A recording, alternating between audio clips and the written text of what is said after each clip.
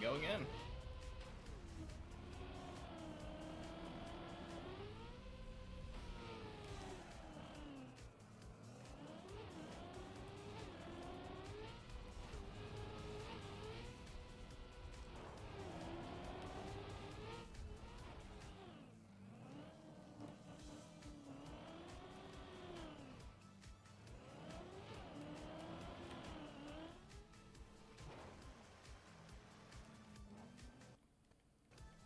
Oh, jeez.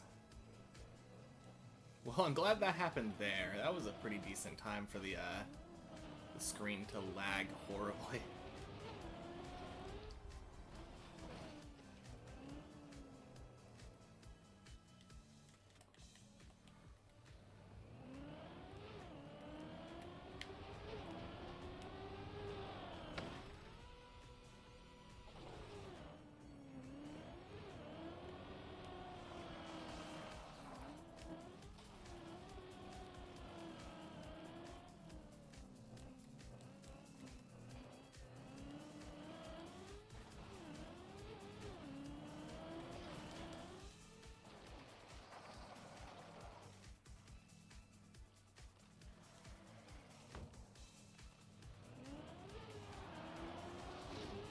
Oh, that guy just got his tires wet. That's not what you want to see.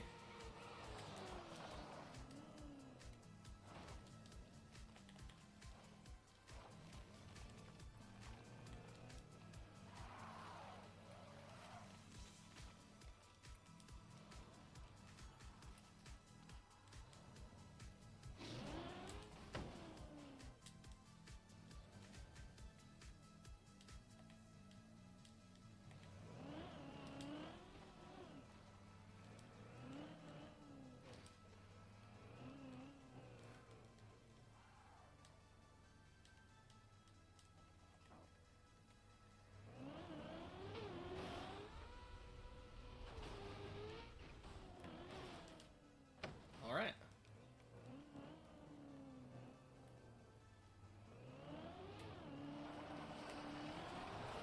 Oh no. Man, why does that always happen every time on the first time to floor 1?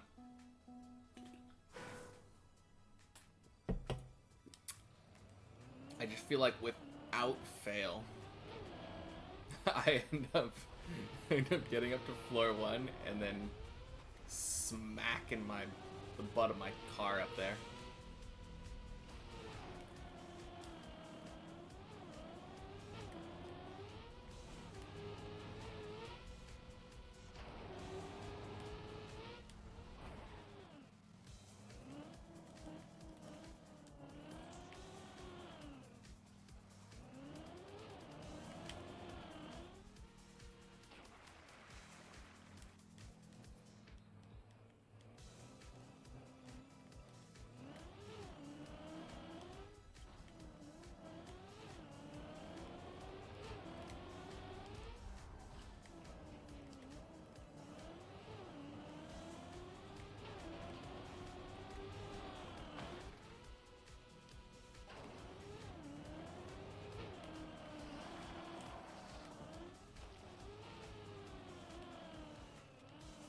Oh, jeez.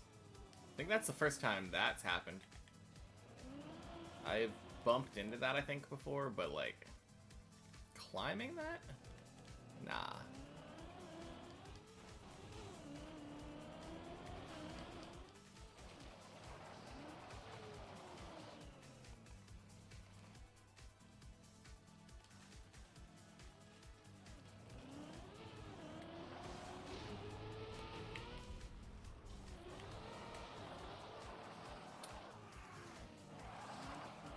So I've been, like, fully defrosting my tires, but you don't really need to.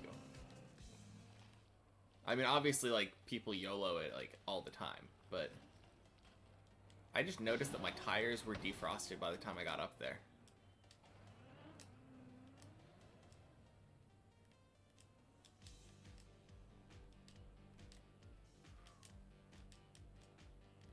Nice.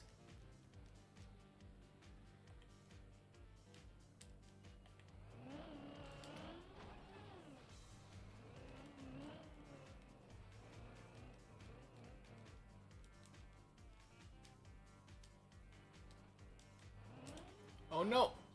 Oh jeez. I meant to push brake.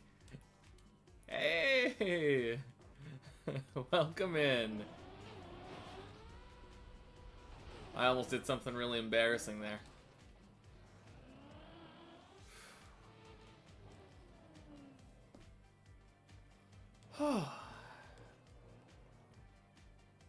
Today seems to be going pretty well though. Two runs, little over 6 minutes. Both made it to the ice slide.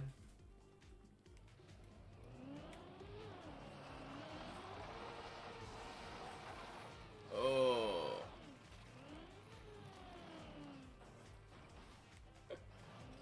I think my mom got it. I don't remember if it was a birthday gift or if it was like right after Akira Toriyama died this year.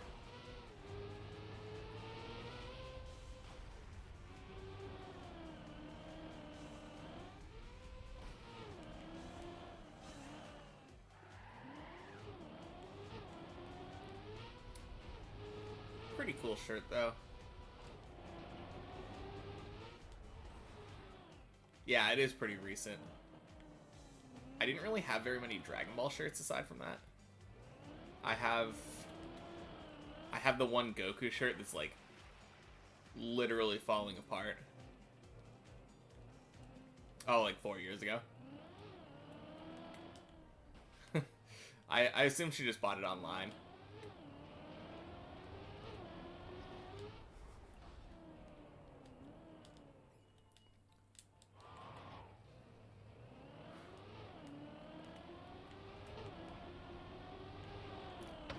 Kind of crazy to me how big of news that was, just in general.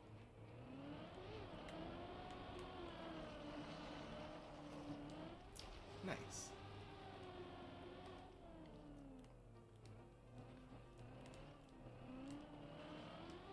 Oh, 90s characters. Oh, man. That's the era, alright. Man, cartoons were so weird, I feel like, back in the day. I feel like there was a lot more random adult humor in, like, children's cartoons.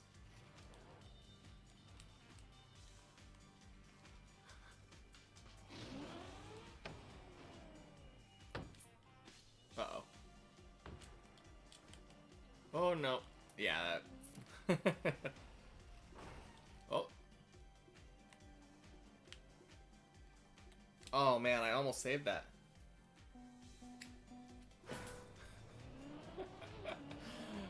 Oh, yeah. I feel like for a long time, anytime I tried doing, like, imitating an Australian accent, it would always just end up like the dad from Wild Thornberrys.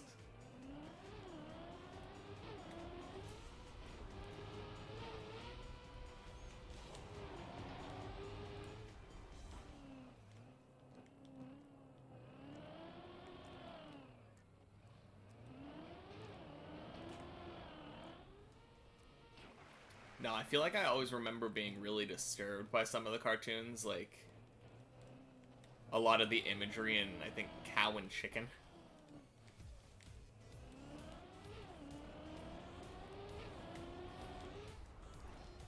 Kind of messed up stuff.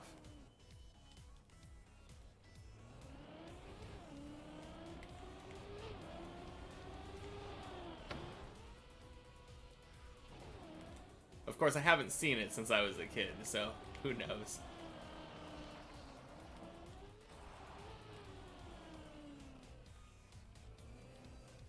Yeah. That would not surprise me. That was such a weird premise, just for a show in general. Like, who thinks of that stuff?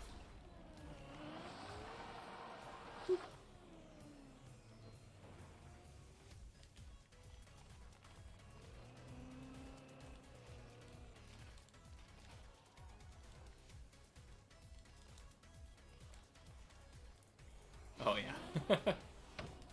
Oh, boy. Ooh.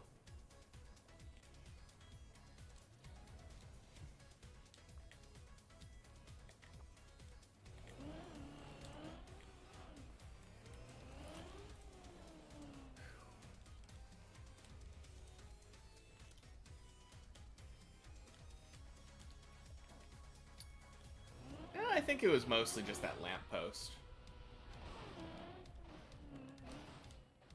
Right? Like, I can't remember a different thing that was terribly lucky.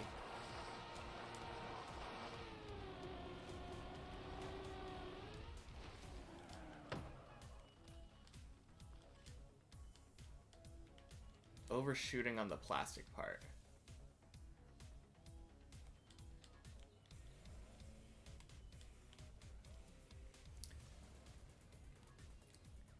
Yeah, that slide was so fast. I looked down at my speed because I was kind of like... I was like, how fast am I going there? I was like 180. Oh, jeez.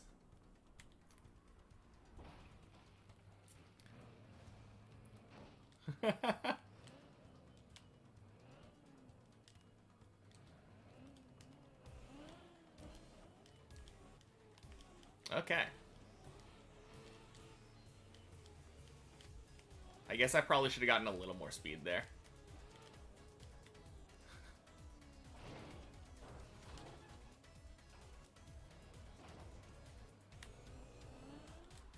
Oh, is that the...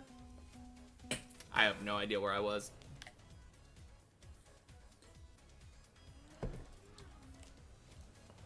Man. Excuse me?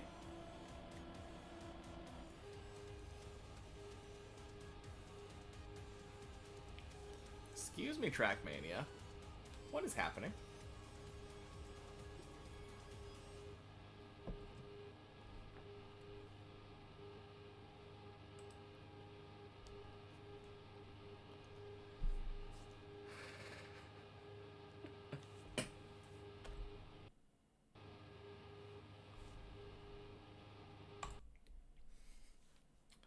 Well, technical difficulties. A great way to start the day.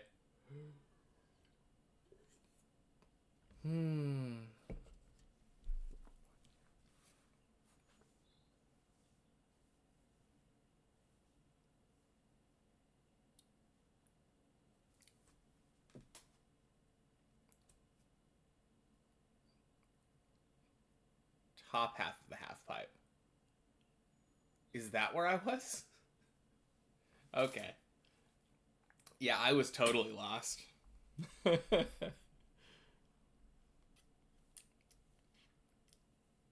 I know, like, right before that, I think right next to the booster on floor 1.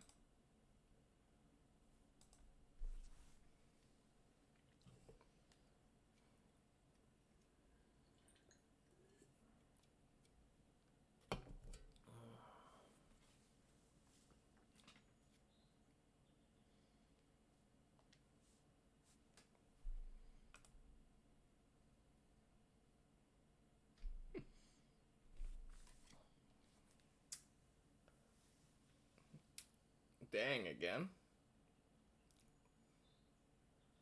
That sleep cycle. Up since 11 p.m. Dang.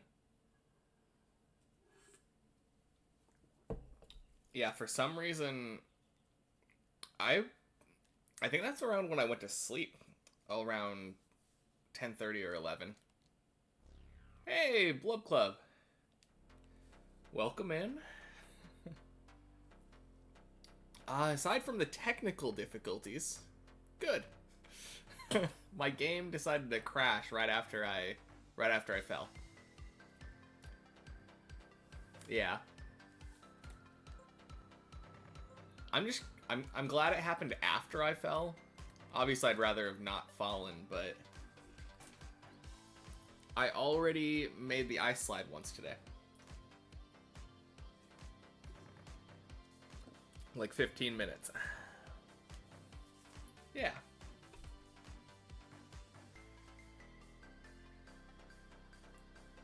Yeah, I think exactly what I was saying yesterday. The thing that J Hammer said earlier, the camera 1 thing on ice. It just light bulb.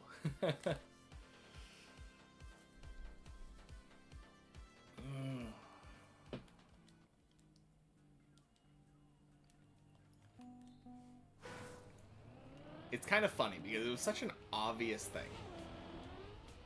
Like, it was 2 things that I knew, right? Like, first, obviously, I needed to drive in the direction of the ice slide. Or the jump. And then second, my car moves in the direction of camera 1. I knew both of those things separately. But I had never really put them together when it came to ice. So sometimes the most obvious thing is just something that needs to be said once, and then it snaps in place.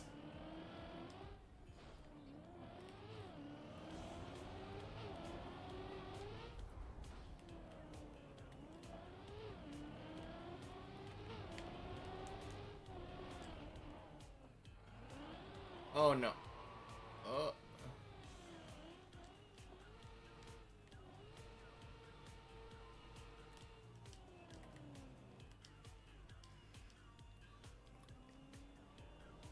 Yeah, it was definitely super helpful.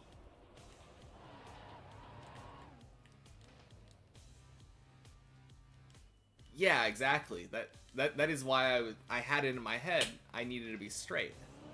But when you said that, like every time that you said that before, I was like, my car needs to be straight.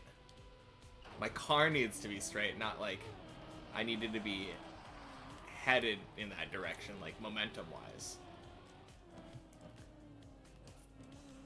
So every time I would try to over-adjust and get my car to be going in that direction. And that clearly didn't work.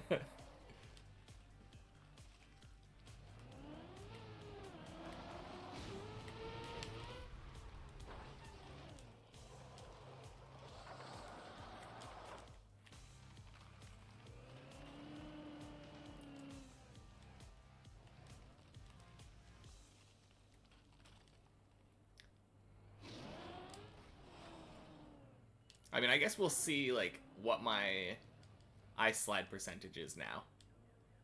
Because I got it, like, twice at the end of yesterday, I think.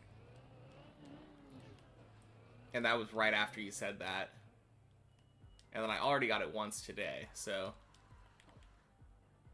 I'm feeling good. I had a nap. It was kind of weird. I got a lot of sleep. I got like 8 hours. A nice 8 hours. But then I was just so tired at like 8 this morning.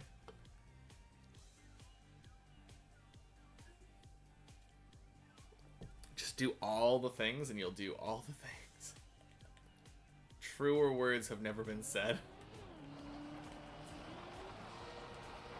Oh.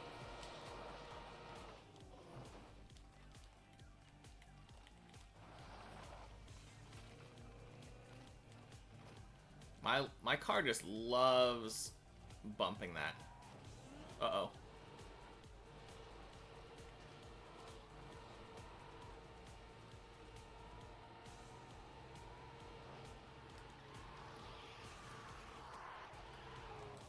Oh, jeez. Yeah, thanks, Maji.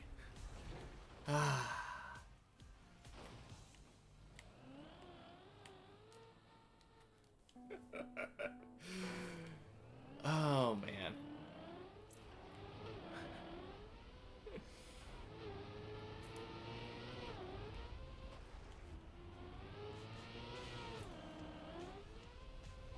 Now it's feeling good, though. Like, even when I do something dumb like that, nowadays it just feels like it's a very minor setback. I'll be a bump in the slide. That's one thing. And then, like, she had a wall the entire time during the slide, and then just decides to do a one little gap. It kind of reminds me of the troll levels in Mario.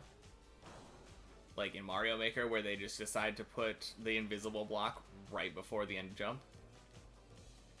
Right over the, like, infinite void.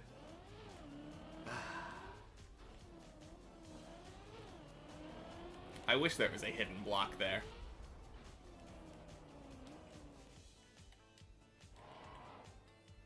So many issues with that bump. You and me both.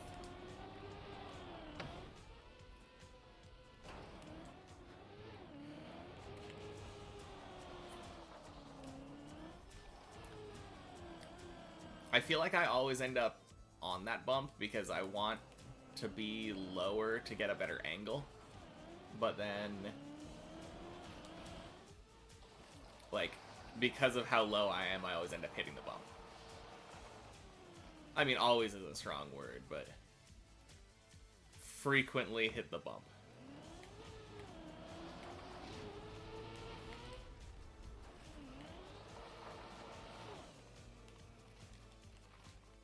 Oh, dang.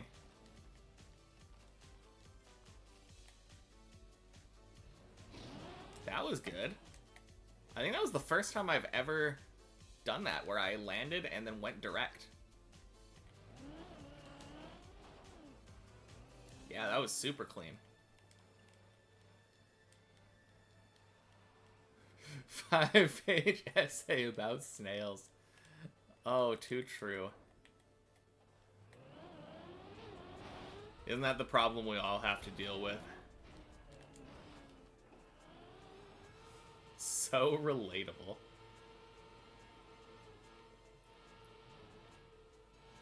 I think that's the one thing that I don't miss about school. Essays. Snail related or otherwise. Whew.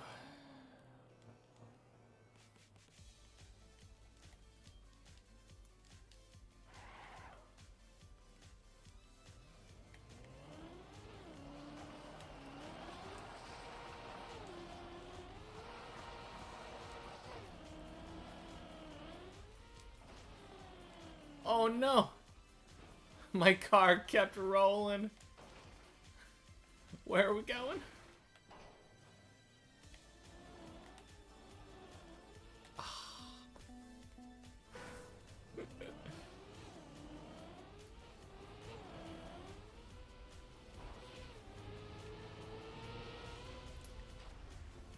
Yeah, I feel like that happens a lot.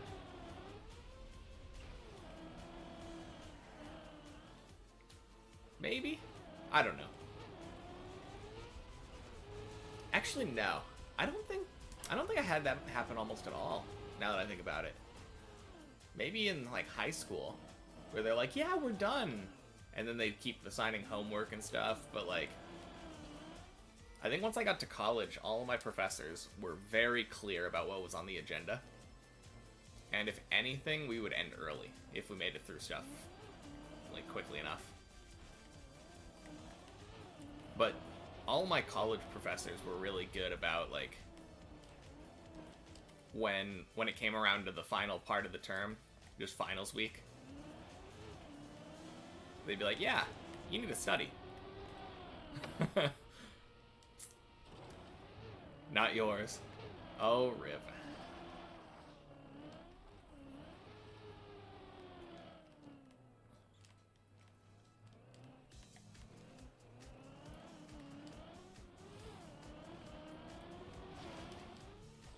Yeah, my professors all seemed pretty cool.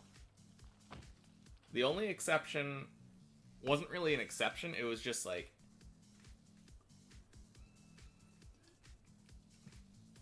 right after I graduated high school, I went to PSU for a year.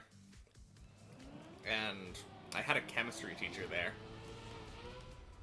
Could have been cool, could have not been cool. I have no idea. Because I literally, like, oh boy, I'm gonna slow down. Mostly cool, just that one. That's fair. Yeah, my chemistry teacher, I don't think I knew them at all because we had like 500 people in class. We were in like an auditorium, and they had to use a speaker to talk to us all during lectures. That was an awful experience. I remember playing like Pokemon on an emulator on my laptop in the back of the class pretty much the entire time.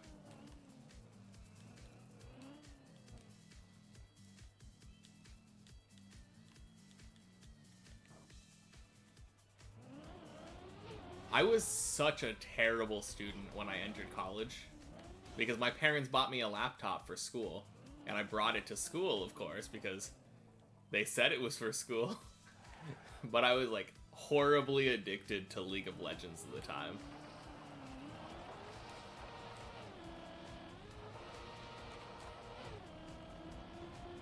Oh, the gear. That gear just ruined me.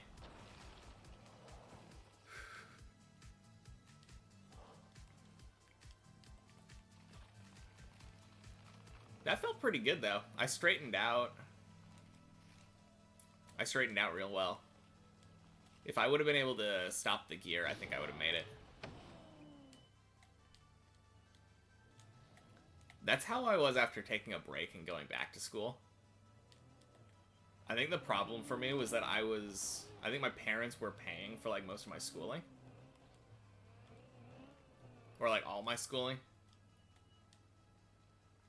So I didn't get to appreciate like that my classes cost money now after having come from public school. And as soon as my classes cost money, I was like, yeah, I should actually do this properly.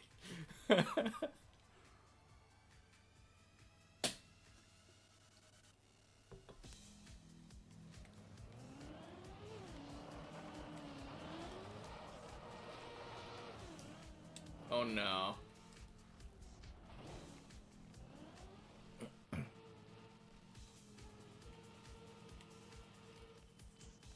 I don't like that spot. I needed my whole year in 3/5 of the actual year. Didn't end up going the rest of the year. Dang. That is a really good student then, if you're able to do that. That's kind of how I wanted to do school. I wanted to like kind of self-study and then test out of a bunch of stuff. I just remember like when I went back to school, the curriculum was slightly different for chemistry. So I took like 2 out of the 3 terms for the chemistry year. Actually, I think I might have only gone to PSU for 1 term. It's been like 12 years or something. Yeah, that's the same with me. I have a good memory, fast learner, and also I don't have test anxiety, which I feel like a lot of people have. I'm a really good test taker.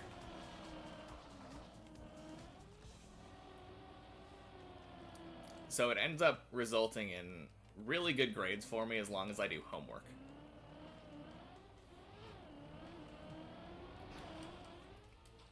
Yeah, that's where you got me. Motivation to do work until 5 a.m. I'm really good at doing things that I want to do repeatedly, but like something like homework or whatever, nah. I'd rather be doing literally anything else. I would do all my homework during class, and that's the secret to me even having any good grades.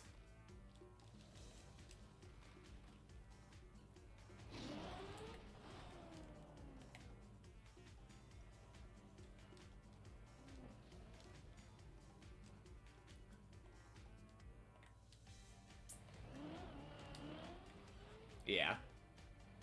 No, it's nice for the schedule, but as far as like learning self-control, I don't think high school was difficult enough for me. Because I didn't have to learn, like, any level of self-control. And that ruined me going into college the first time.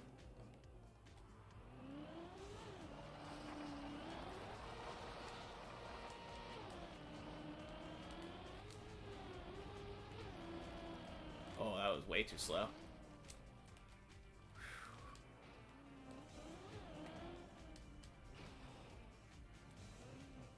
That was a little bit of an iffy entry. Yeah, saved. I didn't like the start of that ice slide.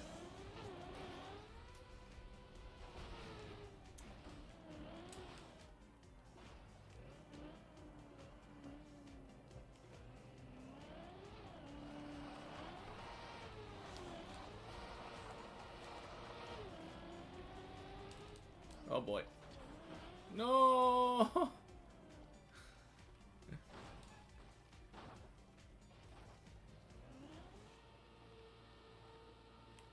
Yeah, I think we're in the same boat there. Like, I took 4 years of Spanish in high school, and I don't think I can speak. Consistency to the ice slide is great. Okay. I'll take it. It's such a funny thing. I think I said this yesterday, but like, I've noticed my best results are always like right at the beginning of the day, which it still kind of is, and then like right at the end. But it's just so funny to me that like within 15 minutes I made the ice slide once. It kind of wouldn't surprise me if I didn't make it for another 3 hours, but nah, we're gonna make it. We're gonna make it. That's the name of the game. Getting more consistent. Oh boy.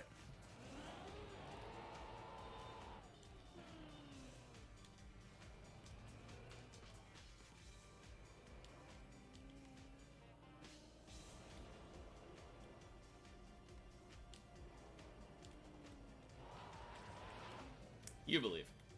I'll believe too. Yeah, that was a good bail. I'll take that.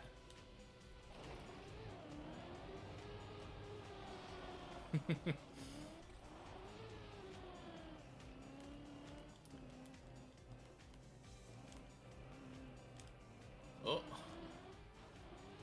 That was a little bit weird on that platform there. Believing in yourself is always important. Yeah. Yeah, that is true. That is true. I was a little lacking in that yesterday, but I think my mental is a little bit better today. I don't know what was going on yesterday.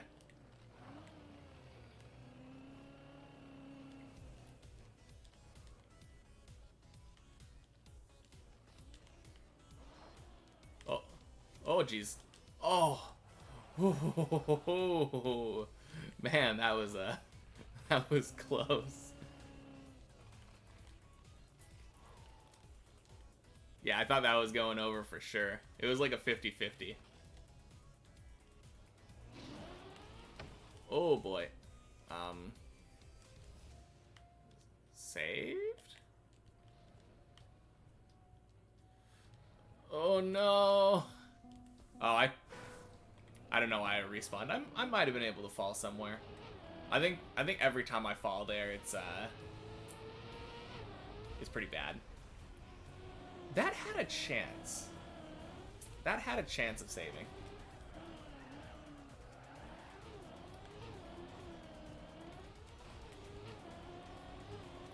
Well, you believe in me, so I believe in you for not failing that floor 2 turtle. I hope I can get to the floor 2 turtle.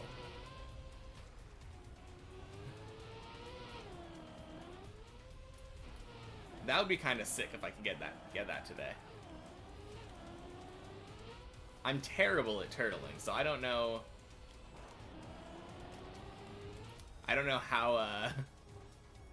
how likely it is that I'd be able to get it, but like,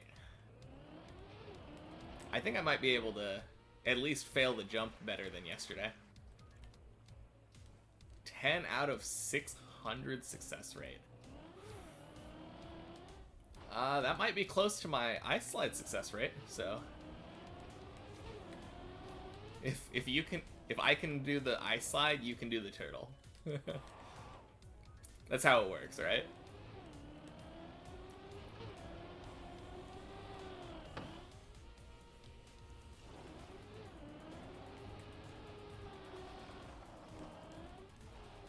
It's clearly a 1-to-1 ratio. Nah, but in all seriousness, though, like, you'll get it.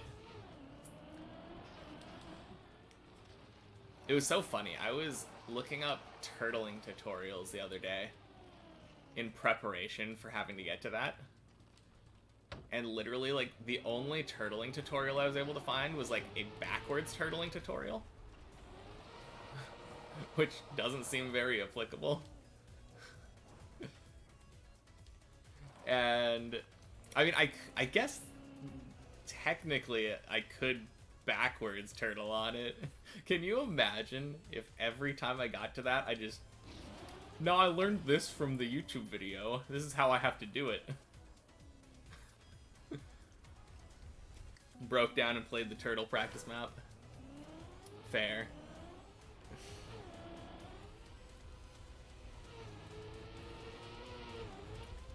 Yeah, I was looking for turtle videos, and, like, the only time I could find a turtle video was, like, that backwards turtle tutorial, and then, like, a bunch of YouTube videos of people playing turtle maps. And then I looked down at the shorts, and there was just, like, a 30-second snippet of Janik playing, like, being asked by somebody, like, hey, how do you turtle? And he's like, oh, it's easy, you just do this.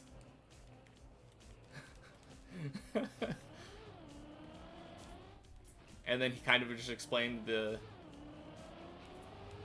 like, step-by-step process of what inputs you do during a turtle. I don't think I internalized it very much yet, but I'm gonna have to at some point.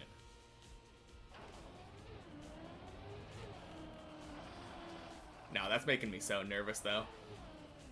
Having to go upside down right after the finishing floor 2, or floor 1.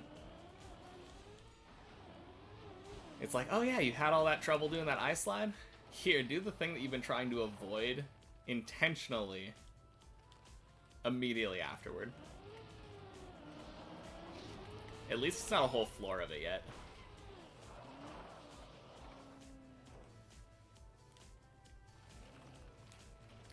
Turtling from the light poles and then going slower so you don't go high up the slope. Oh yeah, that's the key, isn't it? You want to go on the lower part of it. I wasn't quite sure, but I think that's what I had seen most people doing.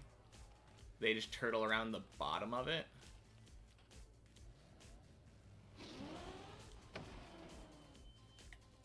I have a lot of difficulty unturtling, like the process of getting sideways along the wall and like timing it with my wobble.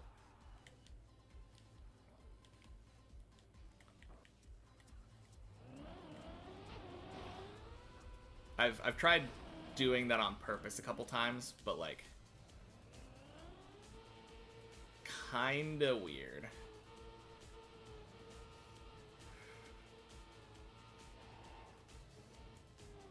Man, that plastic is so jank.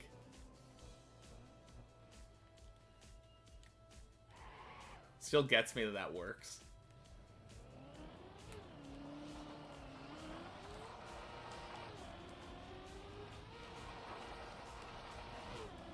Uh-oh. Overturned.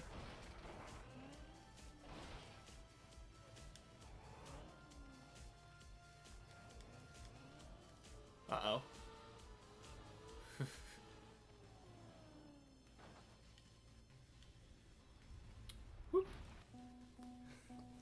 No. Yeah, that was another one of those things where, like, I was going really wide and I wanted to try for the jump, but I did too many brake taps too quickly, overcompensating, and then, like, a couple seconds later, my brake taps caught up to me. I'm unsure if that would have been able to make it, though. It was a little bit weird. I kind of felt fast, but I wasn't really paying attention as much to my speed as I was to where I was going.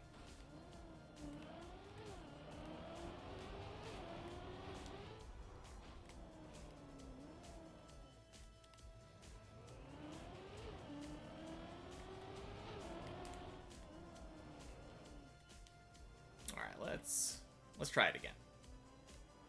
I didn't like my entry angle there.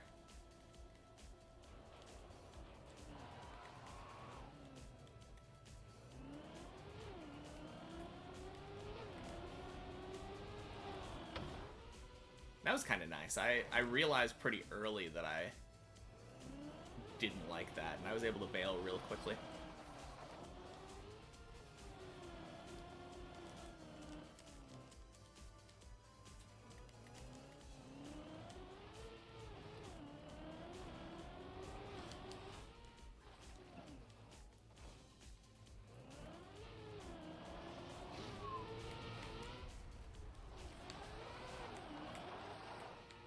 Uh-oh.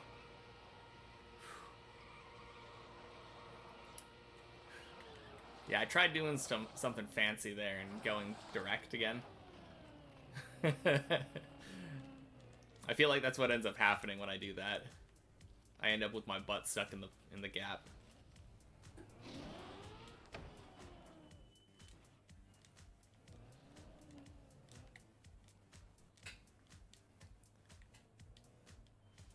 Yeah, it's really easy for me to just, like, kind of stop there now. If I just point my car in the right direction and gas. I can come to a complete stop pretty early, but then I have to go back down to the wall and, like, set it up and climb up to the pole. I want to be cool like all the other people. just glide up to the pole. It doesn't help that I did it once.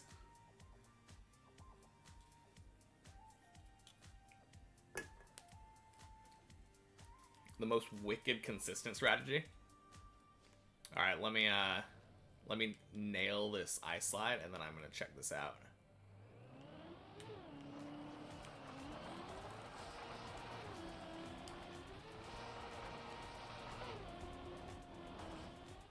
Like I said, nailed the ice slide. Okay, what's your strat? Now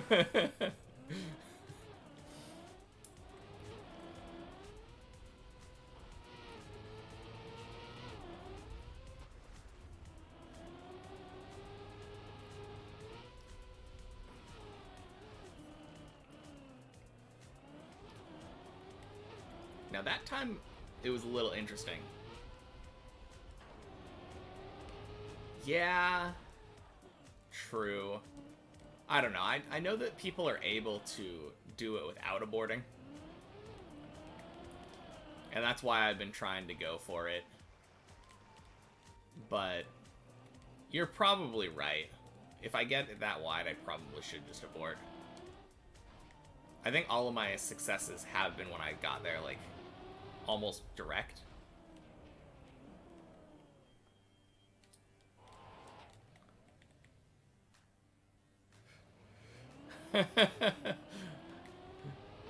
Oh, that's what you're talking about? Getting onto the platform itself, like after the jump? Just clip. Yeah, that's, I think that is what I was doing right at the beginning. Like, the first quote-unquote consistent strat that I was doing.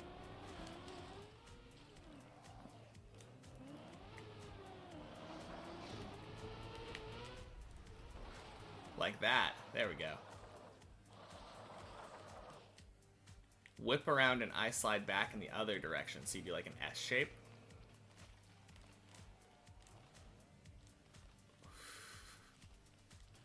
I was going to say, that sounds like levels of complication higher than what I'm trying to do. It would be in character, I think, to try to go about it in the worst way possible, but I think that might even be one step too much for me.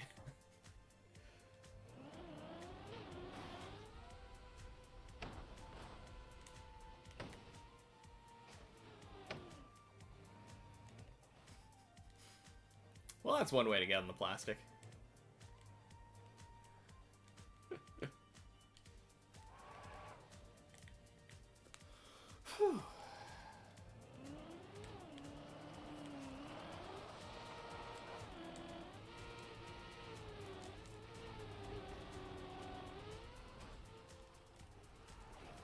Oh no.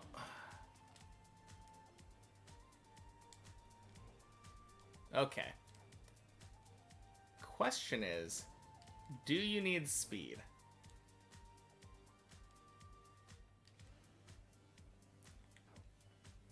There seems to be a pull right here. Can you just jump? I feel like I've seen people just jump.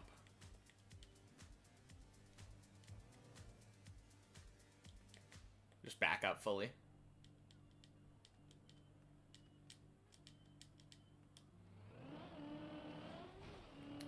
Sick. Yeah. Yeah, that's what I was thinking. I was pretty sure I'd seen somebody do that.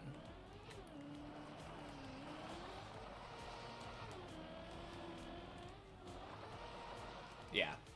Really wide. Let's bail.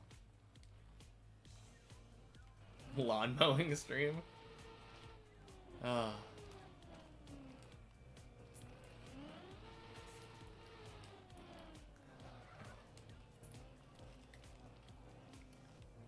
Man, that reminds me of back in the day, my cousins and I would play Wind Waker. Except instead of actually playing the game, we would just go around and cut all the grass on the starting island for money. Oh boy.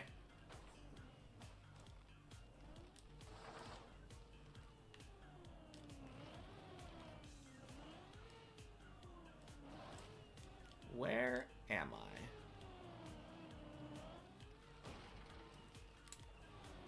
Right here, okay.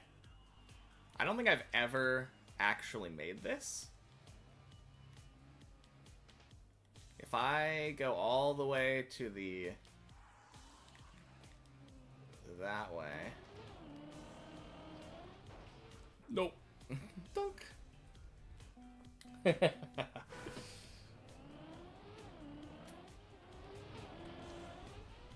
Yeah, that sounds like something.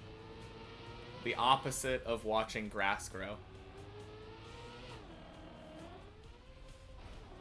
Other circle?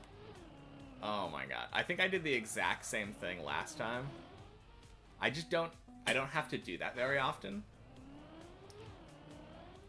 I feel like it's just so counterintuitive based off of the like geometry of the save, you know? They put that nice little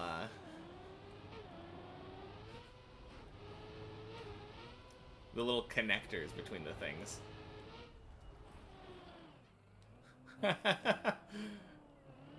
Man, that's some content. I don't have a lawn to mow. Or a lawnmower.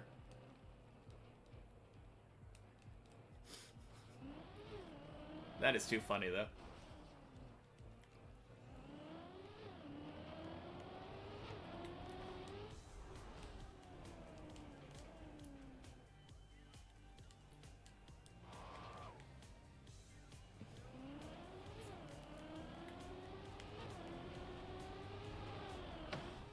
Yeah, I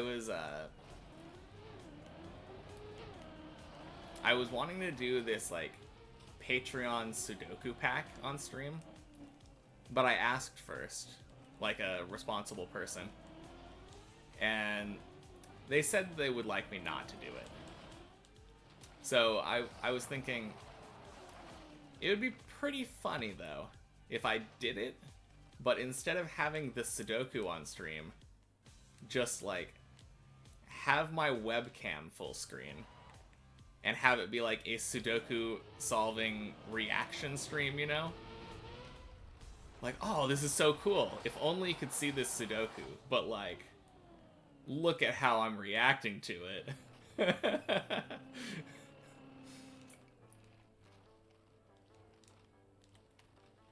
You'll just have to trust that I am solving the Sudoku on the screen.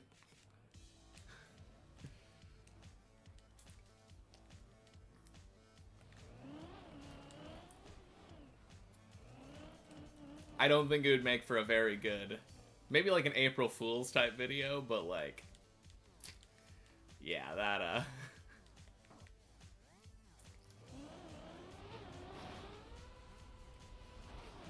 exactly. The 9 needed to go in there.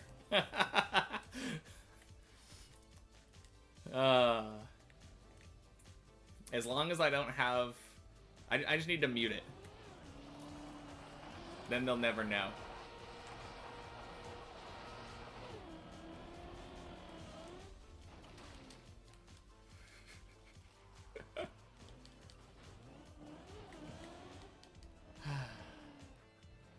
Man, what a stream. Hentai reaction stream with nothing. Oh, we hit 50 hours.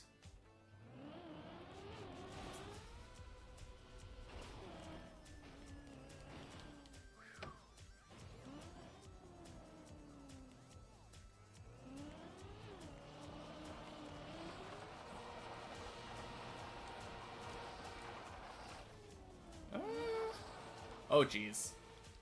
Not saved, but... Don't turtle? Kinda saved. Whew.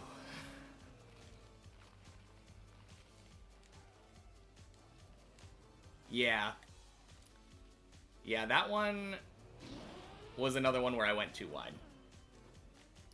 But I also, I guess...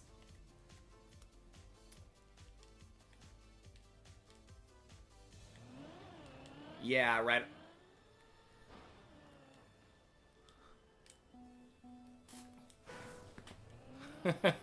Sounds good, man.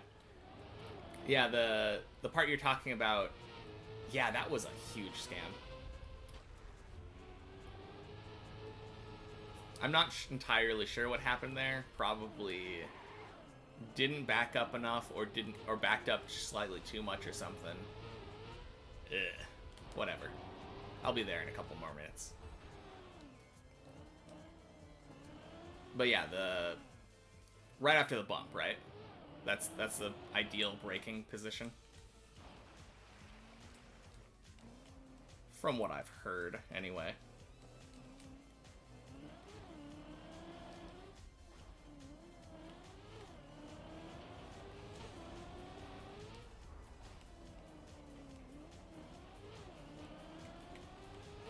Oop. Not going for that one.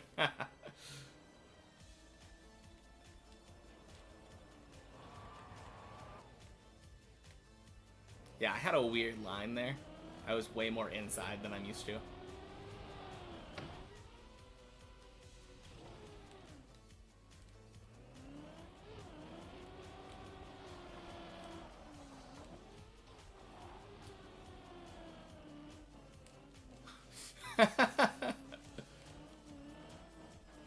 I mean,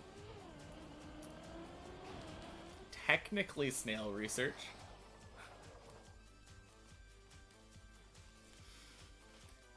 I mean, anything that is doing an action and observing the outcome could be considered research.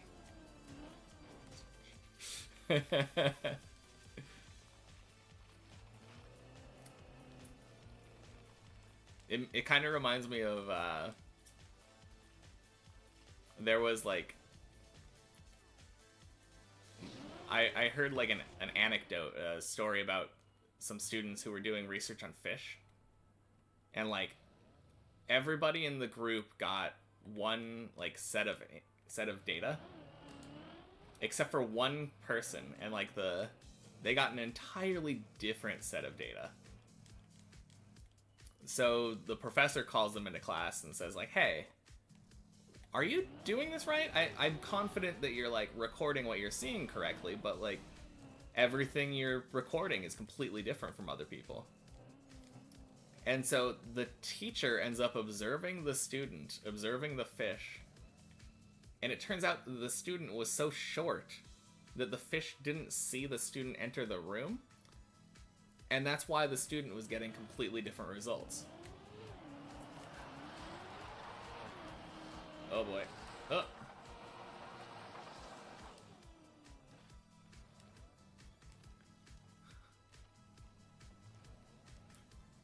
Alright, now we just need a snail-shark hybrid. Get on it.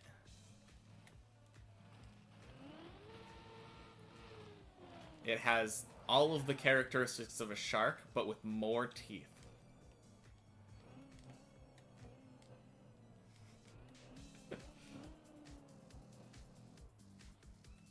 And maybe the shell. Sounds great.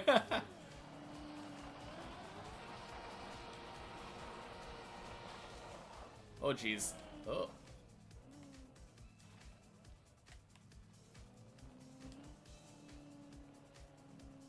Hey, he just fell right down to the ice slide.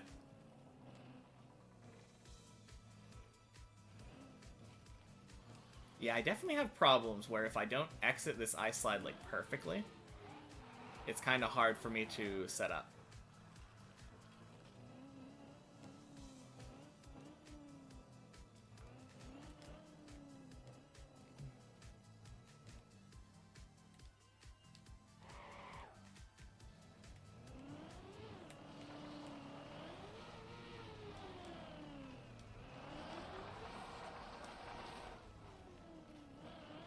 Oh, I did not turn around. Gotta exit the ice slide to exit the ice slide. True.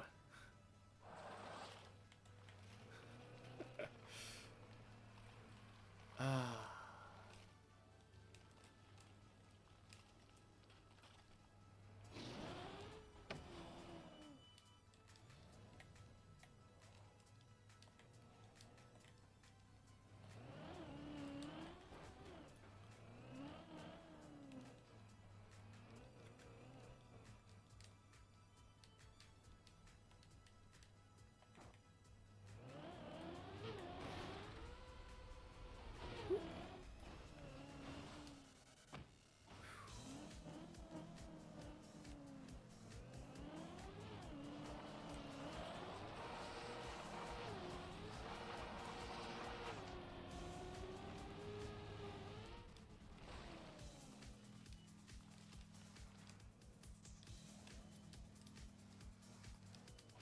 Yeah, sometimes I think the problem is the last couple times I've been going too high. Like, right before the bump, there's that line in the middle of the ice. And I really like being below the line. Every time I've been below the line, I've been able to get, like, a really nice exit. A nice line onto the flat part.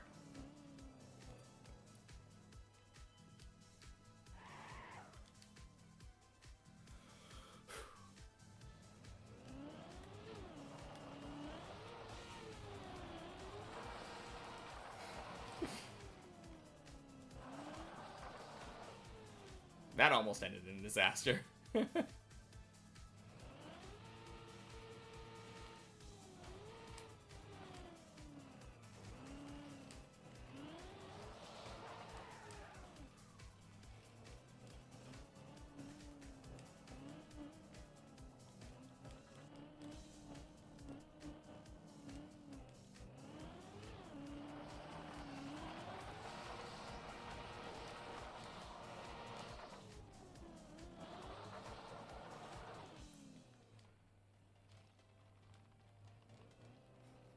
Yeah, time before last. I mean, time before last... Wait, time before last I didn't bail, did I? I, kept going, but went in the bottom part.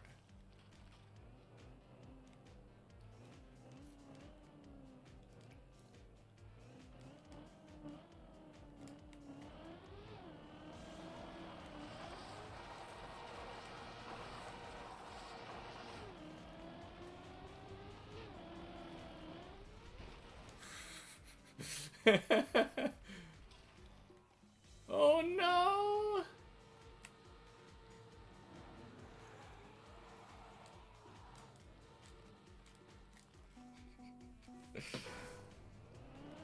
Oh man, that looked like I was gonna be able to save it because it was flat. If I straightened straight.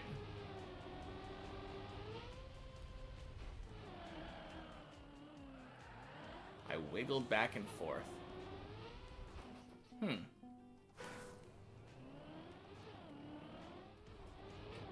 I thought I did a decent job of straightening straight, but I don't know. I definitely make a lot of corrections without even really thinking about it.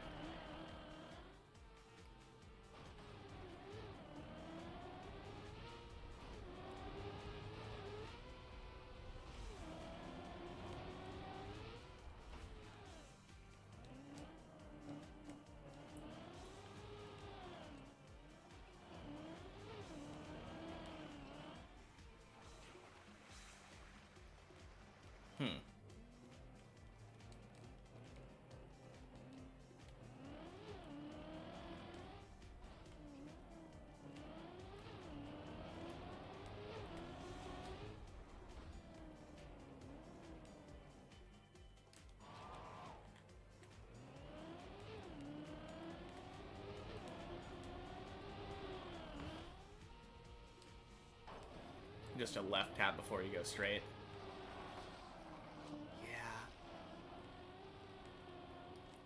Yeah, I'm still getting the whole trusting the car thing. I've been trying to let it do its thing after I'm going straight.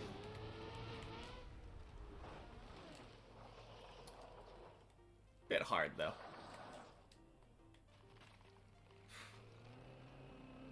Oh, there's a fly in my room. I'll get the hang of it. Yeah, I don't doubt that I'm gonna get a hang of it eventually.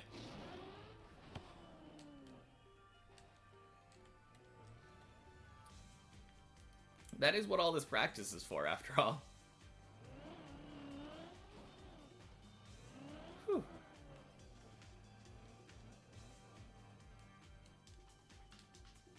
Oh.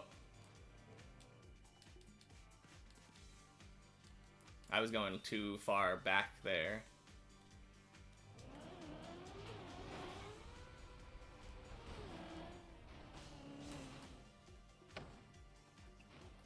Nice.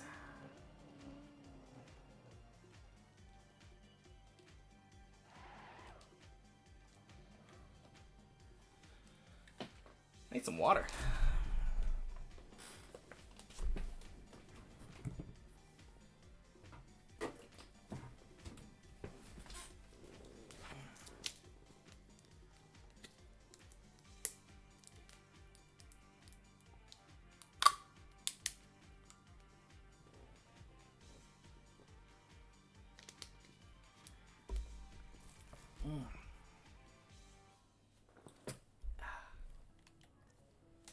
All right.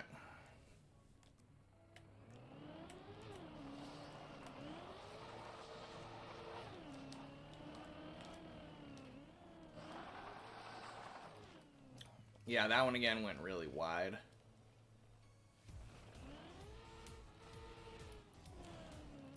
It was another one of those things where my car was farther up the line than I would have liked. I really like going pretty close to that bump.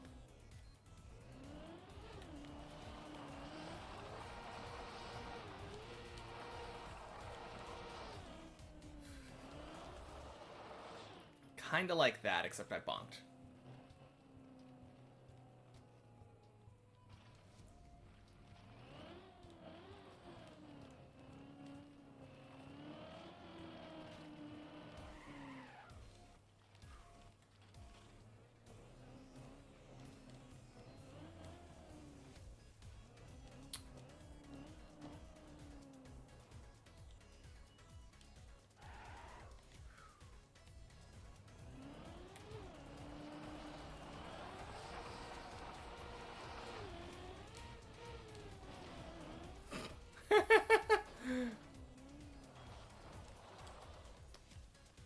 Well, that got saved somehow.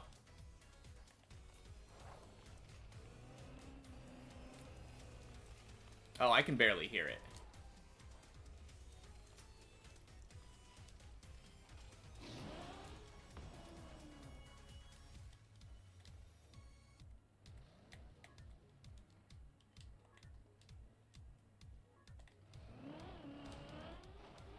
That's my secret.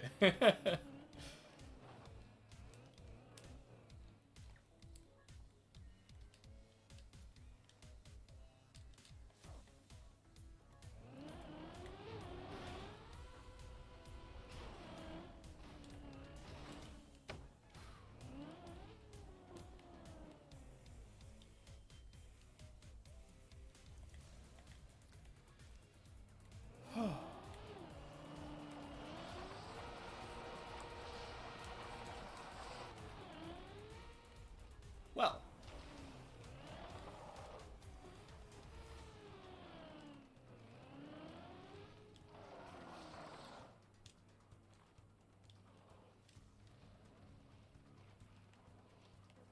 Oh boy. Right idea, poor execution.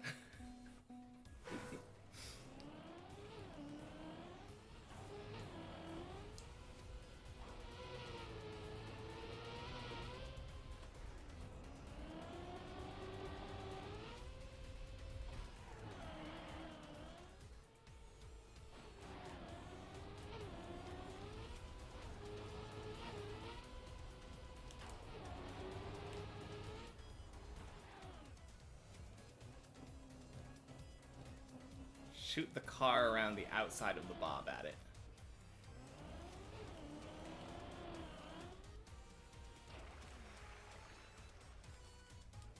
Yeah. True. So that one you actually drive like a bobsleigh, where you do the outside line thing. Like drive between those red lines on the outside. I don't have too much experience with bobsleigh. At least driving them normally. Okay. I've seen people do it. But, like, that bobsleigh is not normal. And that other bobsleigh right after the ice slide feels weird, too. Also, it has a freaking hole in the middle of it.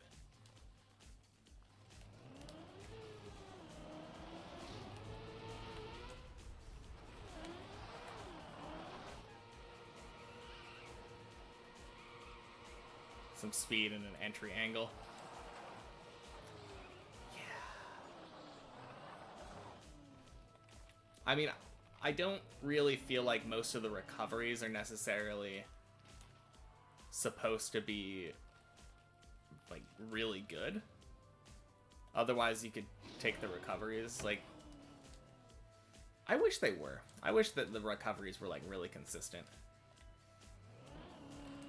Or maybe it's just the fact that I don't do the recoveries, like, thousands of times. That's probably it. Starting from stopped makes it awkward. Yeah. Yeah, I could see that.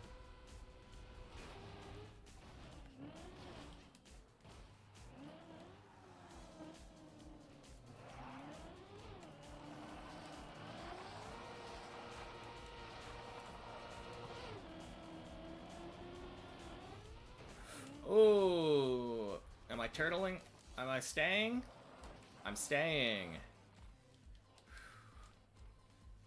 That one felt like it was going in, but did I hit the lamp or something? Is that what happened? I don't feel like I hit a lamp.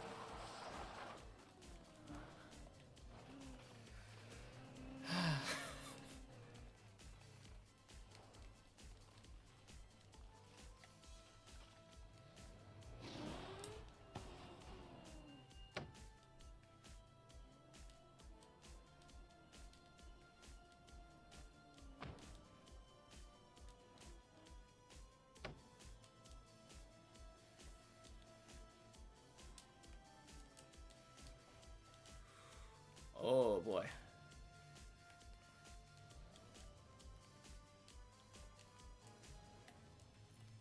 I saved it somehow. Nice.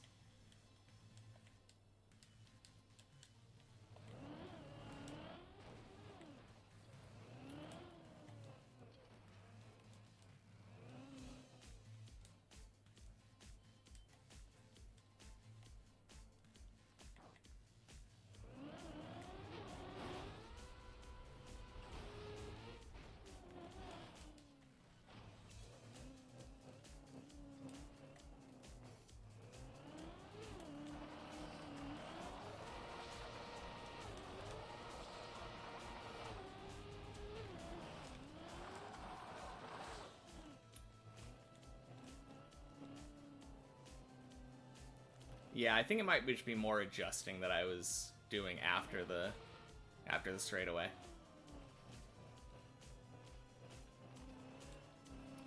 That's probably what caused me to fail the last one.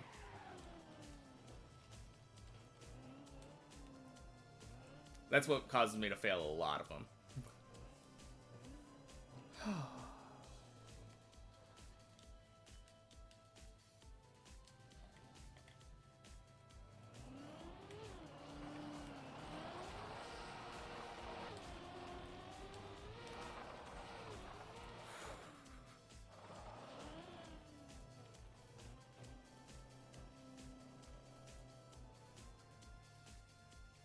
And braking too late, I guess.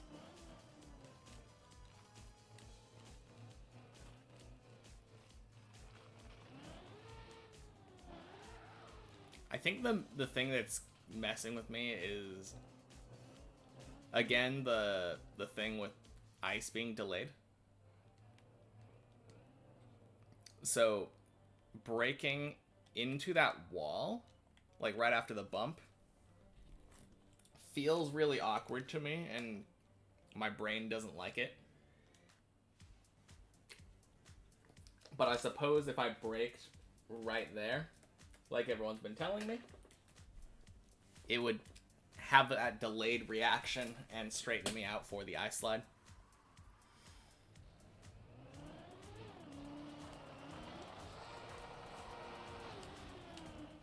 Ooh.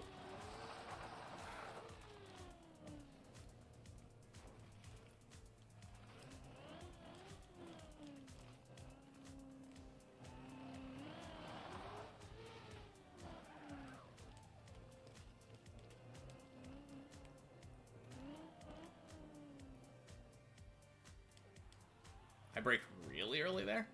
Oh. I was really nervous there because I thought I was flying off the edge.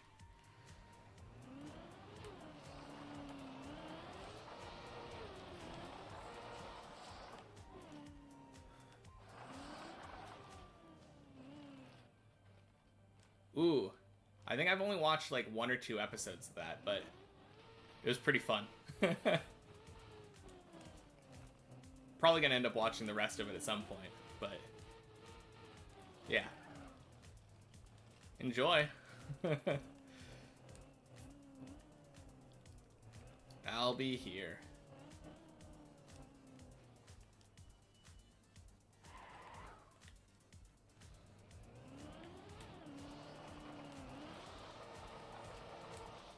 Donk.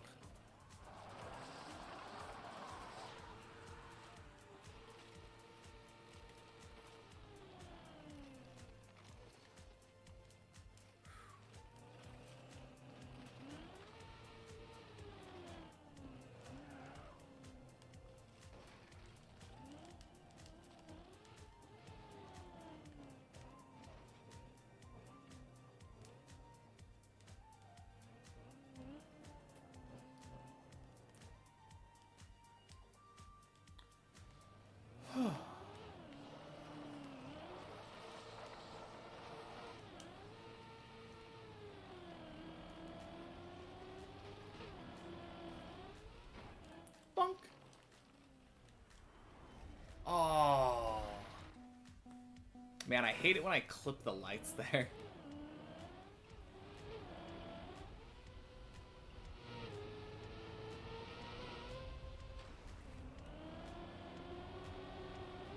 I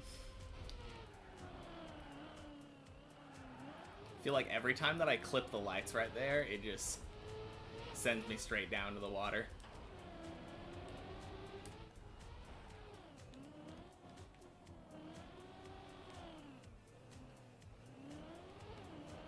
Which is kind of funny now that I think about it. It means that those lights were added intentionally.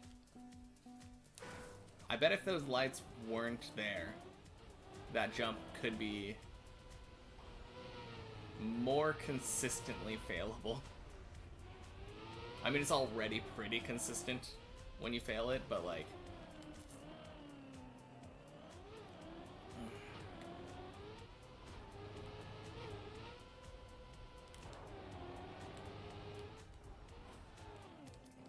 I don't know, just one more little addition to all the reasons that jump is pretty bad.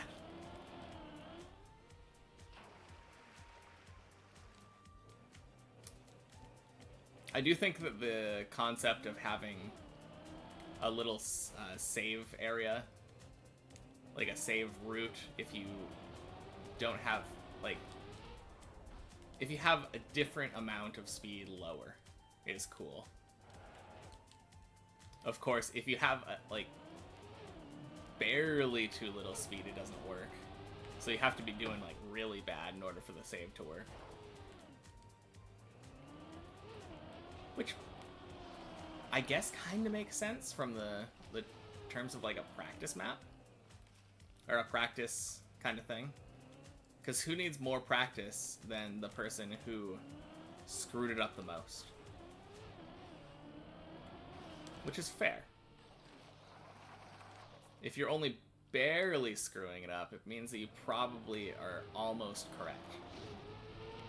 And you're probably more comfortable with it. On the other hand, that seems like it probably would add an element of frustration. Where you're improving, but you're getting worse results as a byproduct of the improvement.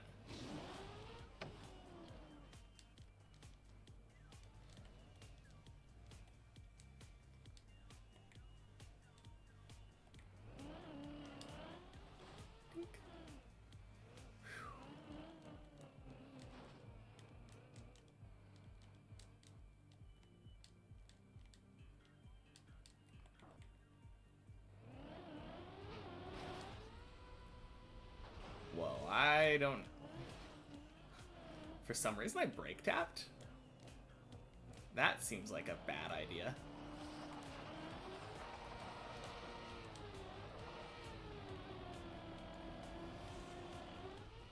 Oh. Yeah. Hey! We got flipped back over.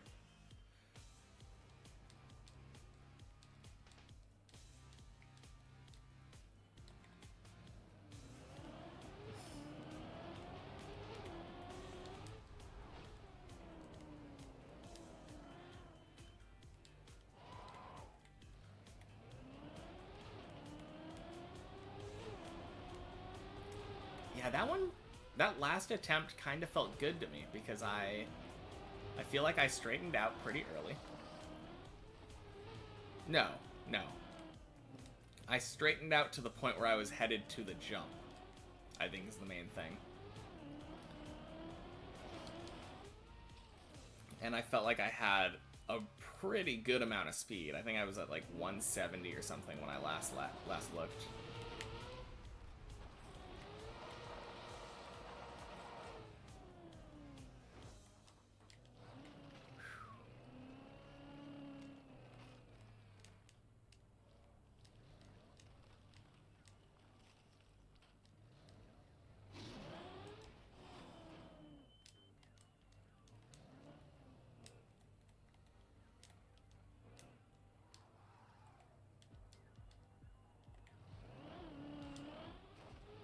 Nice.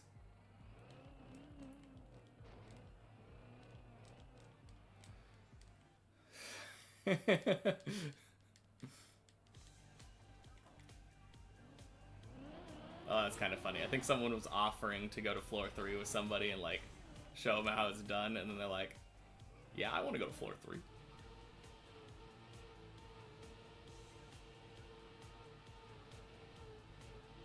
Yeah, there we go.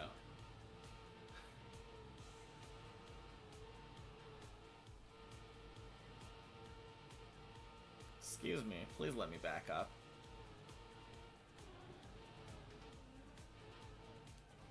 There we go.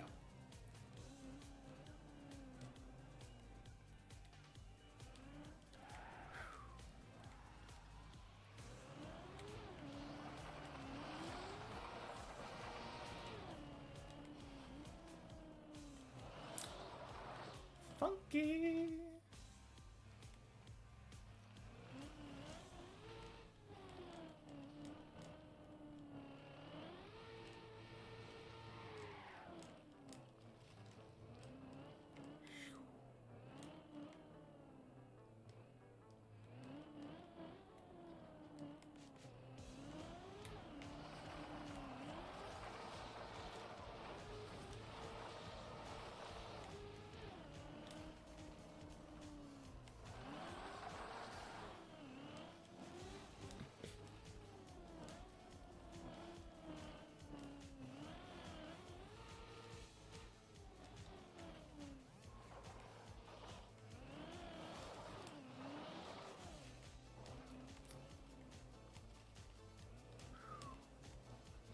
Alright, let's get this ice slide.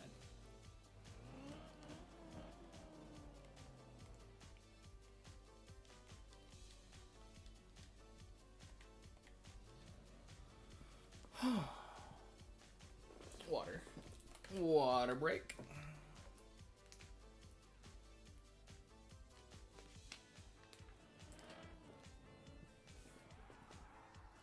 And let's go in.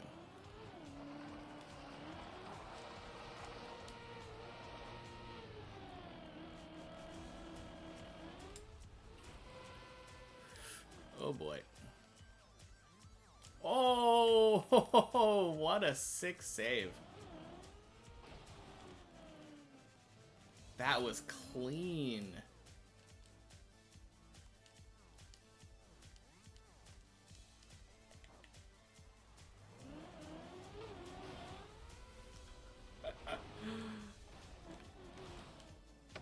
Man.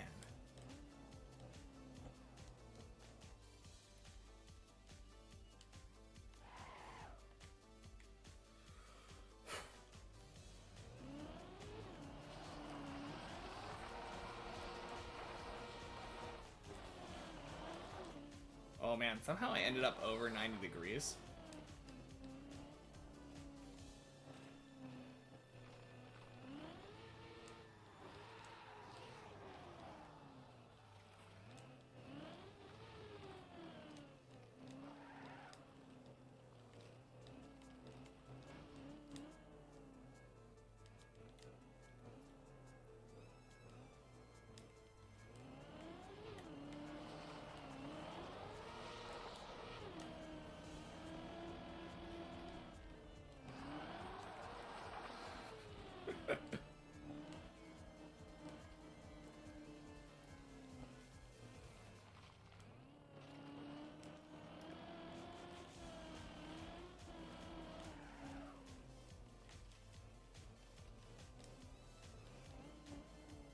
Missed a straight jump.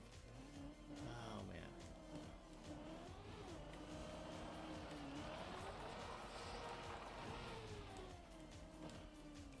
Man, I keep bonking that.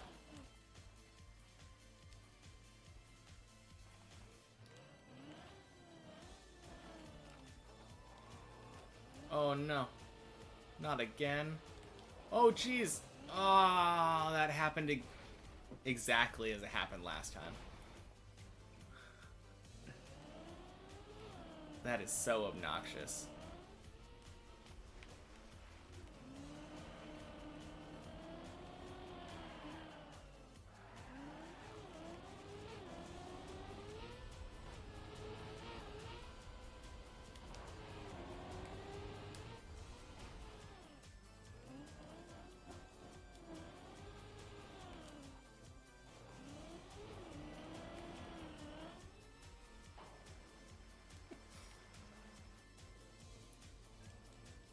That seems like such a hard thing to recover because you have to like get speed to get your tire over.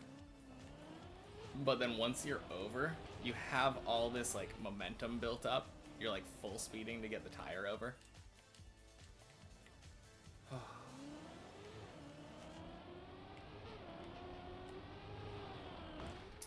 I definitely do not appreciate that little gap there.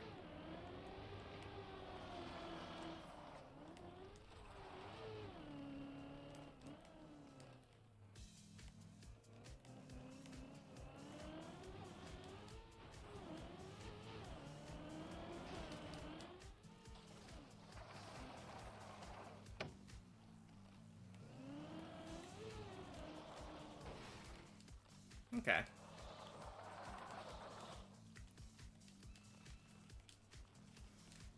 Yeah, let's...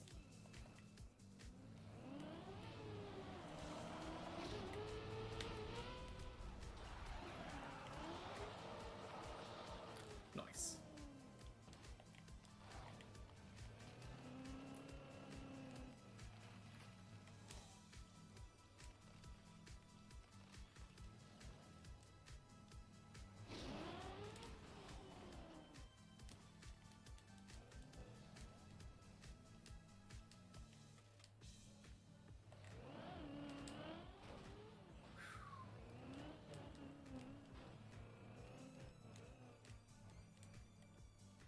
I think I'm more trusting about being lenient with that setup.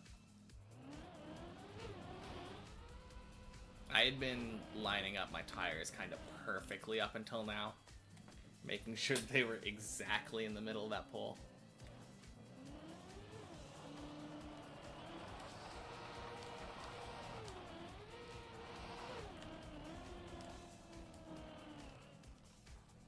Oh, that's not what you want. Let's go back down. Oh, jeez.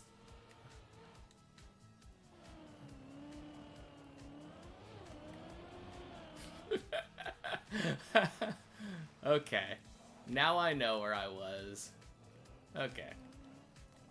That one time that I fell, that was up there.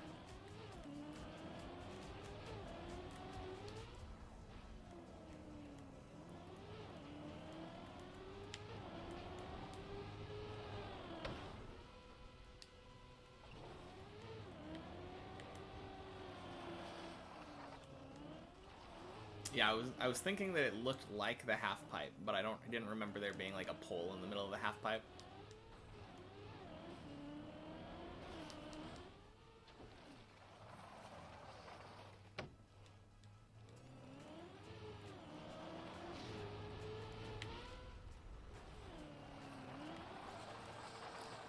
Oh, I think I might have been going off the side there. But that was kind of how I wanted to do it. It was like the cool way. I was headed up the hill.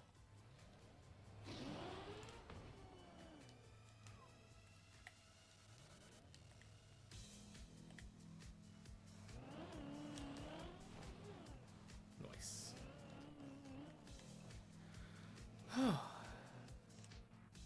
We're getting a lot of ice slide practice today. Just like the last couple days.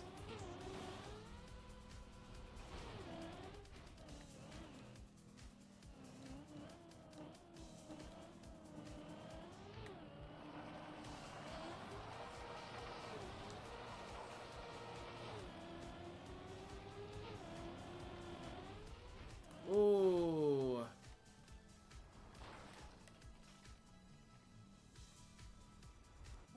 Just barely too slow there. And then I did that freaking tire clip on the light. Man.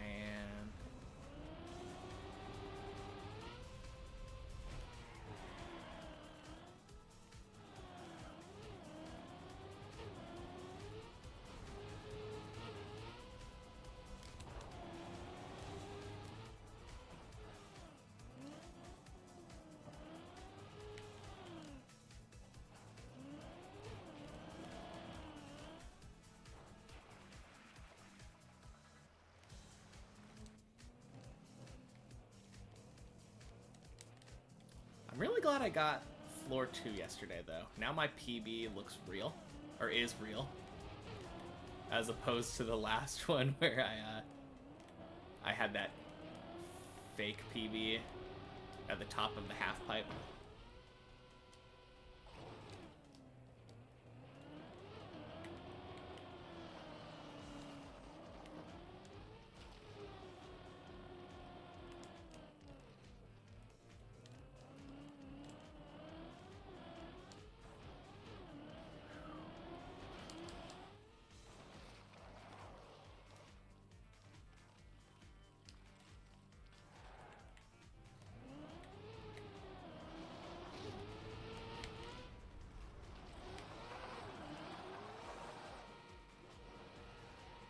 Okay. Yeah, I was trying to be cool again.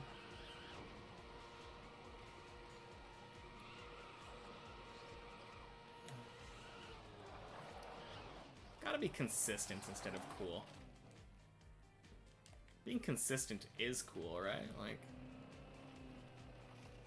if I just never fail it, even if I don't do the stylish way. Oh, jeez.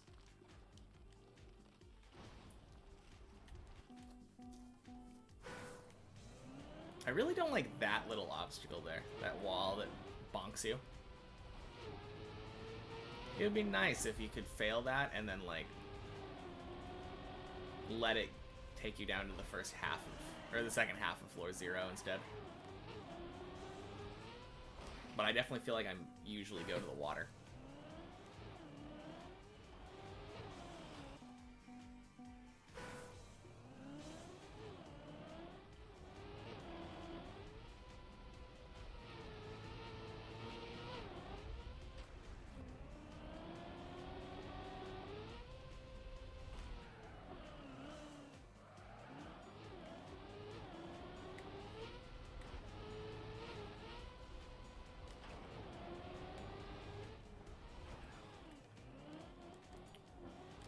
Well, man, I really just want to get back to floor 2.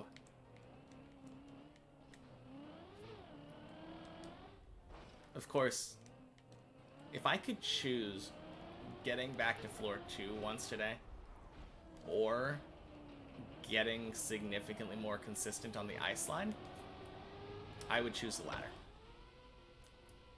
If I failed getting to floor 2 every time, but got way better at ice sliding, I think that's a better trade-off. That's going to be better for me in the long run.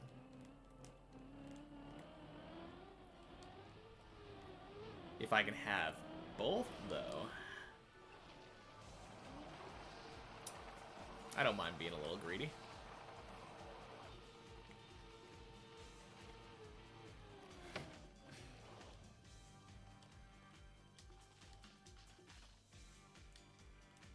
There's a little bump.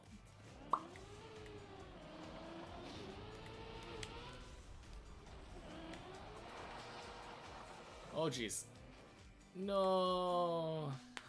The light ruined me that time.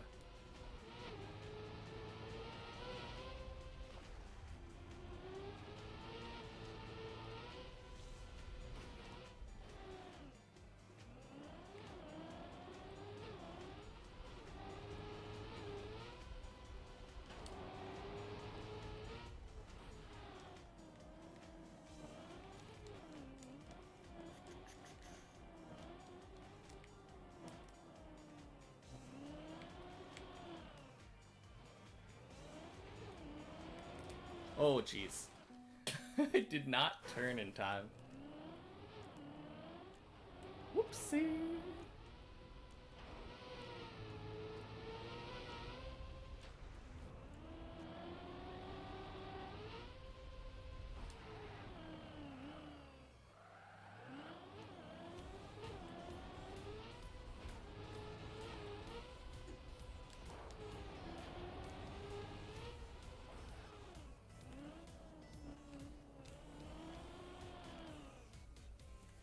Oh,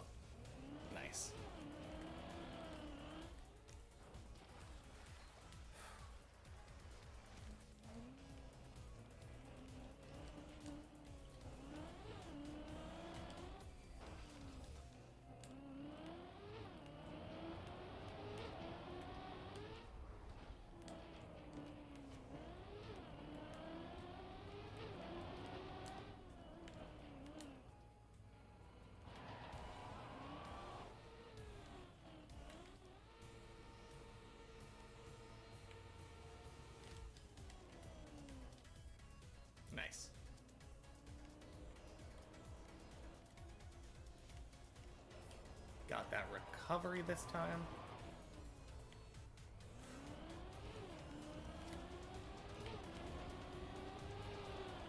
Probably wouldn't have needed the recovery had I come to a complete stop.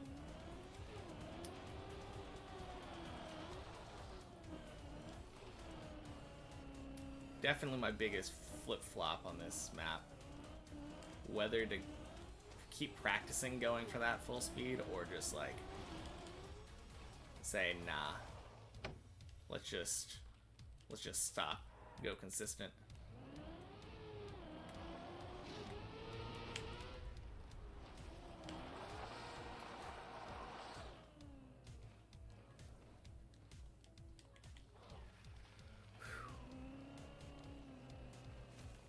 Yeah, that was what I was talking about when it comes to like doing this consistently. I was able to come to a nice complete stop.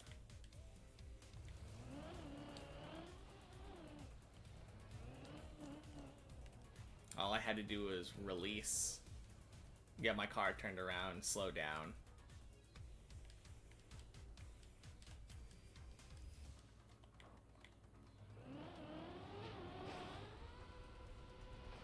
And we're back to the ice slide. Whew.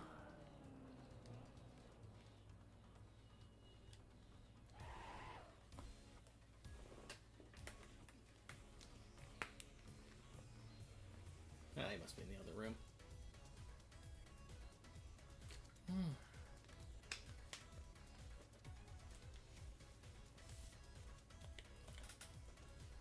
All right.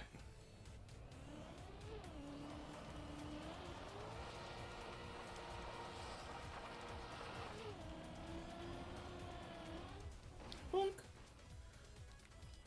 Freaking lights.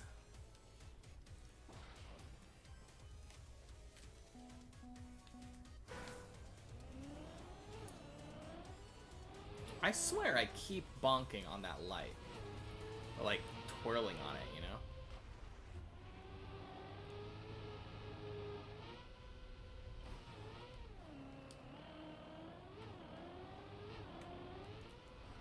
I think the stadium is well lit enough. I don't think we need that light anymore.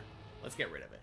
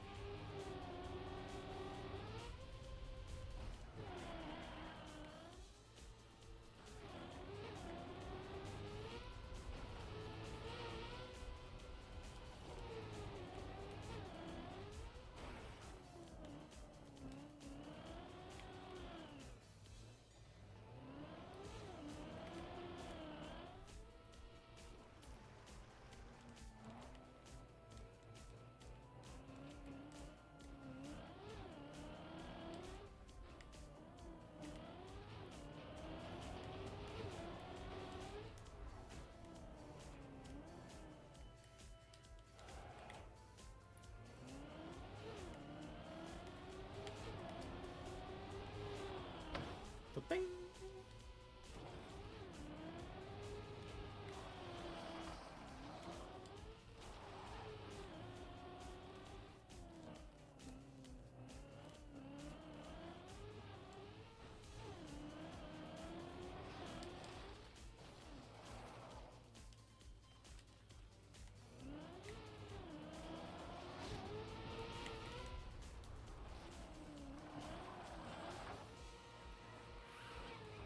Oh ho ho ho ho ho!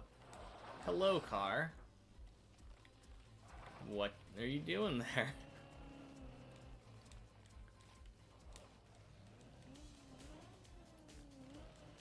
Man, my car had a mind of its own.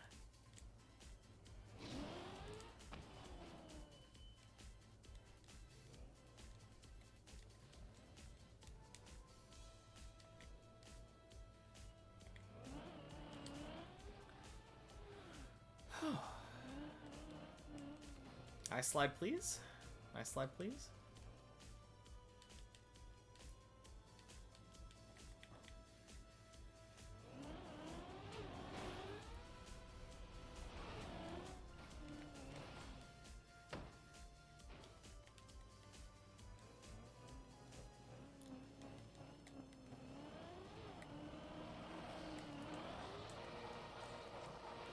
Okay, I didn't like that. I felt like I was going way too low.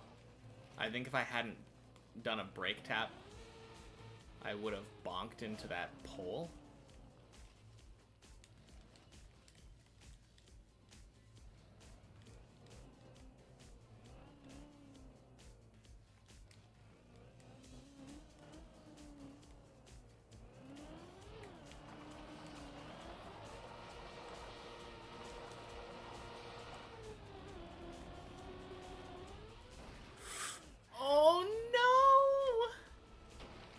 And it ends in a turtle? Oh, it doesn't end in a turtle. We save it. Man.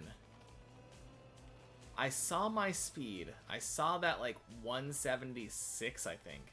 And I was like, we're in there. But apparently, we were just ever so slightly not in there. Unfortunate.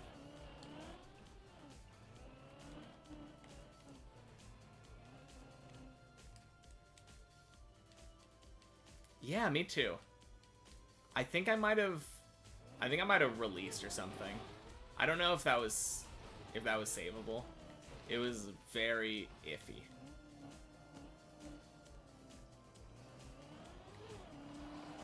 Also, welcome in. Oh, I don't like bonking. Oh crap, that means that I'm gonna have to send all of these, aren't I? You weren't here, so I've been doing more saves than I probably would have.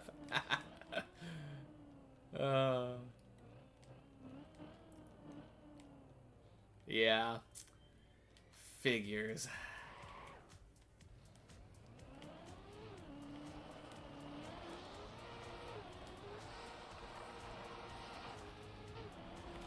Oh jeez.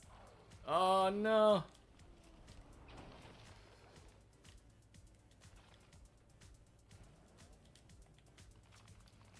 That was kind of a weird one. I thought I was going to clip that pole. And then I think I ended up not clipping the pole.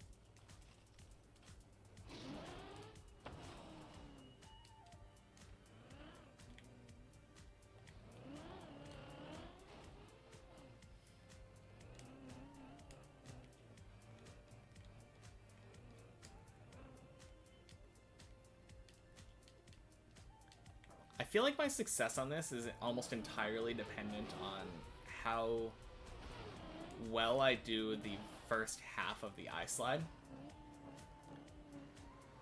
Because when I get this part really well, like down really well. Oh wow, I lost like all my speed there. When I get that first half down really well, I almost don't have to adjust it at all. And then I just kind of jump.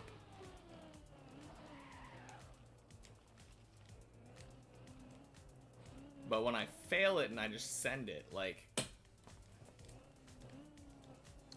I don't know. It's hard to say. But yeah, like it's no big deal. Just send it.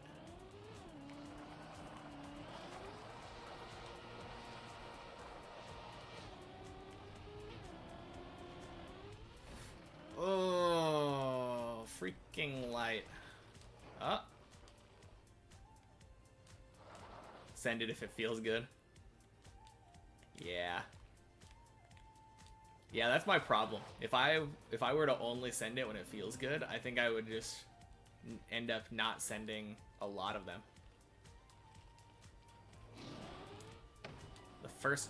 Oh, jeez. I don't know what I'm doing there. I scuffed the first turn reset. Oh.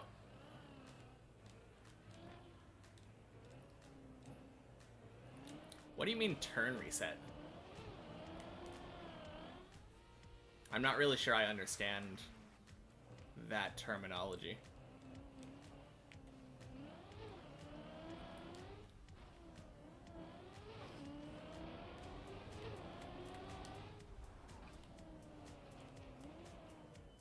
Oh, if I scuff the first turn, then reset. Never mind. I thought you were saying... I thought you were saying, like, that there was a technique called a turn reset, and that I scuffed it. And that was why I didn't get it. Gotcha now.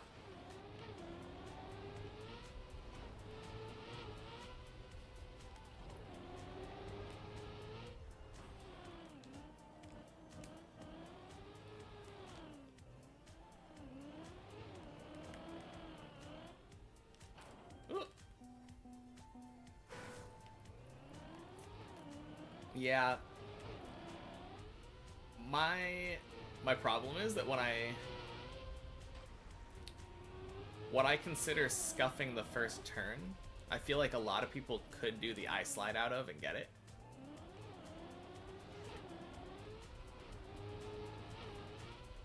The same major issue.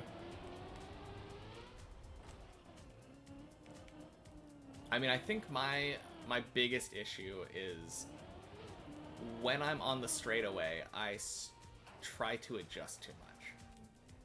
And that loses me a ton of speed, like going back and forth and back and forth, doing all sorts of gas taps and brake taps. Or release taps and brake taps.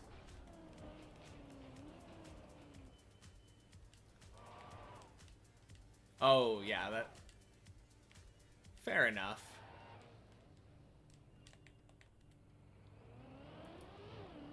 I don't think I need to do it perfectly, but I'm just really bad at aiming for some reason. I think it's because ideally you aim before you get to the turn, or before you get to the straightaway. And I'm trying to aim afterward. Yeah, I'm new.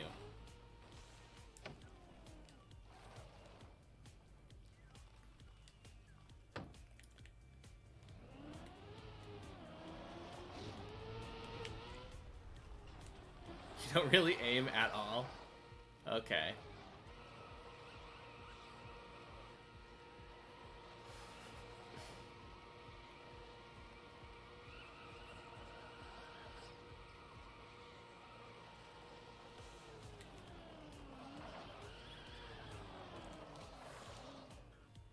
If I come out of the turn correct. That's... Yeah. That's what I'm saying, though. Like, I've been having a lot of problems coming out of the turn correct. I always end up coming out of the turn either too tight or too wide.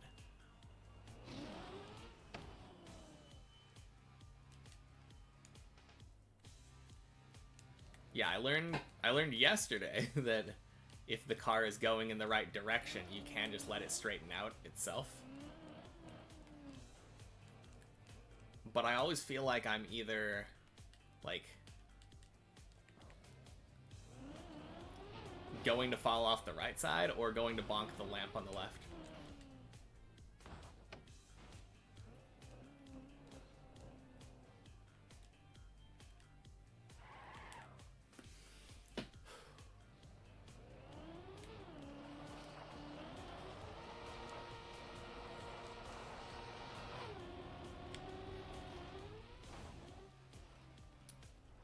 Okay, I don't actually know what I did wrong there.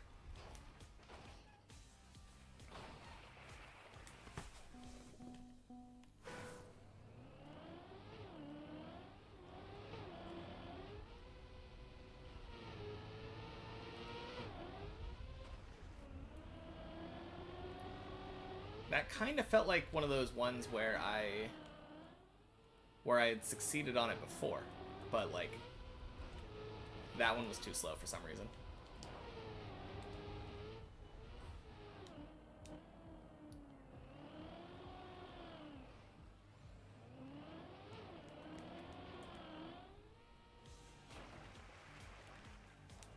I did let the car straighten itself out. I just did like a counter steer at the end to off balance the rotation of the car. Oh geez.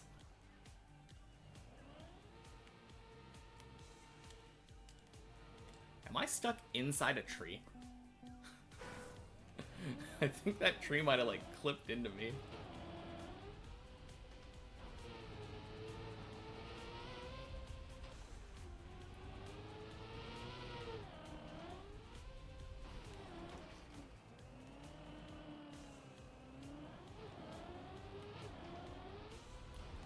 Too slow. Alright, let me get to probably floor 1, and then I'm going to take a look at that.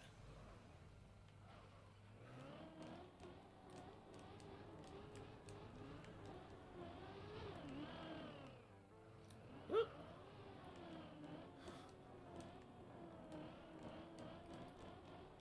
Going around the cone.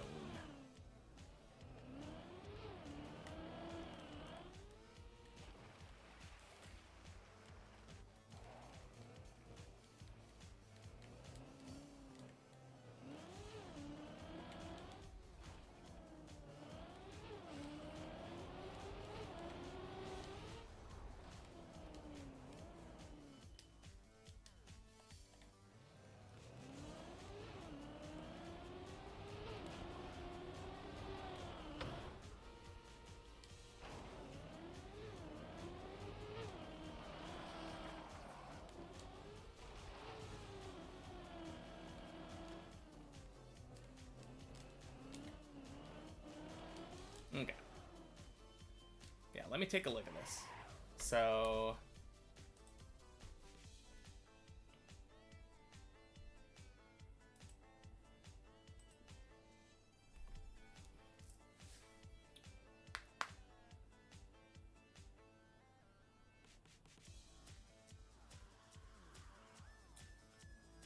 I felt like I did 2 pretty good release taps there at the end. Was that... maybe that was too much?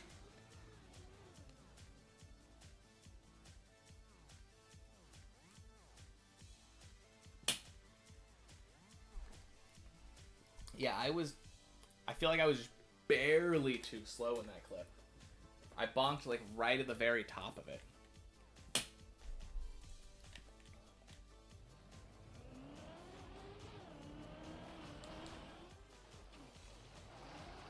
It wasn't terrible. Yeah, that was how I felt about it too, because that was one of those ones where I felt... whoops. I felt pretty good. I braked a little wrong. Oh, did I do like a long brake? Like before the turn.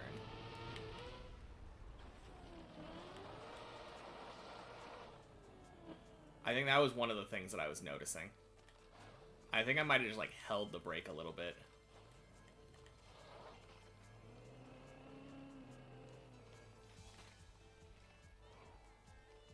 I braked the little ledge. Little ledge. Oh, the bump?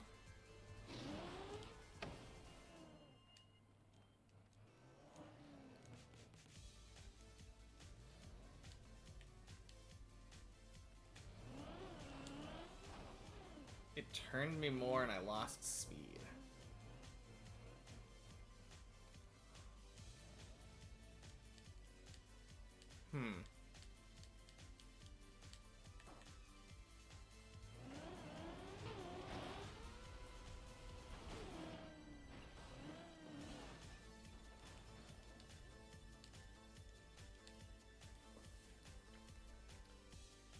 Let me look at it again. So...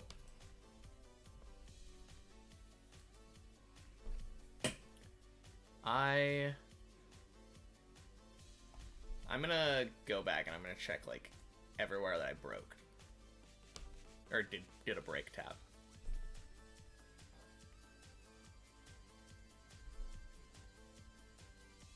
Oh! I hit the bump, right?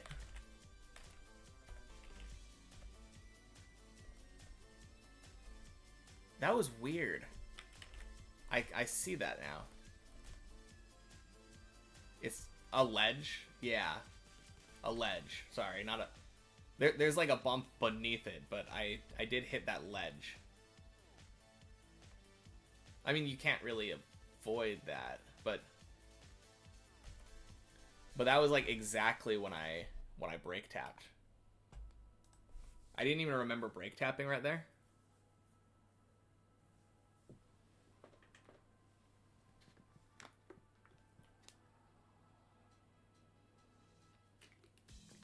Okay. So this is a good example of what happens if I brake during that. The ledge will turn me a little. Okay.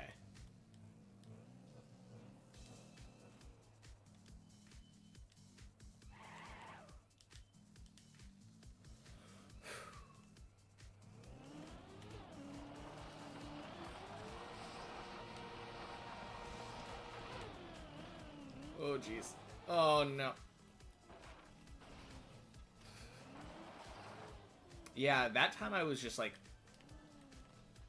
Was it not enough brake taps? I was way too wide. I tried doing only one brake tap there, because I normally feel like I do two.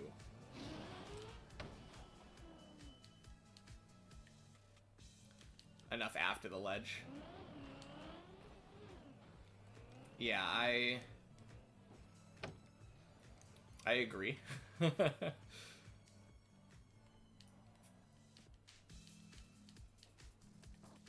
This is definitely the hardest part for me, trying to figure out, like, how much I need to brake.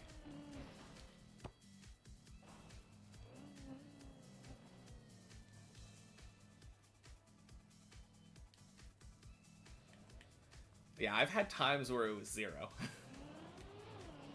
And I don't really know...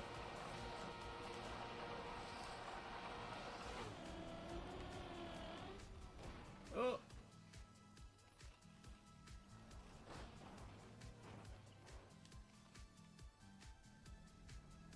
Okay.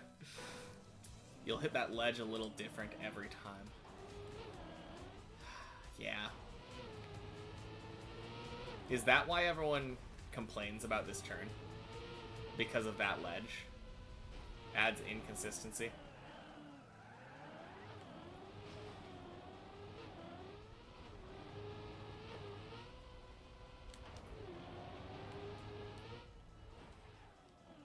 Okay. Yeah, that makes it especially hard for me because, like, I don't have good control over how much my car is turning.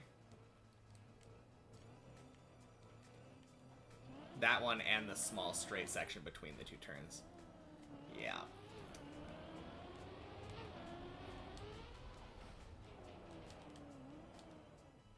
And because the approach is awkward. That is true. I feel like with that approach, I kind of have to, like, drive down a cliff almost. Oh, jeez.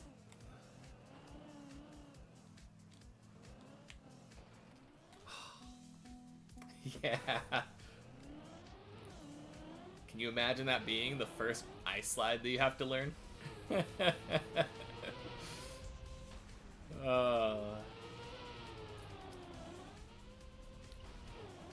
I hope I'm like the only person in my position.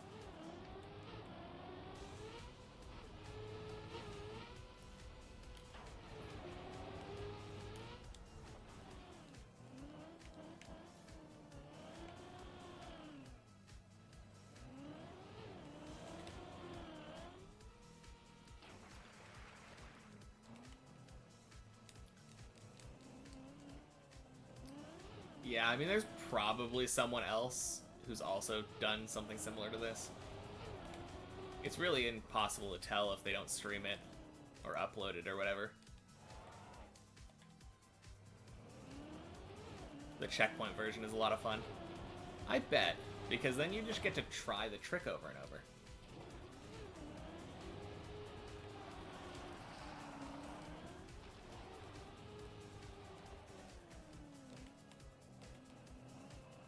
Oh joy. Oh no.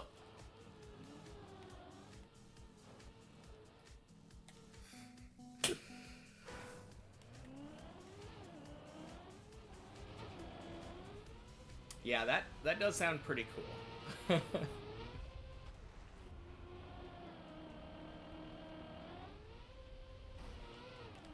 Yeah. No, I know. I kind of wanted, like, so my tentative goal is, like,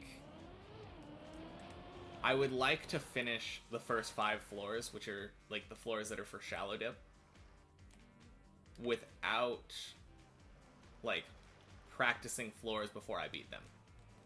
I want to discover them there. I've given myself permission to practice floor 1 now. Now that I've beaten it once. But I really don't want to, like, kind of ruin it for myself. Yeah. I agree. It's gonna take me a long time. But I think once it gets to, like, after floor 5, I'm probably gonna give myself permission to, like, go to the floor 6 practice floor and practice that one beforehand. And kind of get used to actual floors as I'm doing them.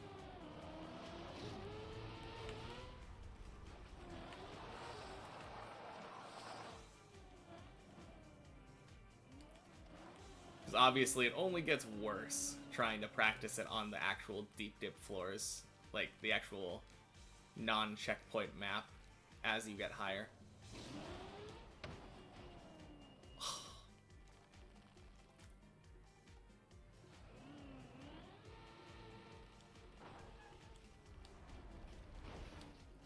Oh.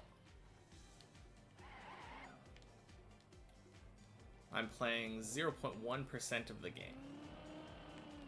Oh, you're talking about Trackmania? Yeah. I'm aware.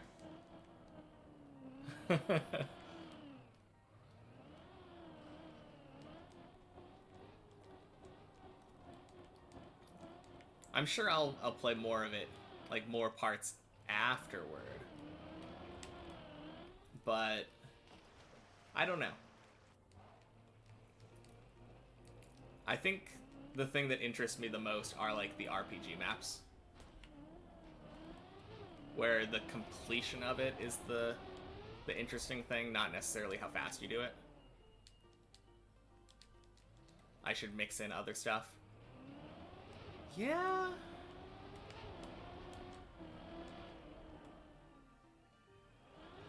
Probably. I don't know. I'm enjoying it, so I think that's the thing that matters to me.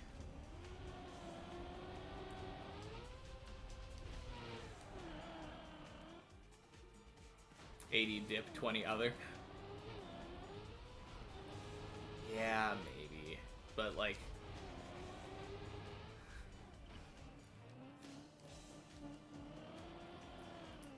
I don't know. I have this wild dream of Deep Dip being the first map I complete. It will increase my learning speed. I completely understand and I completely agree. I've probably had this conversation, like, every day I've streamed. But I have, like, my idea going into this was not learn Trackmania in order to complete Deep Dip. It was learn Deep Dip in order to learn Trackmania. And just see how it goes. It is madness. I agree. That is why no one's done it.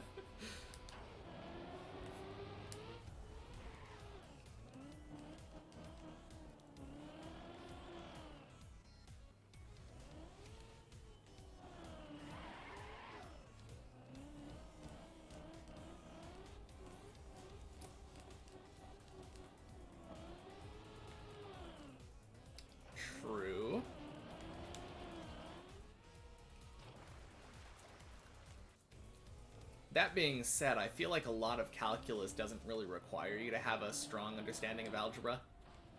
Those are very different subjects, but I see what you're saying.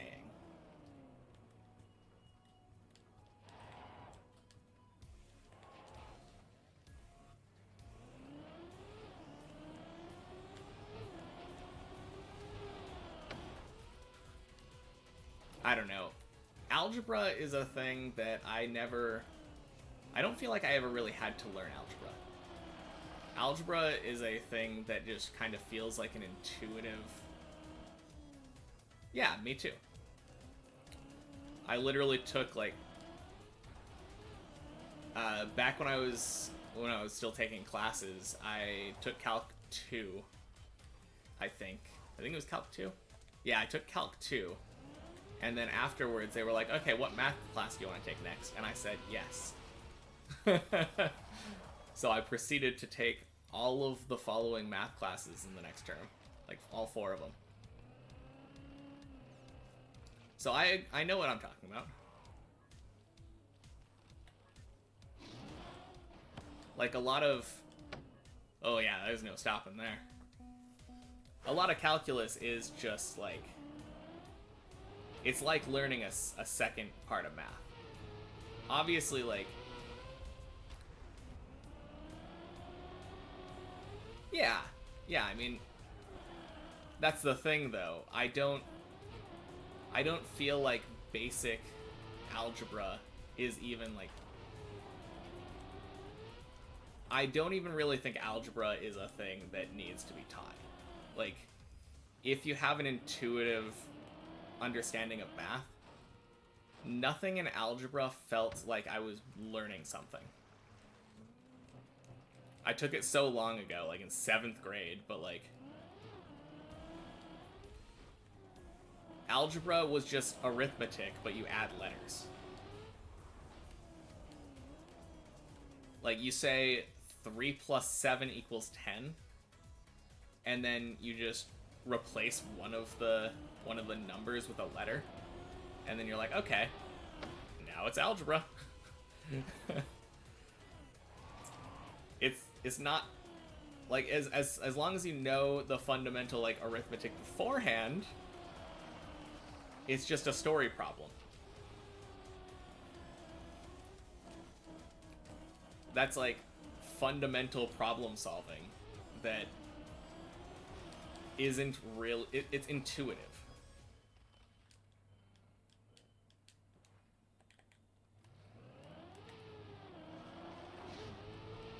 The only reason really people need to learn algebra is because people use terminology, like variables and stuff, that if you'd never seen the variable, you wouldn't know what it meant without having it being explained to you. Yeah, that's fine.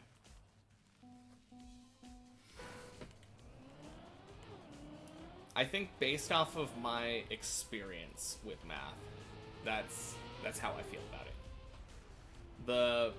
The one thing that I do have to say, when you're learning calculus, don't play League of Legends in the back of the class the entire time. You will not absorb it very well, and you will probably fail the class having no knowledge of what was going on.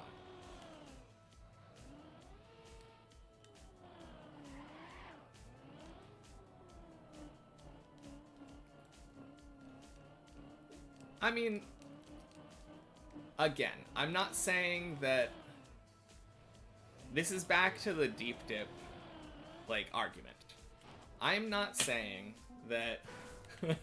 Oh, hi again. I'm not saying that you shouldn't take algebra first. That's absolute nonsense, and anyone would have to be crazy to make that argument. What I'm saying is that algebra is intuitive to a level where if somebody got explained basic terminology, like if you were taking a calculus class and someone put an X up on the screen and you're like, what is that? Why is there an X instead of a number? And someone explained that, oh yeah, that is just in place of a number.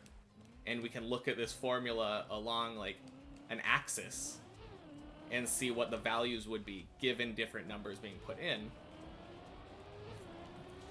You could use calculus to learn algebra.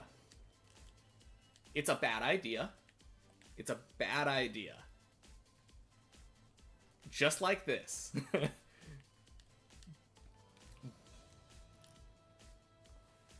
To say that it's impossible to learn it that way is a little bit bad. Like, I'm saying it's possible, but a terrible idea. I don't think it would be impossible. Yep, see, we agree. We agree. That is literally all I'm saying. All I'm saying is that it's not impossible, but it's a bad idea. Yeah. I don't think that you will be able to pick it up as quickly as someone who has taken prerequisite math classes and has a solid foundation to build on. But I don't think it would be impossible for you to learn it. Like, the concepts are... Like, if you have any knowledge of how area works, which is a spatial reasoning skill, like, growing up as kids, we know, like, area.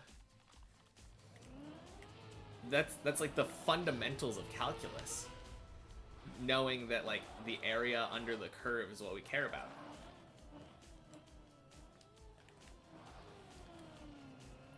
Yeah. I mean, you are, I feel like, lowballing a lot of people. And I think people are smarter than they give them credit for. A lot of people say that they're terrible at math, but I just think they probably haven't had it explained to them in a way that, like, it clicks.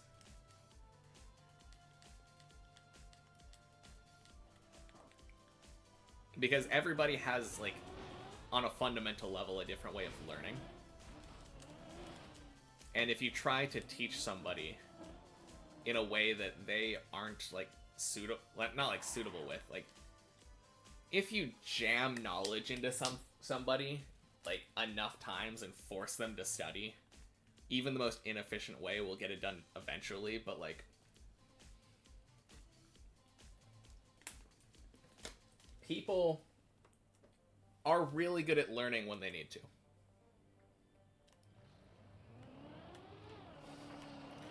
You disagree that people learn in different ways?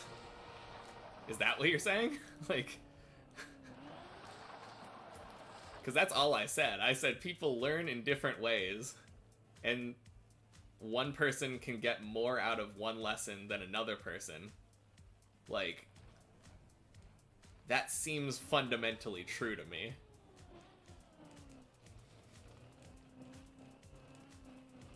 Oh. You disagree? Yeah. Yeah, I mean, again, that just... Some people can't. Not every... No, I'm gonna disagree. But I'm gonna say that, like,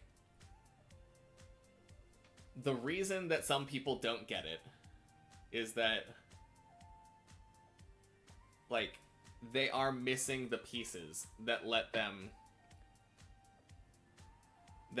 know how the other thing works. So, I don't know, if you didn't know about three-dimensional space somehow, and you were like, and someone was trying to teach you volume, and being like, oh, this sphere has a specific volume, you understand? And they're like, no, I operate on an axis. If they don't understand that much, then it's going to be impossible for them to wrap their head around the higher concept. Extreme memory loss. Yeah, I mean, there's obviously, like, conditions that make it so that people cannot learn. Like, I don't know, if you look at somebody in a comatose state, somebody's sitting there in a coma, you try to teach them something, and then you're like all surprised that they don't learn it when they wake up. If they wake up. There's very extreme examples of everything, and it's generally unwise to assume, like, everyone. Which is my bad. I did say everyone, but a lot of people, when they say everyone, including me in this case, meant more the average. There's extremes on either side. Like, you look at like super geniuses, like prodigies, and they might not need anything. Yeah, average people, though. I think that's usually what people are talking about. My average is skewed? Maybe. Skewed is a term. Like, everyone's biased. I like to think of myself as optimistic. I've tutored some people, and there are a lot of people who think of themselves as stupid, and they think, I cannot learn this. And then if you just take the time to give them attention and, like, teach them properly, let them ask questions if they don't understand something, and then, like, direct them to the resources they need, they get it. Eventually. Like, everyone is different, of course, but, like, the point is that the average person can get things a lot of the times. Should just get it before? No. I was saying, like, if a person took an algebra, or not an algebra class, like a calculus class, and then asked questions when they didn't get something, then they could be taught it.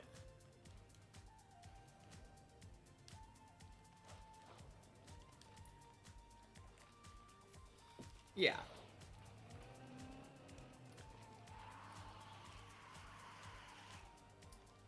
I think the main thing is just people being able to ask questions. Like,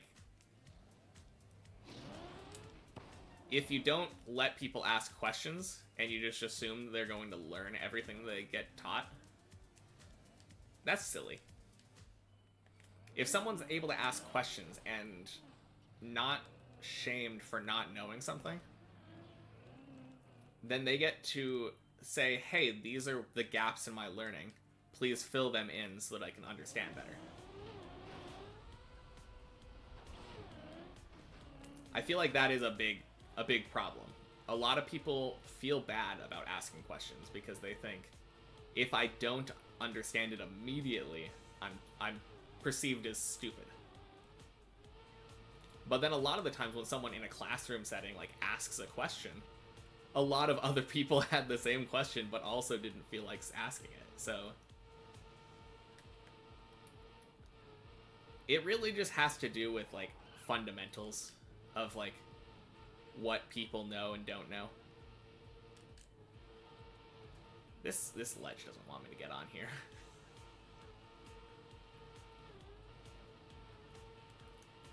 Another big thing is just that, like, a lot of people, when they learn something, they're learning it for a grade. And they don't actually care about gaining the knowledge of how it works.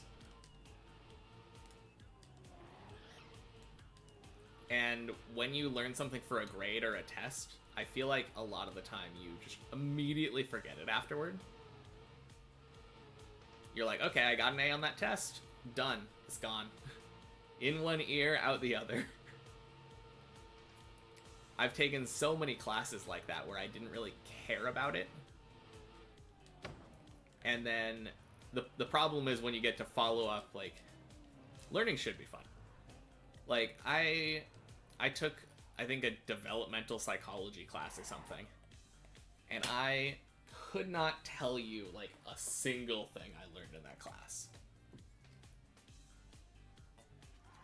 That being said, I enjoyed it.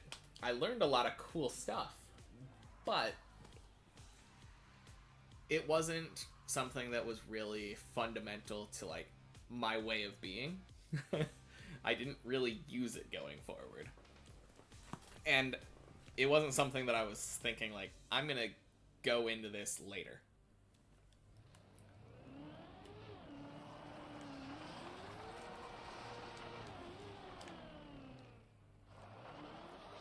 Whereas with math, I feel like I enjoyed it a lot more. So I don't know why. A lot of people hate math, and that's fair. But like, I enjoyed learning math, and I learned it in a way where if I ever couldn't remember like a formula, I think that's a reason why a lot of people hate math, because there is like a lot of formulas, especially in algebra, where you start out like quadratic formula. Everyone hates that thing. But I tried to learn math in a way where if I ever forgot the thing, I could logically work my way back to getting the formula. Yeah, exactly. If you know something is going to be helpful, you're going to be more prone to wanting to learn it.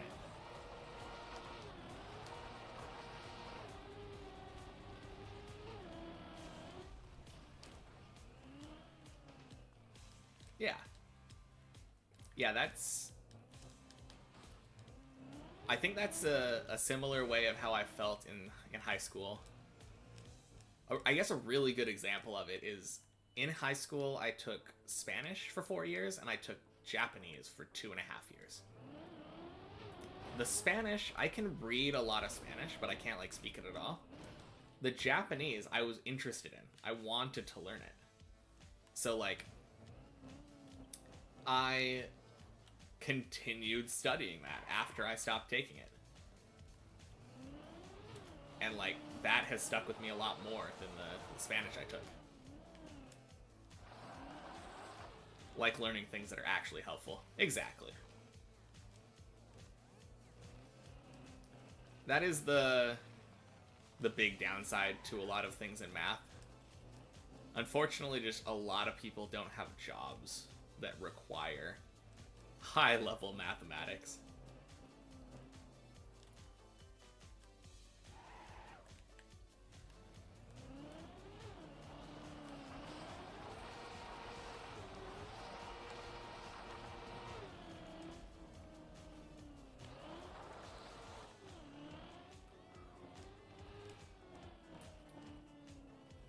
Too much work? Yeah, probably. I know like one of the things that a lot of... I don't remember where it was. Maybe it was like Sweden or something. I feel like every time I hear something like where some people did something really good and it worked out really well for them, it was like Sweden. But I feel like I heard something about like they have 4-day weeks, I think, and they have like the highest test scores because the kids are not like overworked.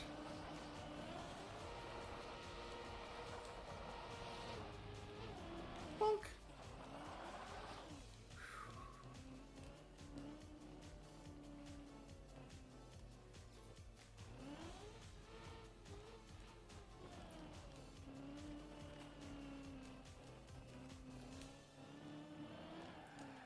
Finland is also great at it. I can tell you who's not. The US. Oh, is that where you're from? I don't think I've asked. It's kind of a weird thing to ask people, like, in chat where they're from, but... Or maybe it's not, and I just feel weird about it. Oh.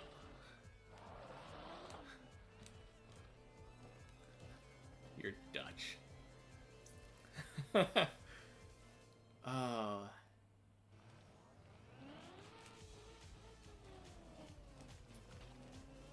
Man. Don't get me talking about geography, because then my American ignorance is gonna show. I am so bad with, like... Actually, even here's the bad part. I was gonna say I'm bad with anything outside the US. I'm bad with anything like inside the US. If I haven't been there, then I'm prone to not knowing anything about it.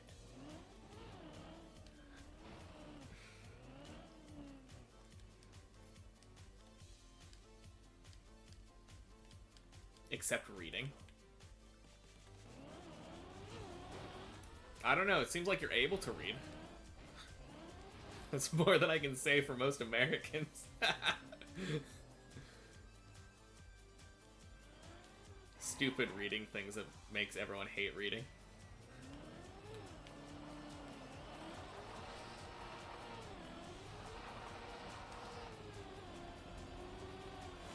Oh man, I feel like I got a gear there. I saw like a 180 and then I went very low. Yeah, that was close. Oh, what is an example of this thing that like makes everyone hate reading? I'm kind of curious. Are you talking about like grammatical things, like formatting kind of things?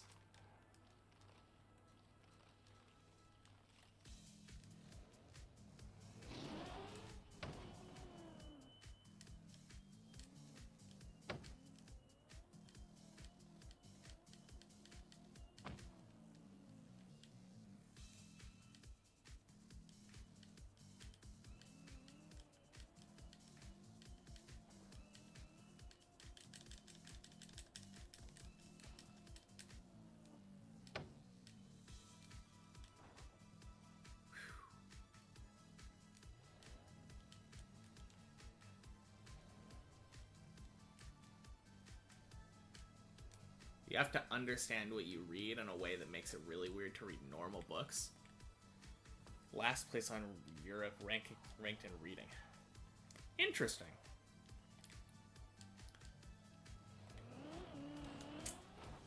Yeah, I feel like just learning how to read in English is difficult in general.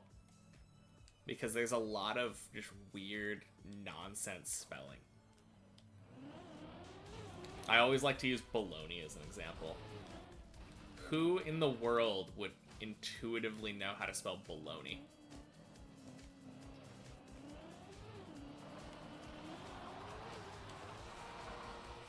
Ooh. Exactly. That's why I love Japanese. Because everything is phonetic. But you'd never be able to guess. You'd never be able to, like, intuitively write out a kanji, I guess. So there's pluses and minuses.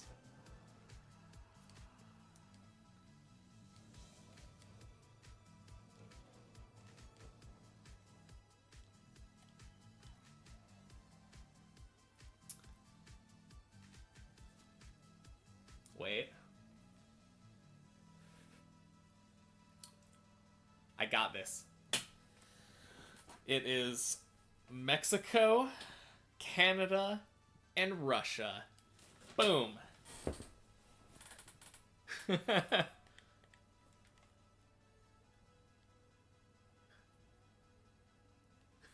I won in a geography test. It's a miracle.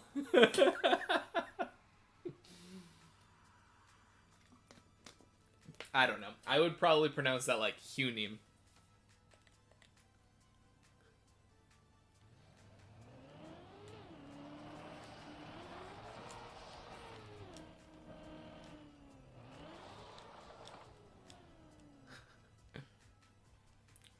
Whiny me? Whiny me. How in the world? I mean, I see the knee and the me, but like the H is like silent and makes a W sound? Ugh. Yeah, that is awful.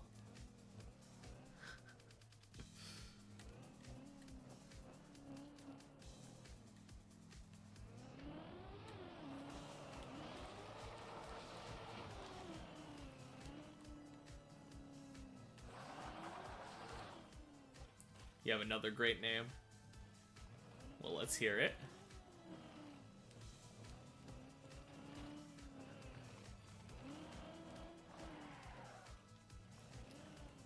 Yeah, I think my least favorite thing about English is actually just the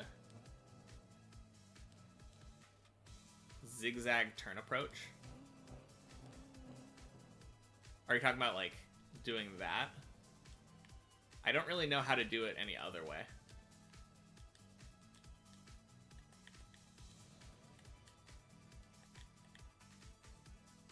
Oh, less on it.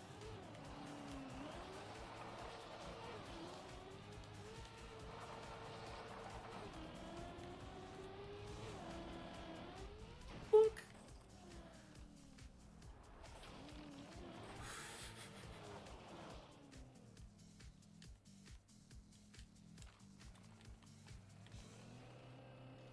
But yeah, my least favorite thing about English has to be the consonant, or not the consonants, the vowels.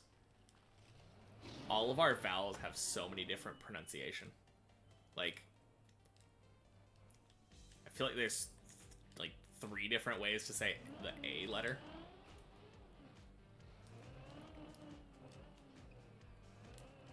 I mean, it all comes down to pronunciation in the end, because, like, how do you pronounce this word? Impossible to tell.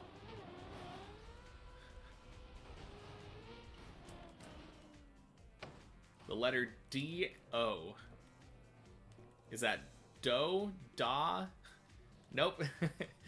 For some reason, it doesn't have 2 O's, and it makes an oo sound. Ugh.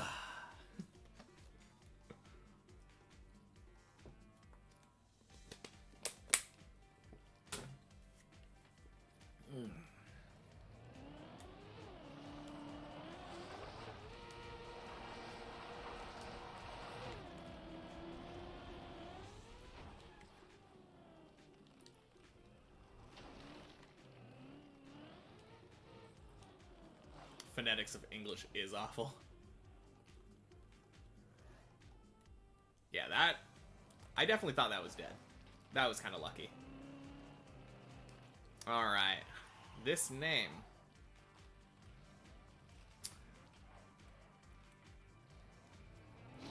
I don't know. I've never seen it before, but it gives me the vibes of a name that would have a silent I. So I'm going Rothly.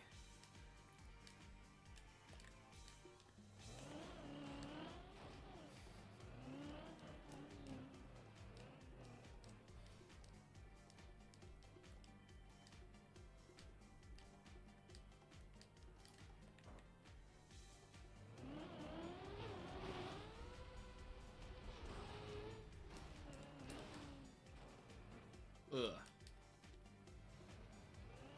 Risley.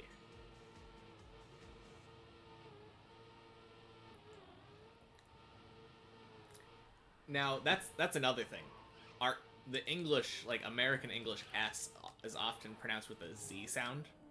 So is it Risley or is it Risley?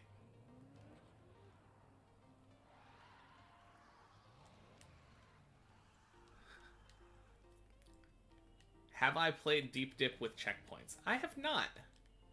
Welcome in, by the way. No, so far I've only played the non-checkpoint version. And my PB is the first jump on floor 2.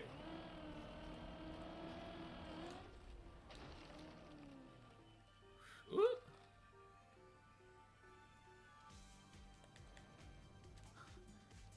What's a hard L?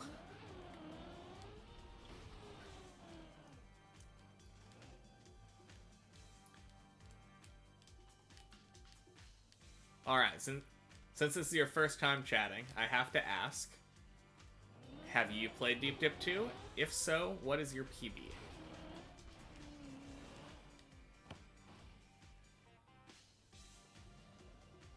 It's a Genshin Impact character? Okay, then.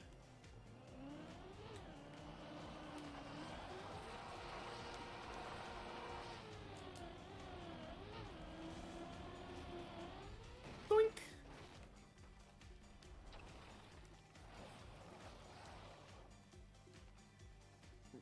grizzly with a hard eye? Risley? Oh. Risley. Okay.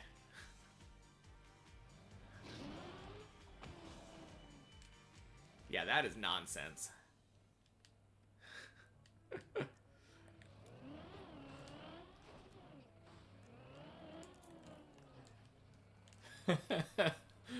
Yeah, no thank you. If that was spelt in, like, in Japanese, it would be so much nicer.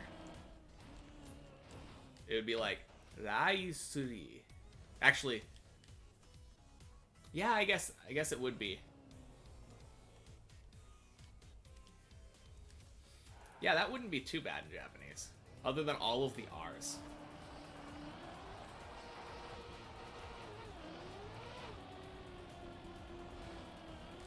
Woo! Alright, let's stop.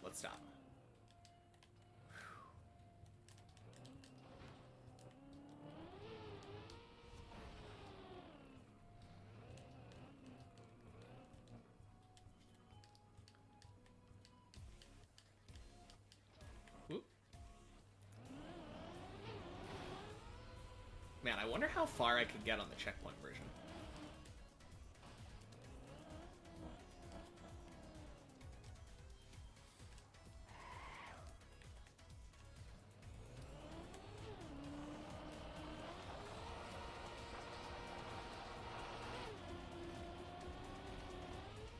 Oh yeah. That was clean. That was one of those ones where the turn did not take any, like, I didn't have to do anything for that.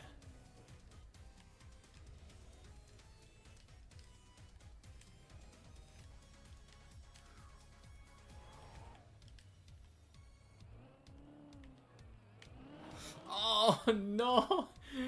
Oh, that's not what you like to see. Oh, man. Rip. Do I have to... That's so obnoxious. Yeah. Yeah, I can. That's what I did the... one of the 2 times that I succeeded on that jump.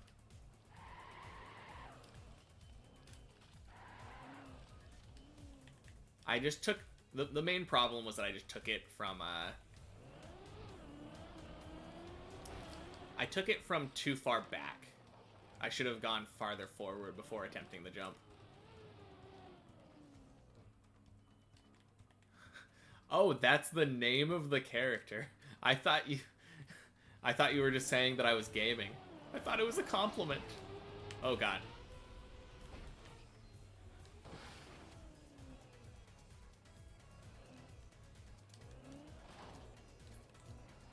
Well, since you wrote it that way, I did take it as one.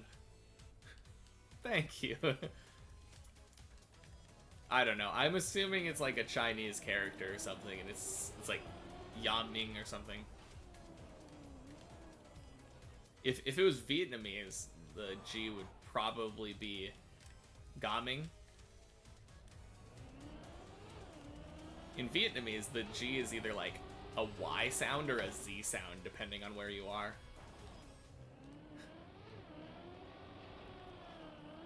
Yeah, that is kind of funny.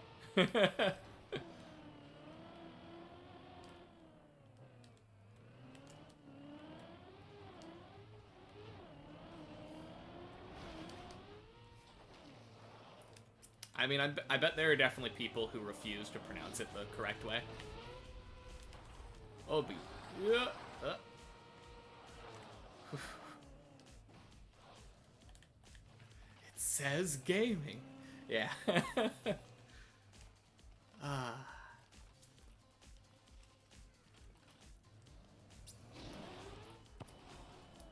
Yeah, it seems like Genshin characters kind of have a weird naming thing going on.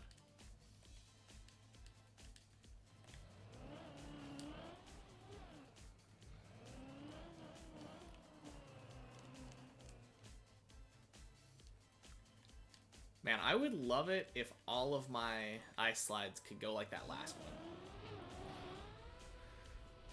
I don't really know, like, it is inconsistent. Oh, throwing your sister under the bus for playing Genshin? Oh, jeez. No, stay up, stay up.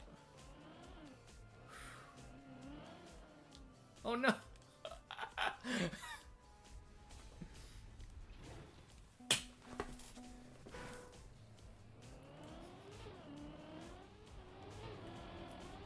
Yeah, I try not to play games where they're just, like, glorified slot machines. Which is a shame because the gameplay on that game looks pretty good. It kind of reminds me of Breath of the Wild a little bit. With, like, MMO combat.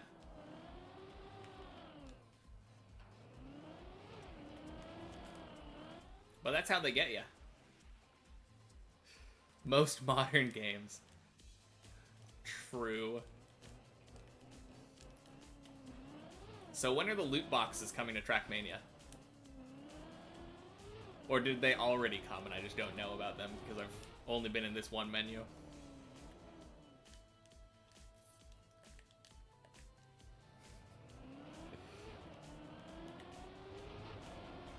Oh, jeez.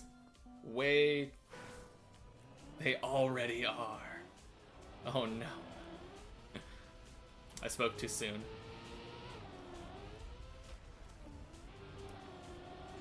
I've always hated that. Like, it's so sketchy.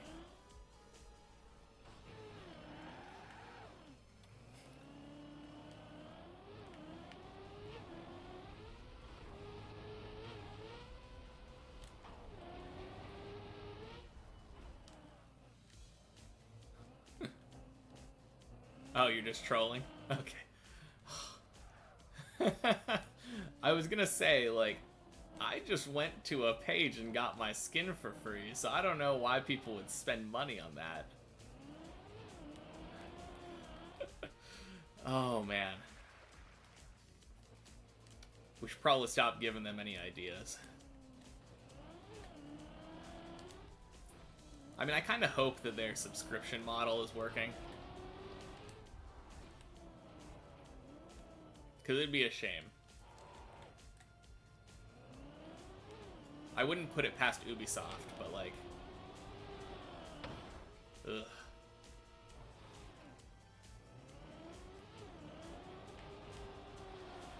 Yeah.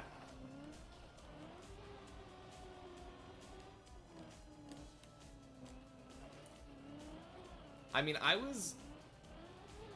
it's been such a crazy, like, evolution of monetization in games, because, like, back in the day, everything was just included in the game, and they would include all these cool cosmetics and stuff for free in the game, and then they're like, I bet we can get people to pay for horse armor. For free, exactly. Like, imagine all that money they were missing out on. Yeah, this is getting into a back in my day. Ah. Oh. Nice.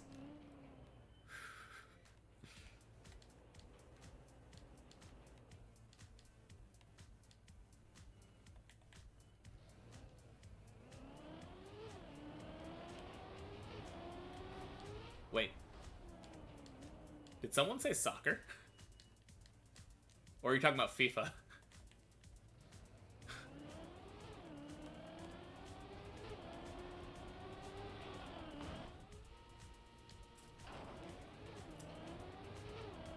I don't remember who saying soccer at all. In what context? Oh no. Oh god. Fly. Get out of here.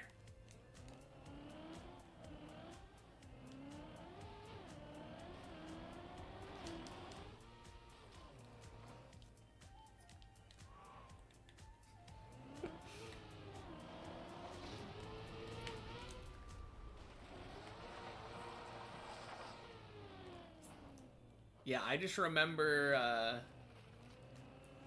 like, the last thing I remember seeing was someone saying, no soccer.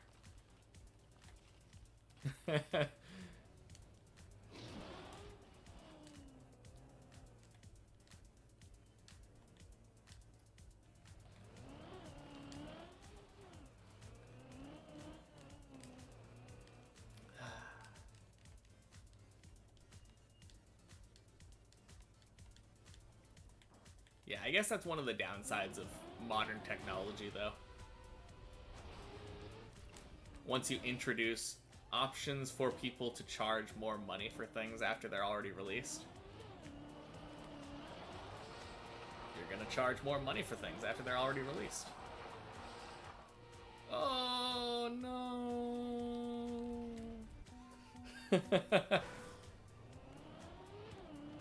Yeah, I clearly didn't say soccer. Soccer doesn't even exist.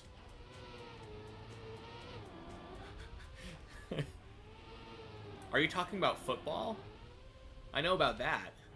It's the one where people tackle each other, right? And then they yell goal.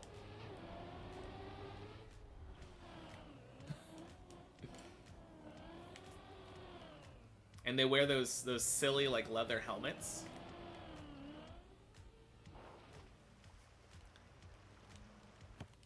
If I remember correctly, it might be played on horseback. But like only one horse is allowed on the field at any given time. And you have to get it in the goal, like, and you're trying to score really low.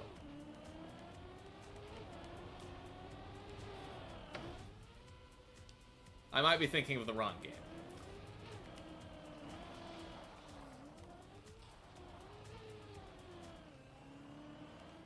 Horseback on ice, maybe? And you use like a stick? Okay, I'll stop. It is kind of funny to me how many sports are just like, put a ball in this position and stop the other person from putting a ball in the same position. And then so many people that like hate golf just because like there aren't two holes that people are trying to fight each other over.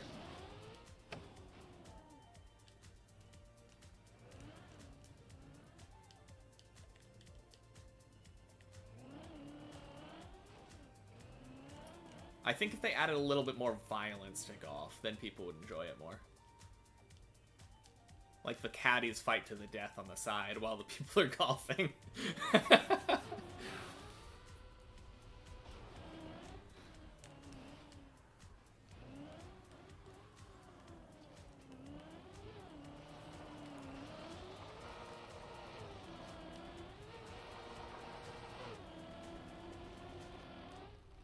Doink.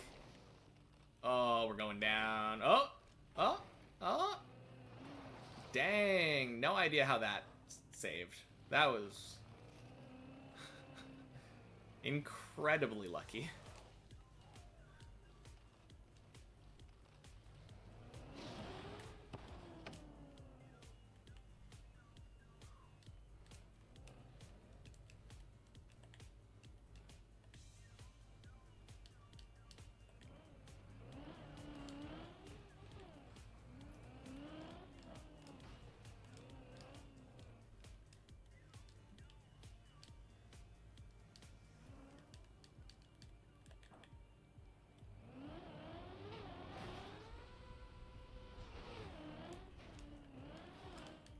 No, you know the sport that I've always thought was the most boring?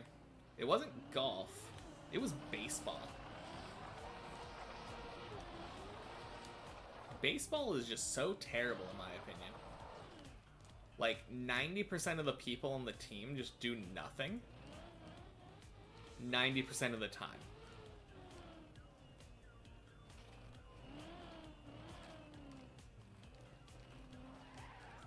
Yeah, I don't know. It's like really big. I mean, I feel like it's less big now, but when I was a kid, it was like huge. Everyone felt like they were watching either baseball or basketball. I loved batting, but like you can only be the one batting so much. But I was playing, what is it, no, not left field, I think right field. World record for baseball attendance. Dang. I don't remember what it is. I think it was... Okay, so if you're batting, the field over there I think is left field. So right field is that one, behind first base. I was always playing right over there, behind first base. Everyone that I was playing with in my little league, whatever it was right-handed. No one ever hit over there. I always got to watch people hitting the ball over to the other side of the field and watch that guy run after it and try to catch it. I didn't get to do anything. I think in all of the games that I ever played, the ball came to me once and I wasn't paying attention because of how boring it was. And it just like landed there and I heard my parents like shouting my name like, get the ball, get the ball. Yeah. No, it was so bad. The one time I got to play, and I didn't get to play because I didn't realize, like... I do not have pleasant memories of baseball. Needless to say.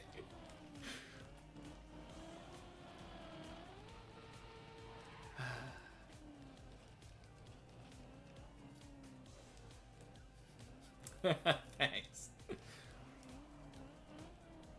I enjoyed basketball a lot more, but I am just so bad at dribbling. Dribbling is such a, like, boring thing to practice, but a fundamental thing that you have to have when you're playing basketball. Oh, crap. Pitcher and shortstop, so you touch the ball a lot. Yeah, I mean, that would do it. If you're the pitcher, you're touching the ball the entire time you're on defense. I mean, offense still kind of sucks because you're either on the bench or you like hit the ball. I guess the aspect of like running when other people hit the ball is all right, but yeah, that's the thing. Like, if you suck at hitting, then you just get struck out. You swing the bat 3 times and like.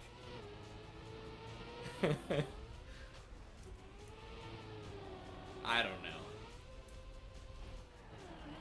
I think it would be much more fun if I was in a position like that. Something that actually like has a real role in the game. One of the basemen, like.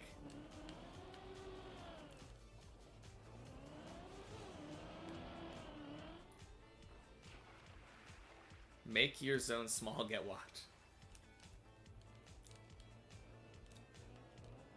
Yeah, I don't remember. I was a kid. I think we all kind of sucked at hitting.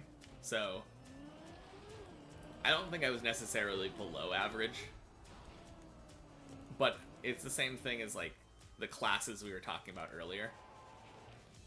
If you're not interested in it, you're not going to get good at it.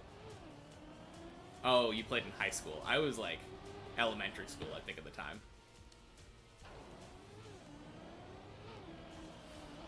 I think high school would be a lot more fun. I think people probably are starting to get more control. And there's a chance that they actually hit it into my part of the field.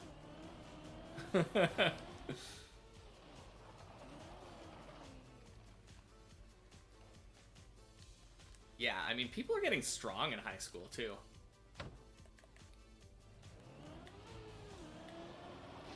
Baseball. Oh, boy.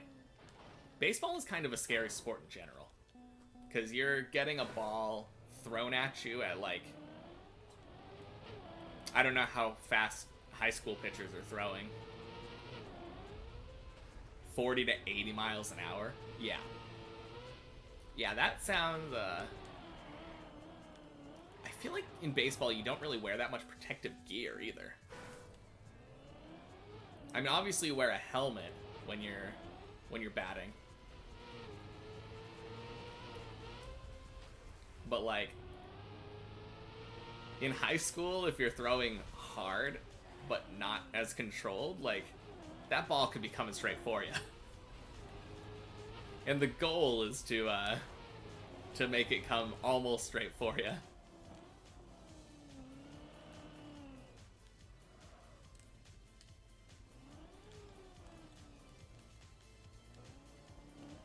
Yeah. I feel like if I was gonna do something like that, I would rather just do boxing if I'm gonna, or like MMA. If I'm doing a sport where I might get hit with something like 30 miles an hour, just all in, just go for it. Oh, ping pong, yes, absolutely. Those things kind of hurt like hell when you get hit by them still, but it's much better than a baseball.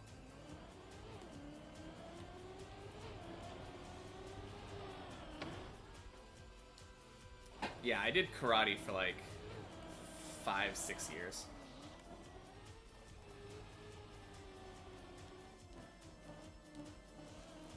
Definitely a lot of fun. We didn't really do a lot of like full contact stuff.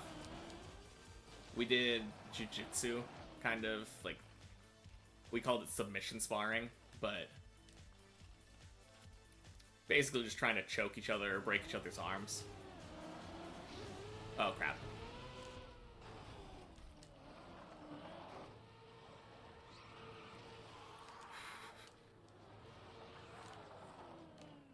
All right. Wet tires.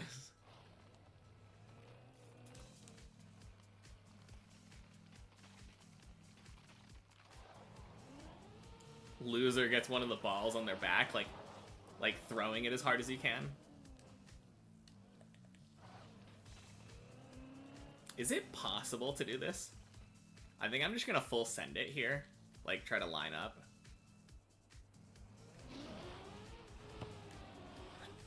Okay. No? Okay. That's kind of what I thought. I thought maybe if I lined myself up well enough where my tires would just go straight.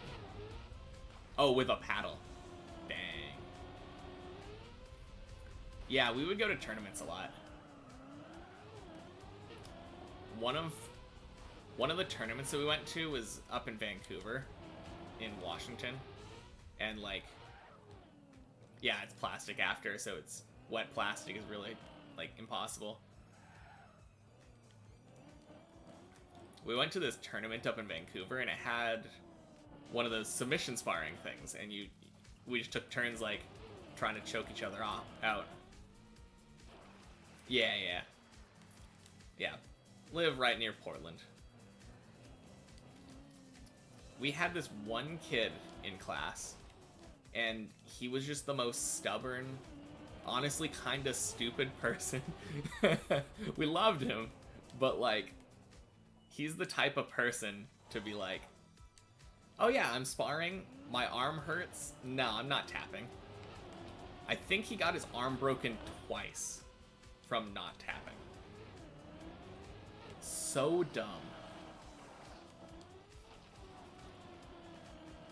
Yeah. Great guy, but I think I would recommend him not doing submission sparring.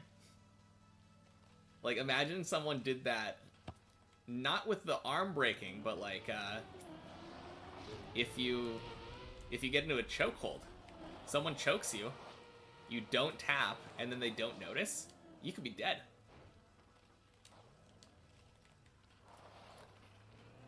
Hey, how do you know I didn't live in like Seattle?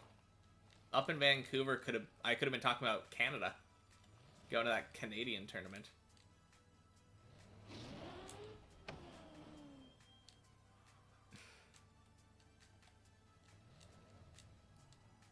No, it's not really a secret, though. Oh, I did say Washington. True. And I'm probably not driving all the way up through Oregon from California to go to a tournament.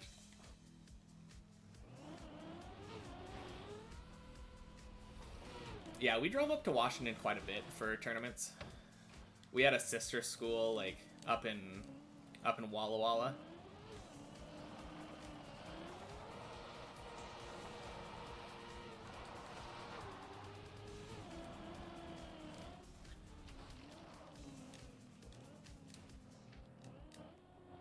Yeah.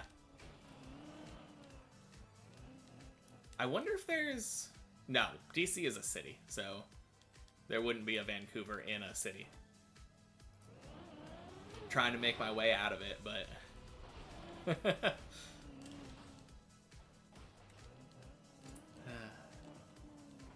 No, I don't really care.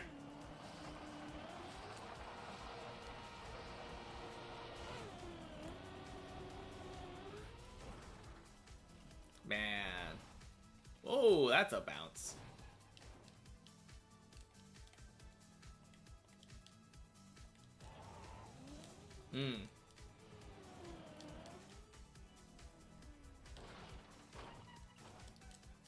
I used to live in California, but yeah. I don't think I would ever want to live in California again, if I'm being honest. That place is awful. I don't know why people... It's such a hot spot for, like, content creators. I hate driving in traffic, which is a big thing. And every time I've ever been to LA, it has just been like, no matter what time of day you are, there is just endless traffic. Also, it's hot. Oh yeah, I was born in Salt Lake City, but spent a bit of my childhood, like 3 or 4 years down in Fresno.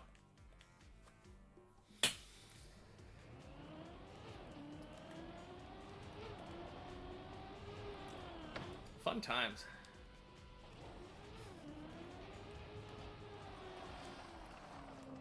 I just remember that California heat almost doesn't even feel as hot to me as Oregon heat. That's what I've heard. I didn't live anywhere else, so I didn't really have anywhere to compare it to. Plus, I was like 5, so not exactly like a good judge of what a city is.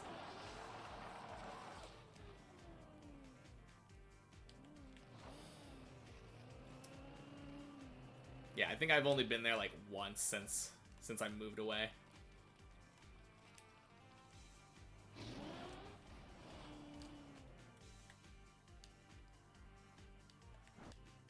No, I like Oregon, though. Oregon's pretty chill. Oh, you're in Tacoma? Sick. I think my grandpa used to live up there. I think I still have an uncle that lives up there. Yeah.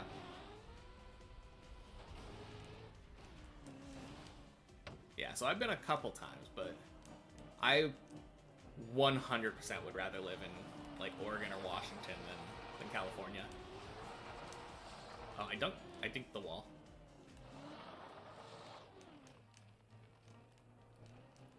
Yeah, I feel like a lot of people like to live in, like, right there, Vancouver area, and then they work.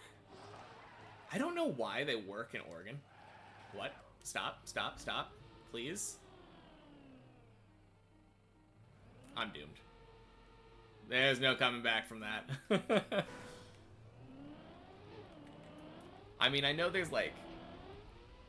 I can understand going shopping down here, since there's no sales tax. But, like...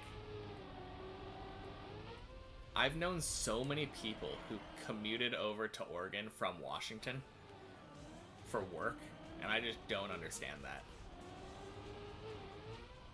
I mean, I guess you just have to take what's on the market, but a lot of the jobs that I was working was like crappy retail jobs or something. I'm sure there's plenty of those in Washington as well, like somewhere closer to them. Can you imagine commuting like 40 minutes for retail? That's disgusting.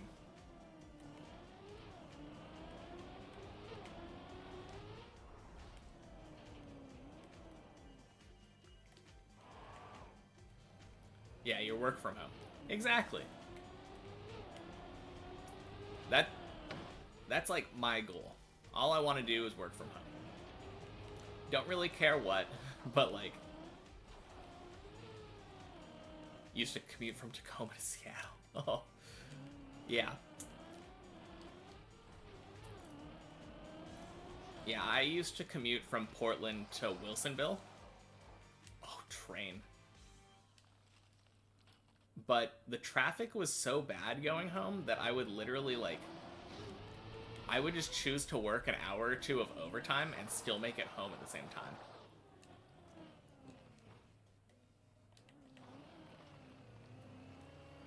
So bad.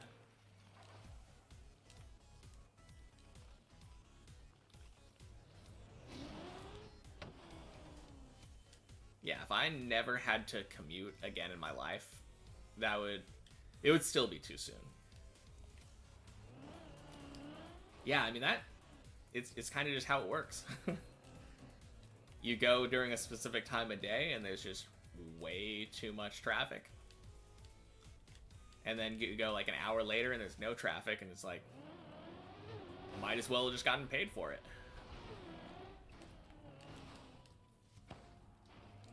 No, that job was kind of funny. It was like a call center. It's literally the only reason that I drink energy drinks.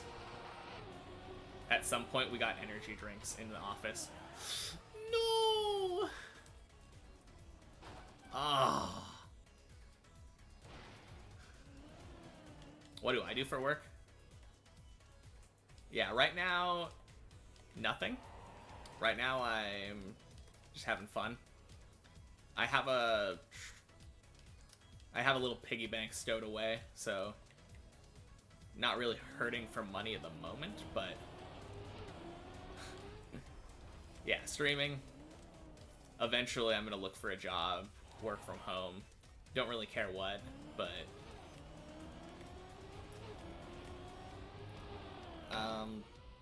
yeah, right before I stopped, I was doing like data entry. Yeah, I was at the beginning. I left my job back, I think, December last year, because it was a work from home job that I got hired to work from home. And then they're like, yeah, we're gonna need you to come back into the office. And I said, no.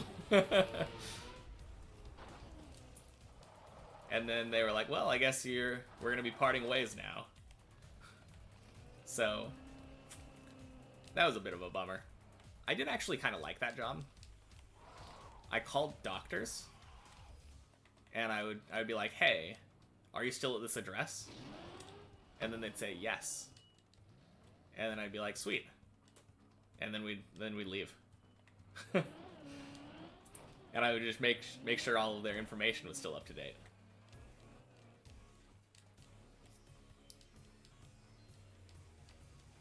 Yeah. I mean, it wasn't glamorous, but like, yeah, companies do suck like that. But once I left, I realized I had enough money where I could basically spend like 9 months not working, and I could still afford it. And I hadn't taken a break for a while, so I decided to take a break. It's been really nice.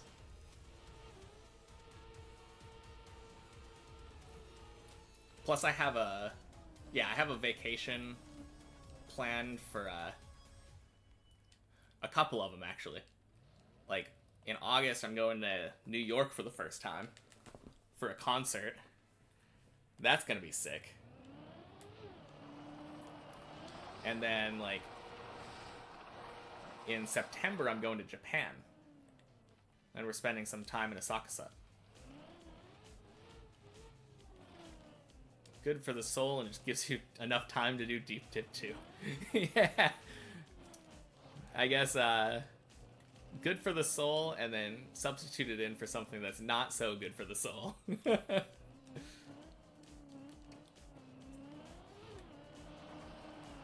Gotta add a little bit of torture into my break.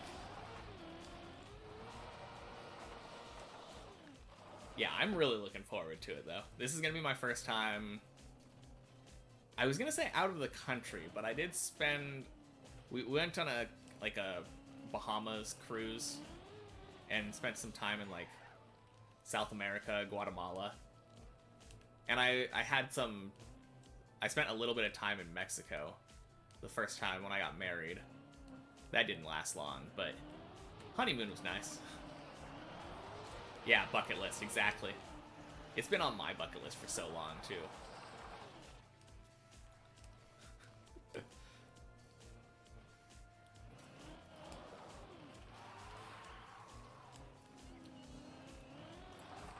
So yeah, I guess I've spent a little bit of time out of the country.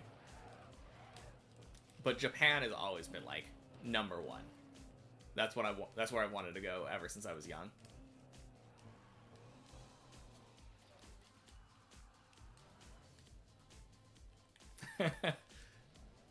The funny thing is, yes, but this, I literally watched this and didn't know it was anime. I grew up watching Dragon Ball ever since I lived up in Washington, like, at the age of 8, I think. Oh, crap. Oh, yeah, Rock Lee. I didn't watch Naruto until much later, but...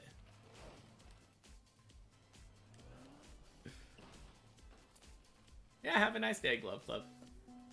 Yeah, I literally watch all of this anime, like Pokemon and Dragon Ball, Sailor Moon, Inuyasha, like Gundam.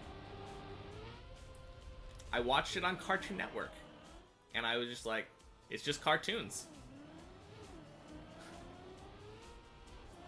It was only like much later when I realized, oh no, if the cartoon was made in Japan, it's called anime for some reason. Yeah, I didn't watch FMA until high school. Oh yeah, Toonami. That's the one. Yeah, I didn't realize that. I didn't watch FMA until high school, and at that point I already knew it was anime. But yeah. Oh, Rurouni Kenshin too. Loved that.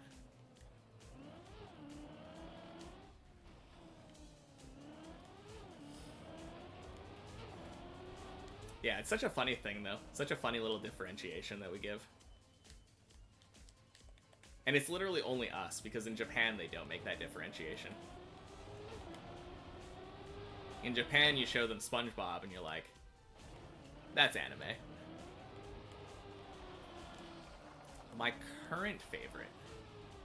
Ooh.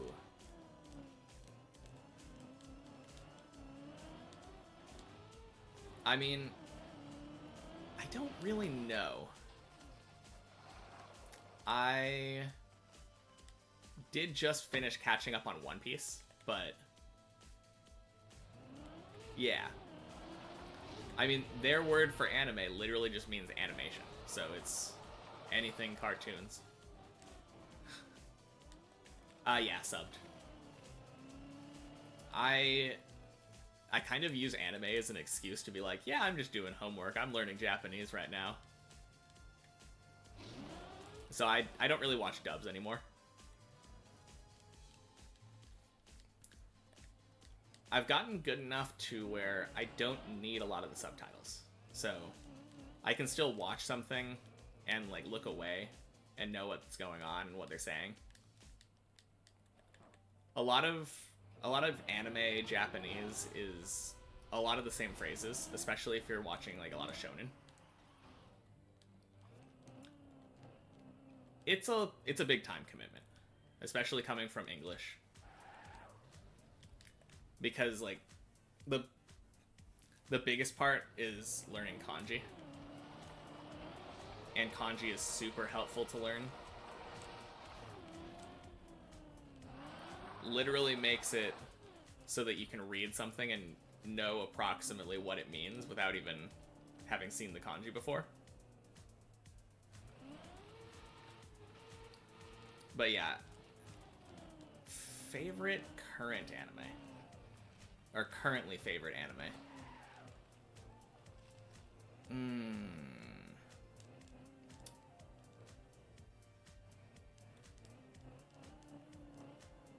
trying to think. I really loved Zom 100. I recommend that show. That show is a blast. It is so much fun.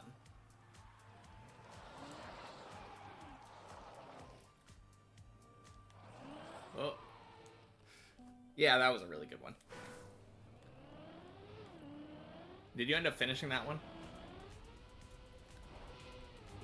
I was watching it when it was currently airing, and it was kind of cool because they had that big break in the middle of it. But then they dropped, like, the last 3 episodes, I think, right on Christmas.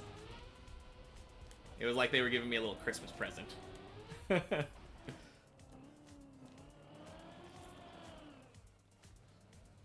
It's such a weird thing because I always recommend that show to people now.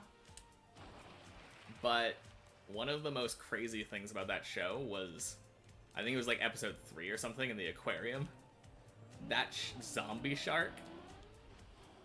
I want to tell them about it so much, but I'm like, I need to let them discover that on their own if they watch it.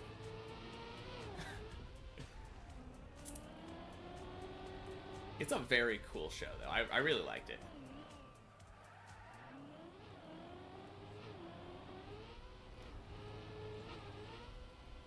Yeah, I've watched...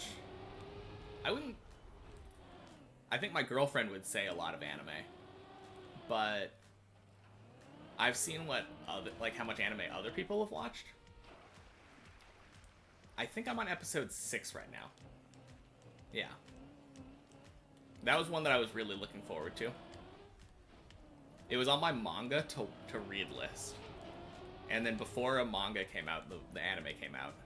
Or before I got around to reading the manga, I mean.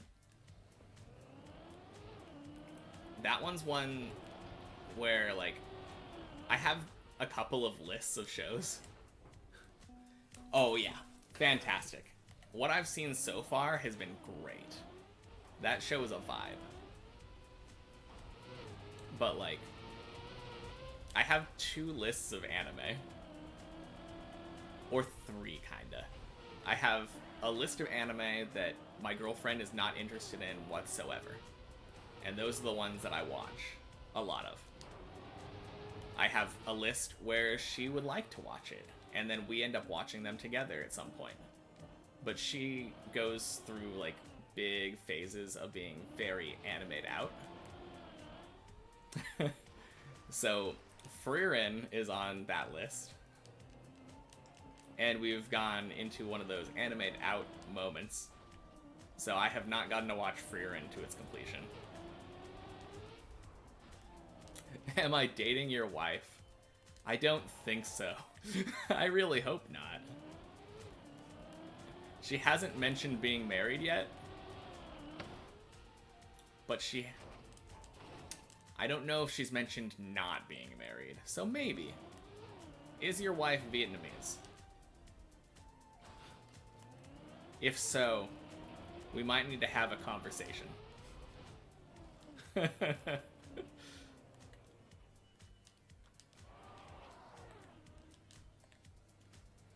Negative. Phew. Crisis averted.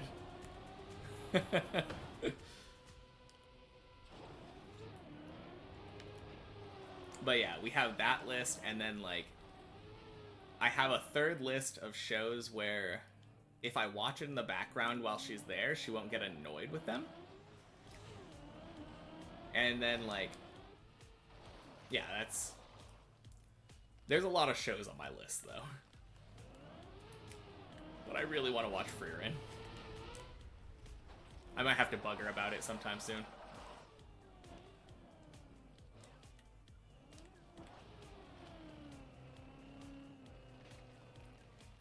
Nice. Yeah, it's a pretty good system. The lists are way too long. All of them. Like, yeah, I think the most recent one that we started watching was Dungeon Meshi.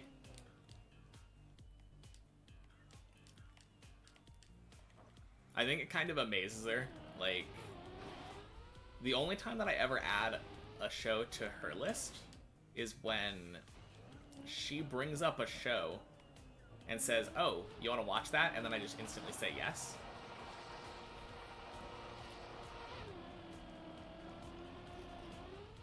Oh, that felt clean. Man. Yeah, I think my girlfriend would be the exact same way.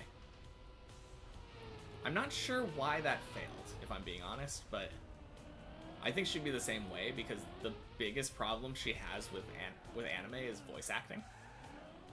She really hates the classic, like, anime girl voice. And most shows have some character like that. Wait, my turn was too good and this turn sucked? Oh, oh, don't say that. Say it ain't so.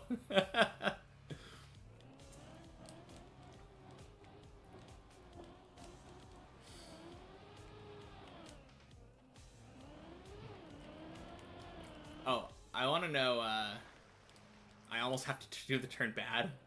Ugh. So, it sounds like you've watched a lot of anime. Have you watched Steins Gate? That's why the turn sucks, because you have to be bad at it? Ugh.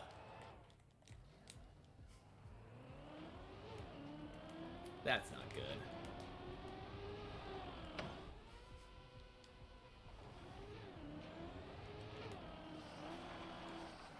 Episode 1, and it's on your list. I feel like it's on everybody's list. if they haven't watched it. It's such a weird anime to me, because I feel like I had this kind of unique experience, and then it turns out that my experience is not unique at all, and like half of the people who watch the show have had the same experience as me. So I remember watching it, and I think I got to like episode 2 or 3 or something, and I dropped it. And then I think I picked it up a second time, same thing, I dropped it. And then I watched the entire thing, and I was like, that was fantastic, I need to watch it again. So I ended up watching the dub, I think, almost immediately afterward. Oh yeah, it's worth it. It's worth it. It is such a good show.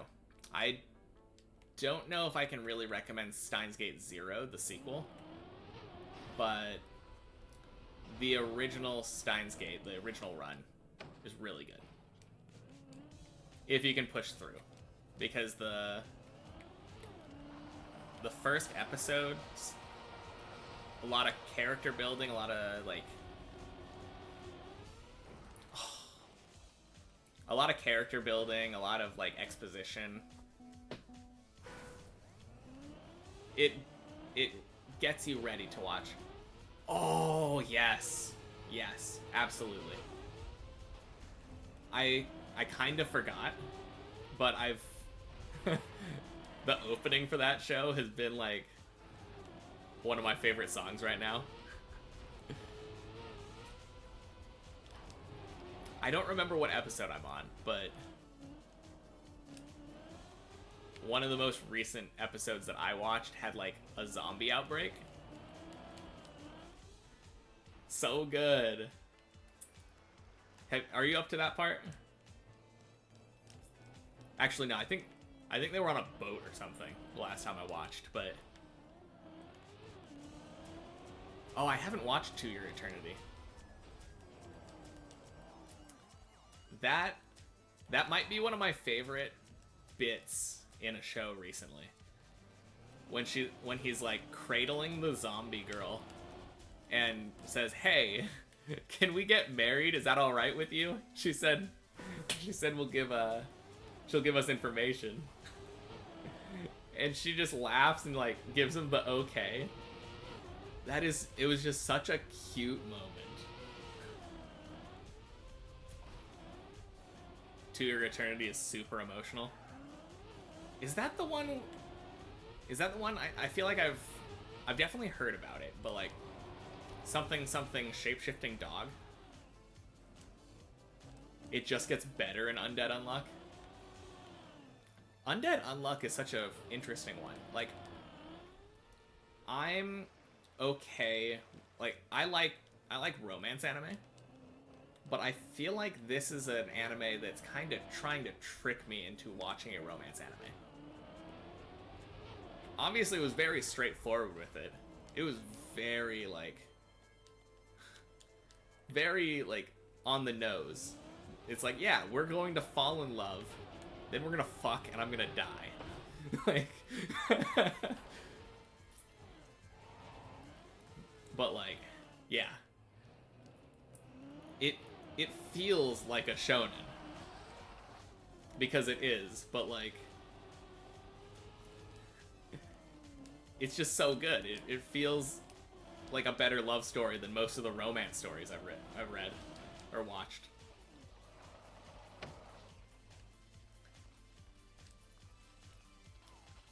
I think one of the most recent romances that I watched was it was Golden Time.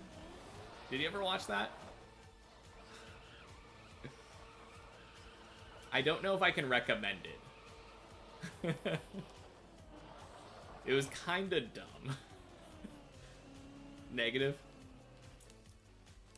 Yeah, I'll just tell you, the main character has amnesia, and that's where like most of the like the tension in the plot happens. So that's giving you an idea of the level of storytelling we've got here. Last romance was Toradora. I haven't really watched that one. I guess, no, I haven't watched that one at all. There's no really about it. I know of it. Do you know, I feel like there was another one by the same author. Your Name Many Times. I've only watched that once. I've been meaning to watch it again because I've watched quite a few other Shinkai films in the meantime.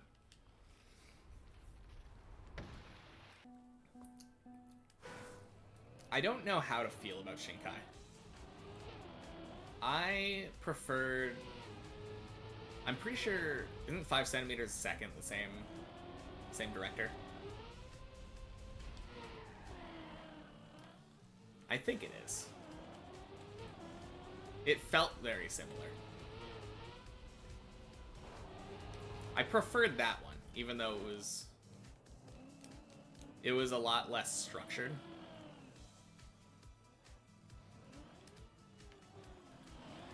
I just feel like, I don't know, Shinkai does like very big, beautiful scenery really well, and then has like 4 out of 10 romance. Shinkai? Oh, Makoto Shinkai is the director. He did like Weathering with You, Your Name, Suzume.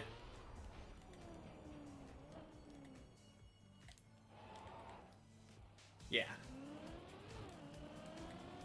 All of his movies are very pretty, and they usually have Radwimps in it. The band Radwimps. But, like, the stories are kinda meh.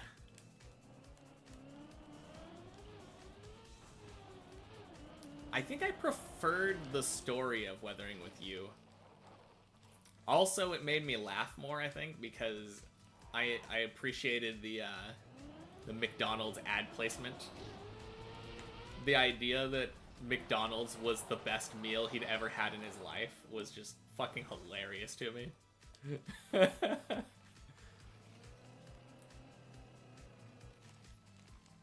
Yeah, I mean, I think I need to rewatch it. I think I probably do need to rewatch Your Name. Weathering with You, I feel like was actually my favorite one, assuming that I'm right about the director, was 5 centimeters per second. And it's been too long since I watched Your Name, so it's hard to really place that. So I feel like I felt better about Weathering with You, story-wise. I didn't like the story of Suzume very much. Suzume kind of felt like the ideal Shinkai film to me.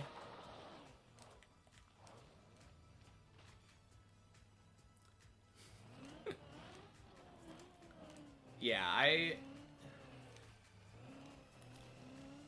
don't feel like the romance is very good. The story, I think, of Your Name is pretty good. And, like, it has a very solid through point. The one thing that I will give Suzume, though... Well, Suzume was, like... The point of that show ended up being, like... We're doing a road trip, and we're going from... like, Spectacle A to Spectacle B. And that's why I was saying Suzume is, like, the ideal Shinkai film. Because he does Spectacle really well. And that movie was basically just, we're gonna get from the big thing over here to the big thing over there as efficiently as possible. Also, I think it's really funny she fell in love with a chair. Lots of scenery, yeah. But no, the thing I was going to say, the thing I was going to give Suzume, I really loved the music. The music in Suzume, I think, was the best out of any of them.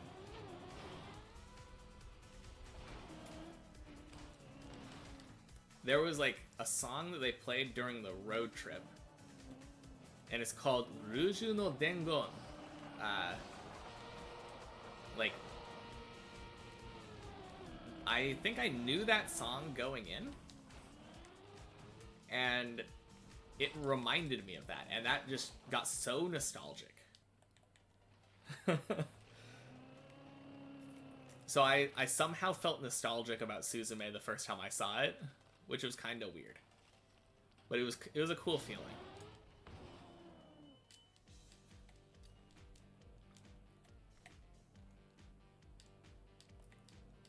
Yeah. I feel like I went through a phase where I really liked Radwimps, but I don't really care for them very much anymore. And that's my main problem with the music in a lot of them.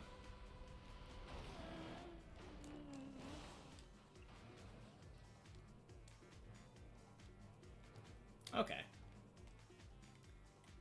Yeah, I only watched it the one time in theaters, so...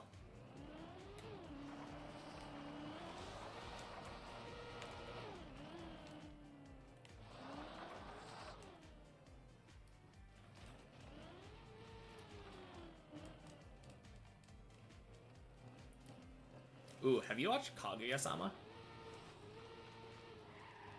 I don't really have anything to say about it, but, like,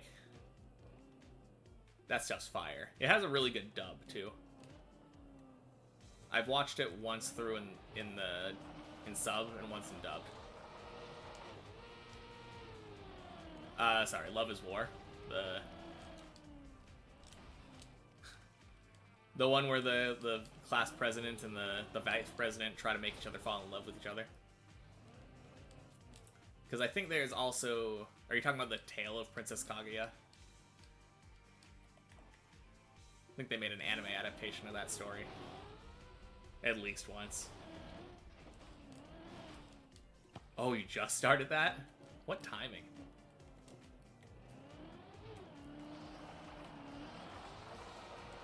Yeah, the narrator. Oh. The narrator in the dub is hilarious. So, one of the shows that I started watching a while back was finished Demon Slayer on Sunday and wanted something more. Hmm. Yeah, I think I got like, I don't even remember how far into Demon Slayer I got. Like half a dozen episodes or something.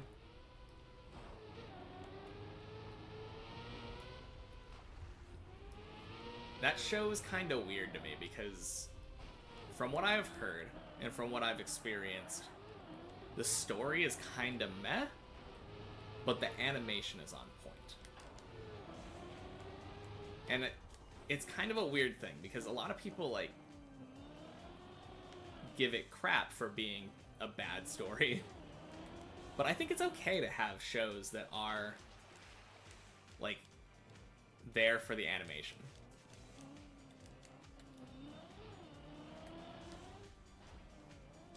You watch it as it airs. Yeah, that's how I am with One Piece now. There's a new episode every Saturday, so I end up watching it on Sunday most of the time.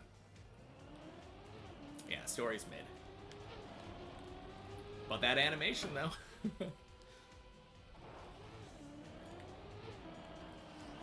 No, if I was gonna say something, though, like Mushoku Tensei. That animation, so good. And I prefer the story there.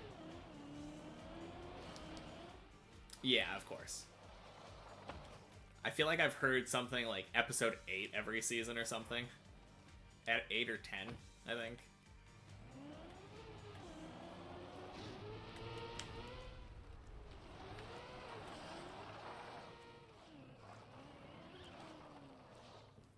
Mushoku Tensei is amazing. Finally. Oh yeah. I mean, obviously the thing that always has to be said is that Rudy is kind of a terrible, unlikable protagonist, especially at the beginning. But just for the world building alone in that show, like, I cannot recommend it enough.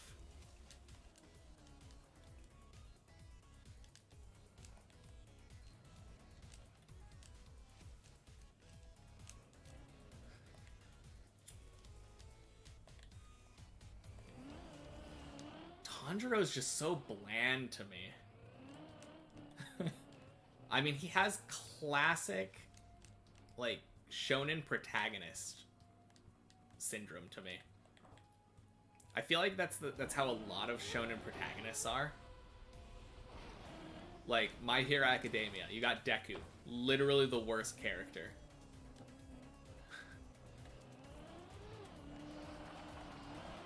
A lot of them are like that, though. Like, Naruto, for a very, very long time, by far the worst character. Different from Deku? Okay. I mean, I haven't given Tanjiro enough time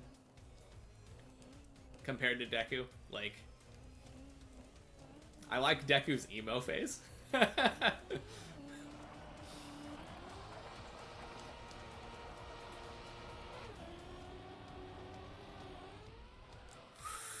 Oh no, get up there, get up there! Yo!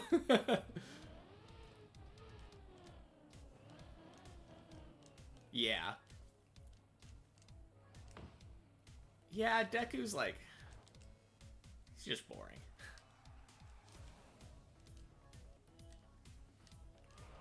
Oh, one of the things that, like,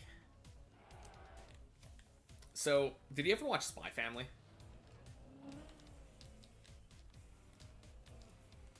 Oh, jeez.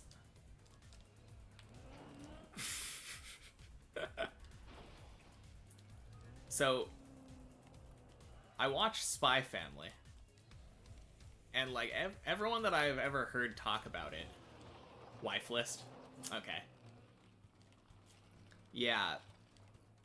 I liked the show a lot. I think I finished the first season. But cannot stand Anya. And I don't understand the appeal. Like, everyone seems to like Anya from what I've seen. It is a fun show. But I still hate her.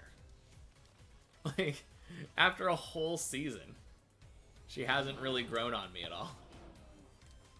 I love all the other characters, but like, she's so annoying. She's reading the manga.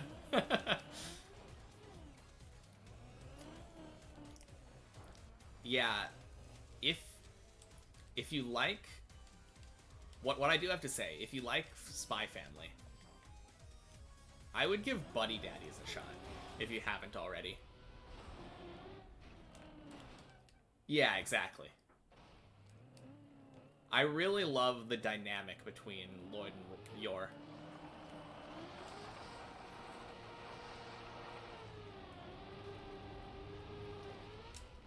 Ooh, clean.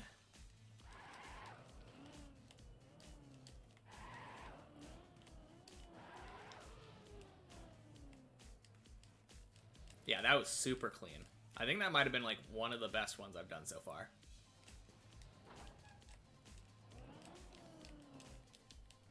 Oh, jeez. Oh, no. Oh, and I didn't land in the good spot either.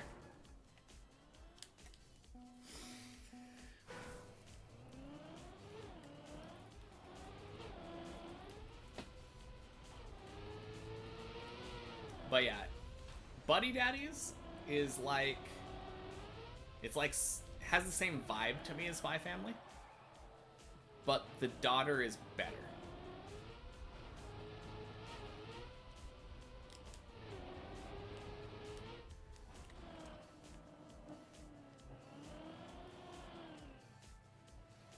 Yeah, Buddy Daddies. So the premise of the show is that there are two people who are hitmen. They're like partners in crime or whatever. And they kill a dude who was supposed to meet up with his daughter. And then they adopt the daughter.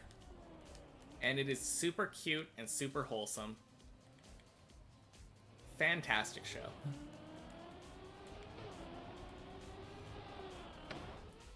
And I'm pretty sure it just has a canon ending after one season. I don't think there's gonna be any more.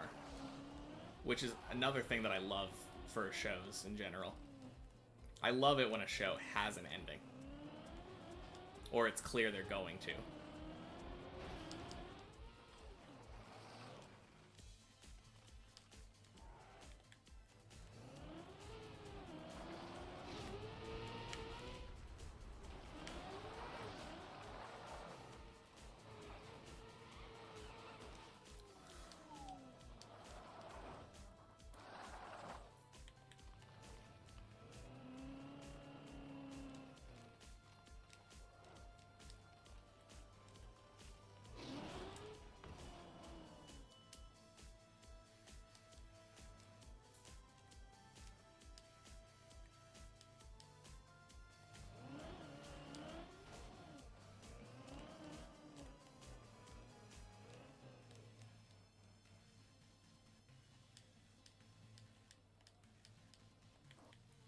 Nice.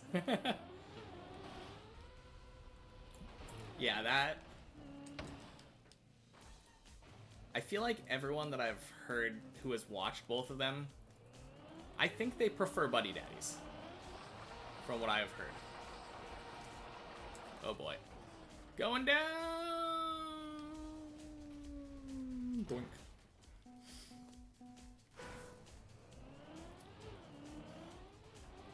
Yeah, that show is really chill, though.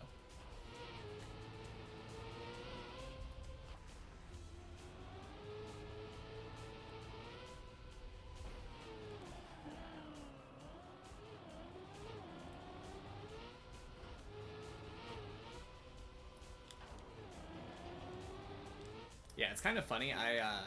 I'm actually meant to start streaming much earlier. And I literally didn't start streaming because I decided I needed to finish One Piece first. I was watching something like 20 episodes a day.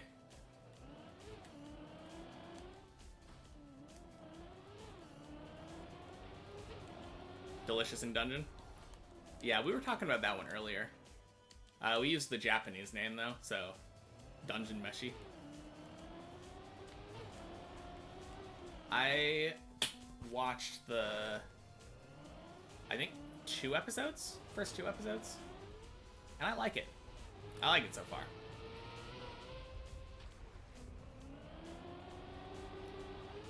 Yeah.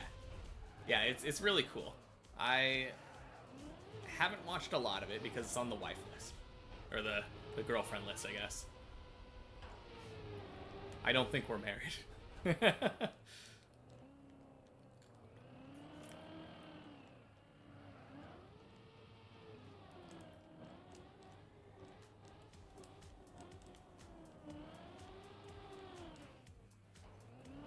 Yeah, we started watching that one, and then I think... I don't remember what it was called. There was another one we started watching around the same time, and it was like... this princess or something was captured in a dungeon, and then the evil people decided to torture her, and all of the torture is just like, we're gonna eat delicious food in front of you, and then eventually you're going to give up. Dr. Stone. I think I've been thinking about watching that one. It's not on like near the top of my list, but I definitely don't think my girlfriend would like that one. The other thing, aside from like annoying girl characters, is she's not the biggest fan of like fan service. And I feel like that show looks like it would have a lot of fan service. Just based off of what I have seen.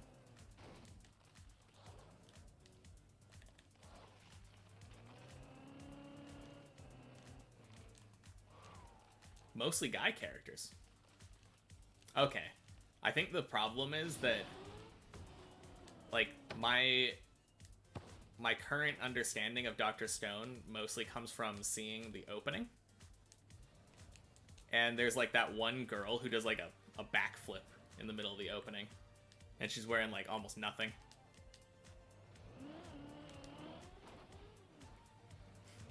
Dr. Stone is a guy and his boyfriend is a guy.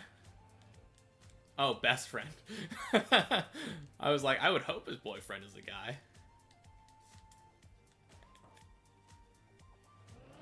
Now that, I feel like I would have heard something about that if main dude in Dr. Stone was gay. Not a lot of gay characters in anime. Well, unless you watch Yaoi. Or Yuri? Yaoi. Yuri? I always get them confused.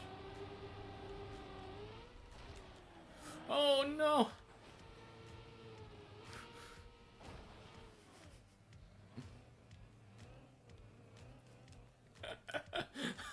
I just wanted to practice more.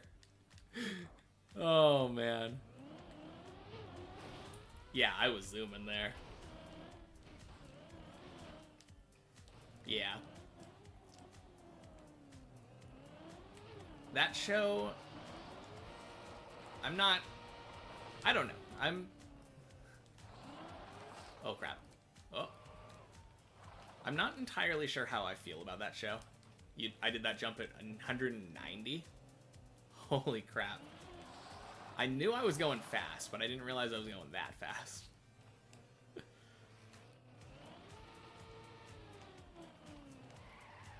The one thing that I know about Dr. Stone is that the main dude... Yeah, it's very sciencey. The only thing that I know is that the main dude knew what year it was, because while he was frozen in stone, he counted the seconds. Accurately, somehow. Oh, I don't like that. Go back, go back, go back.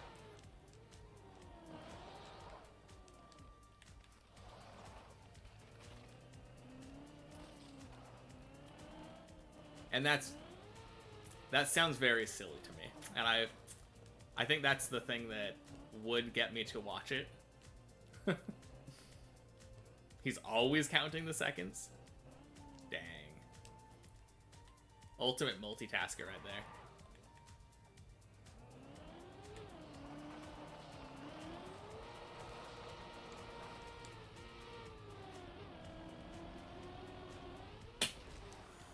Nice.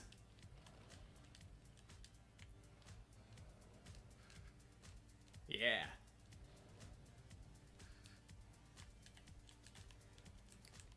That kind of reminds me of, there was one that I watched where the Demon Lord, like, gets reincarnated, and he's able to, like, talk as a baby.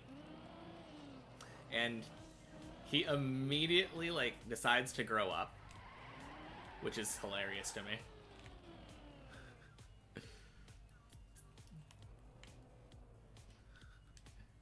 But yeah, like... Oh, wait. I'm gonna... I don't even remember what it's called. Oh, boy. Oh, no. Nope, nope. Stop, stop, stop. Stop, stop, stop. But that show had such hilarious, memeable moments. Demon at... the Demon King at Demon Lord Academy or something? At some point, he gets killed, and then immediately comes back, and he drops the line on the guy. He's like, "Did you really think killing me would be enough to kill me?"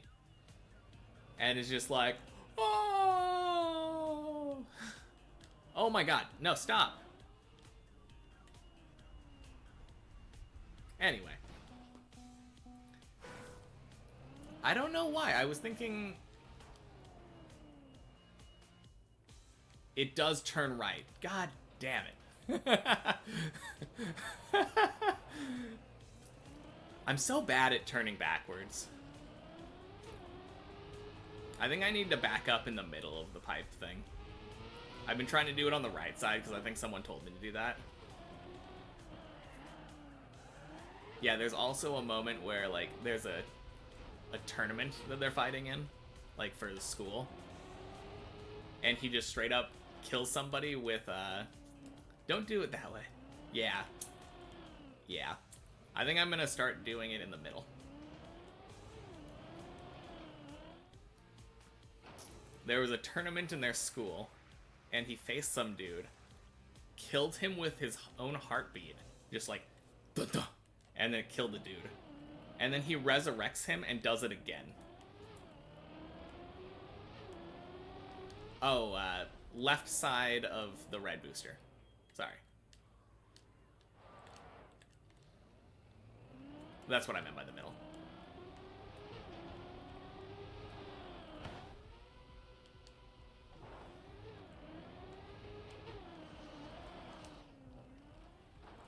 Oh, jeez.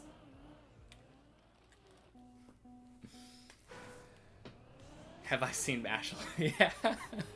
I recently finished watching that one too. Season 2. Man, that opening.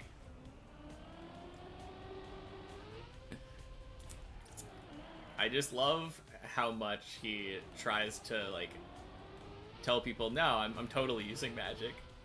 And he just names everything after, like, his biceps. So much fun. I love the Quidditch match. I mean, totally not Quidditch.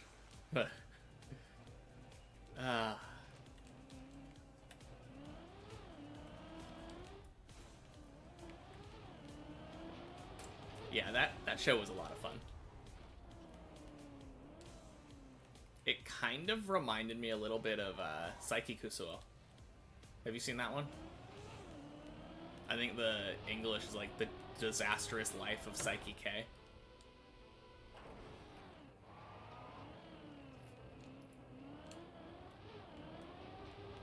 That one's really fun too. Yes. Nice.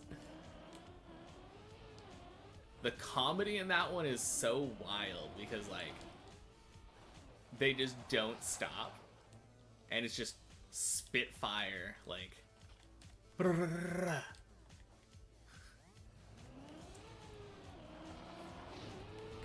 Yeah, that one's a lot of fun. Oh.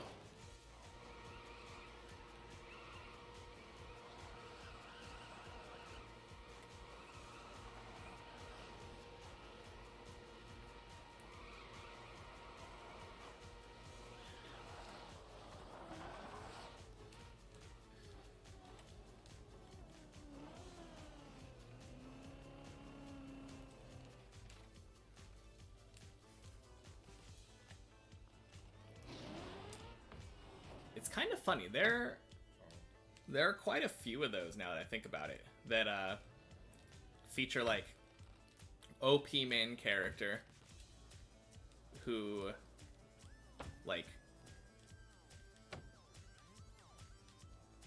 the comedy is how OP they are. Cause that's, I mean, it's unfair to say like Mob Psycho and One Punch Man because of the same author. But like, yeah, you got Psyche, you got Mashal. I don't know if I mean, I'm trying to think of another one. I guess 4. 4 is still quite a lot.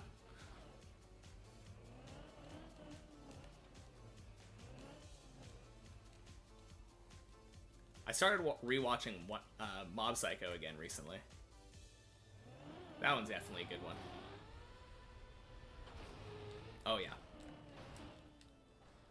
Yeah, I think, wasn't it season 3 was the end? I wanted to watch it, but I didn't want to watch it having only watched season 2 like when it came out. It took so long. It literally took so long that I didn't really remember what happened. So I was like, I need to rewatch the show. So I still haven't watched season 3. Yeah. Yeah, it is really nice. Like, I really love it when things just know when to end. Because it's so easy to milk stuff for money until it dies. But to give it, like, a nice, conclusive ending.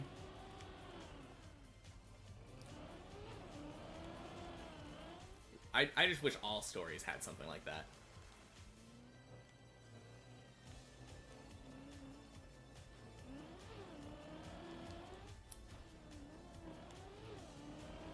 Yeah, it's way too easy for stuff to go down like the Walking Dead Game of Thrones route.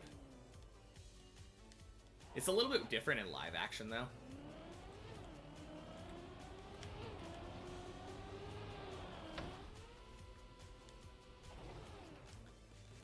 Yeah. That is kind of true. Like, the bigger thing about anime was that, especially for like a long time, there either just were no endings, or a show would get like canceled after one season, even though it was really good.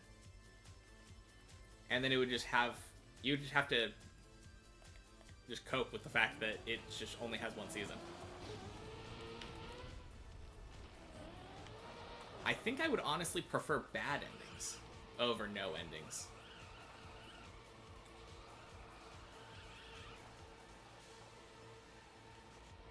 Like, a lot of people complained about Attack on Titan when that ended.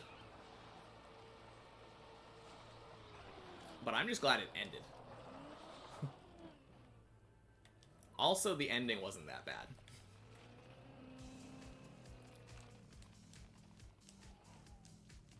Is that how Fire Force was? It just... Did that get canceled? I haven't heard anything about it in a while. I didn't really watch it either.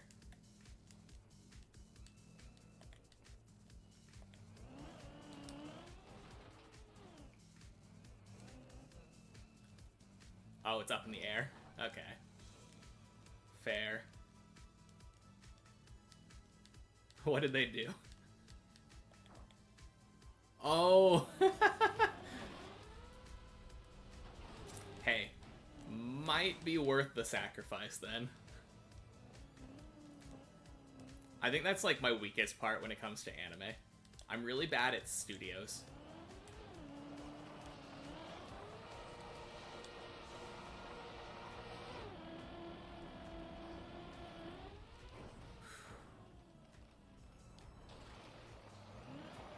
It does suck though when someone is working on something and then like they move on to another project and don't finish the one that you were enjoying.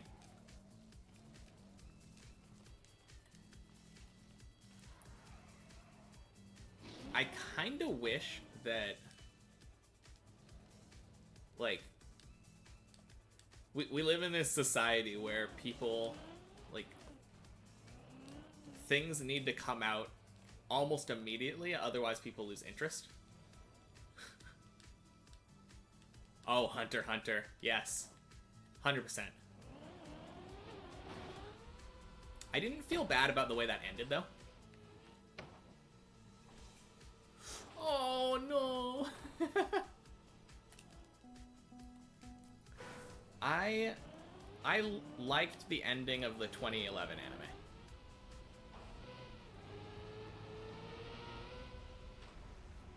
I mean, I know, the manga keeps going. The manga keeps going, but like, as far as Gon's story, that's the end. Or at least that's how Togashi presented it. Like, I'm sure he's gonna come back in the manga at some point, but like, maybe he doesn't. That is a complete character arc for Gon, though. Like, or not, I don't know, character arc is the right word, but like, story arc?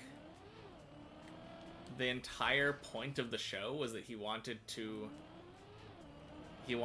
meet his dad. Everything that he did was leading up to that. And then he climbed a giant tree and had a nice, pleasant conversation with his dad.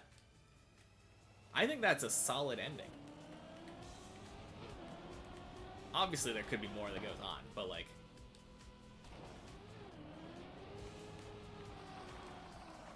yeah, like, I'm pretty sure that, like, in the manga, it ends up following, like, Kurapika. They go to, like, the Dark Continent, and he fights the Phantom Troops some more.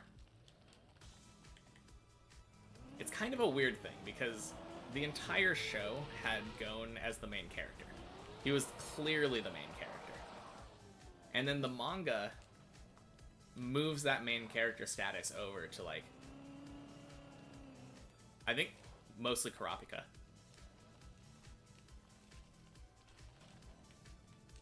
Yeah, you want to go to other rooms. Yeah. Maybe eventually we'll get a complete story. I wouldn't hold my breath, though. Knowing Togashi. Yeah, there's still continuation. I know a little bit about it, but not too much. I haven't read it. I heard there's a really sick fight between Hisoka and Chrollo.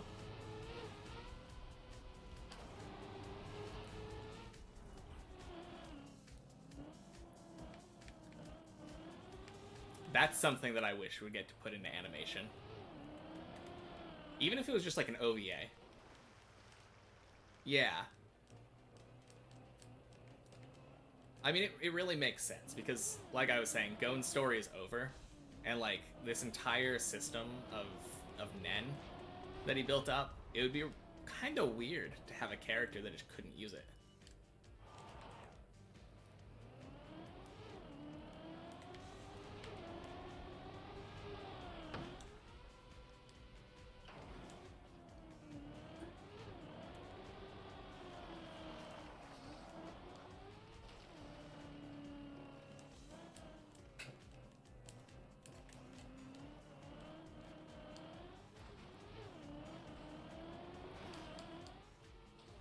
Yeah, that's one where I would like to read the manga at some point, though. It's such a hard thing, though. I'm so hesitant to read the manga for that one because I know how many hiatuses Togashi is always on. So if I were to ever catch up, it's like you never know which chapter is going to be the last.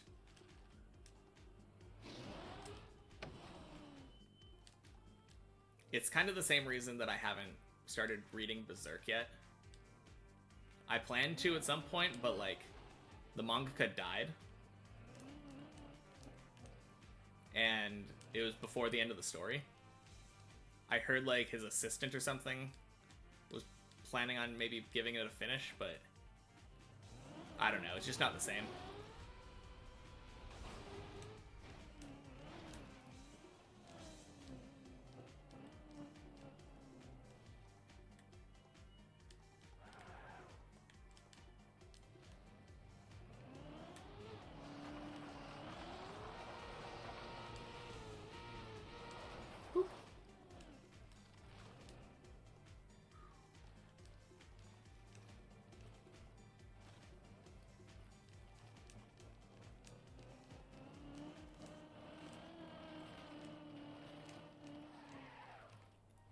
Yeah, I would say that, like I was saying earlier, Steins Gate. I feel like that's a pretty decent example of a story that kind of concludes. I don't think the second season was necessary.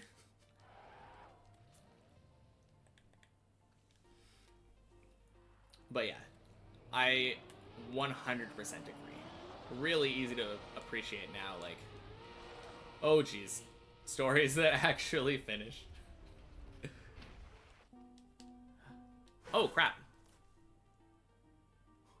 I mean, you can watch season 2. You can definitely watch season 2. I wouldn't say it's like terrible, it's just not as good. Like, season 1 is here, season 2 is there. But yeah, it is that time again. Completely lost track of it. But it's time for me to go. But I'm definitely willing to talk more anime next time. Yeah, as always, thank you to everyone for stopping by. Can't be late to pick up my girlfriend. See ya.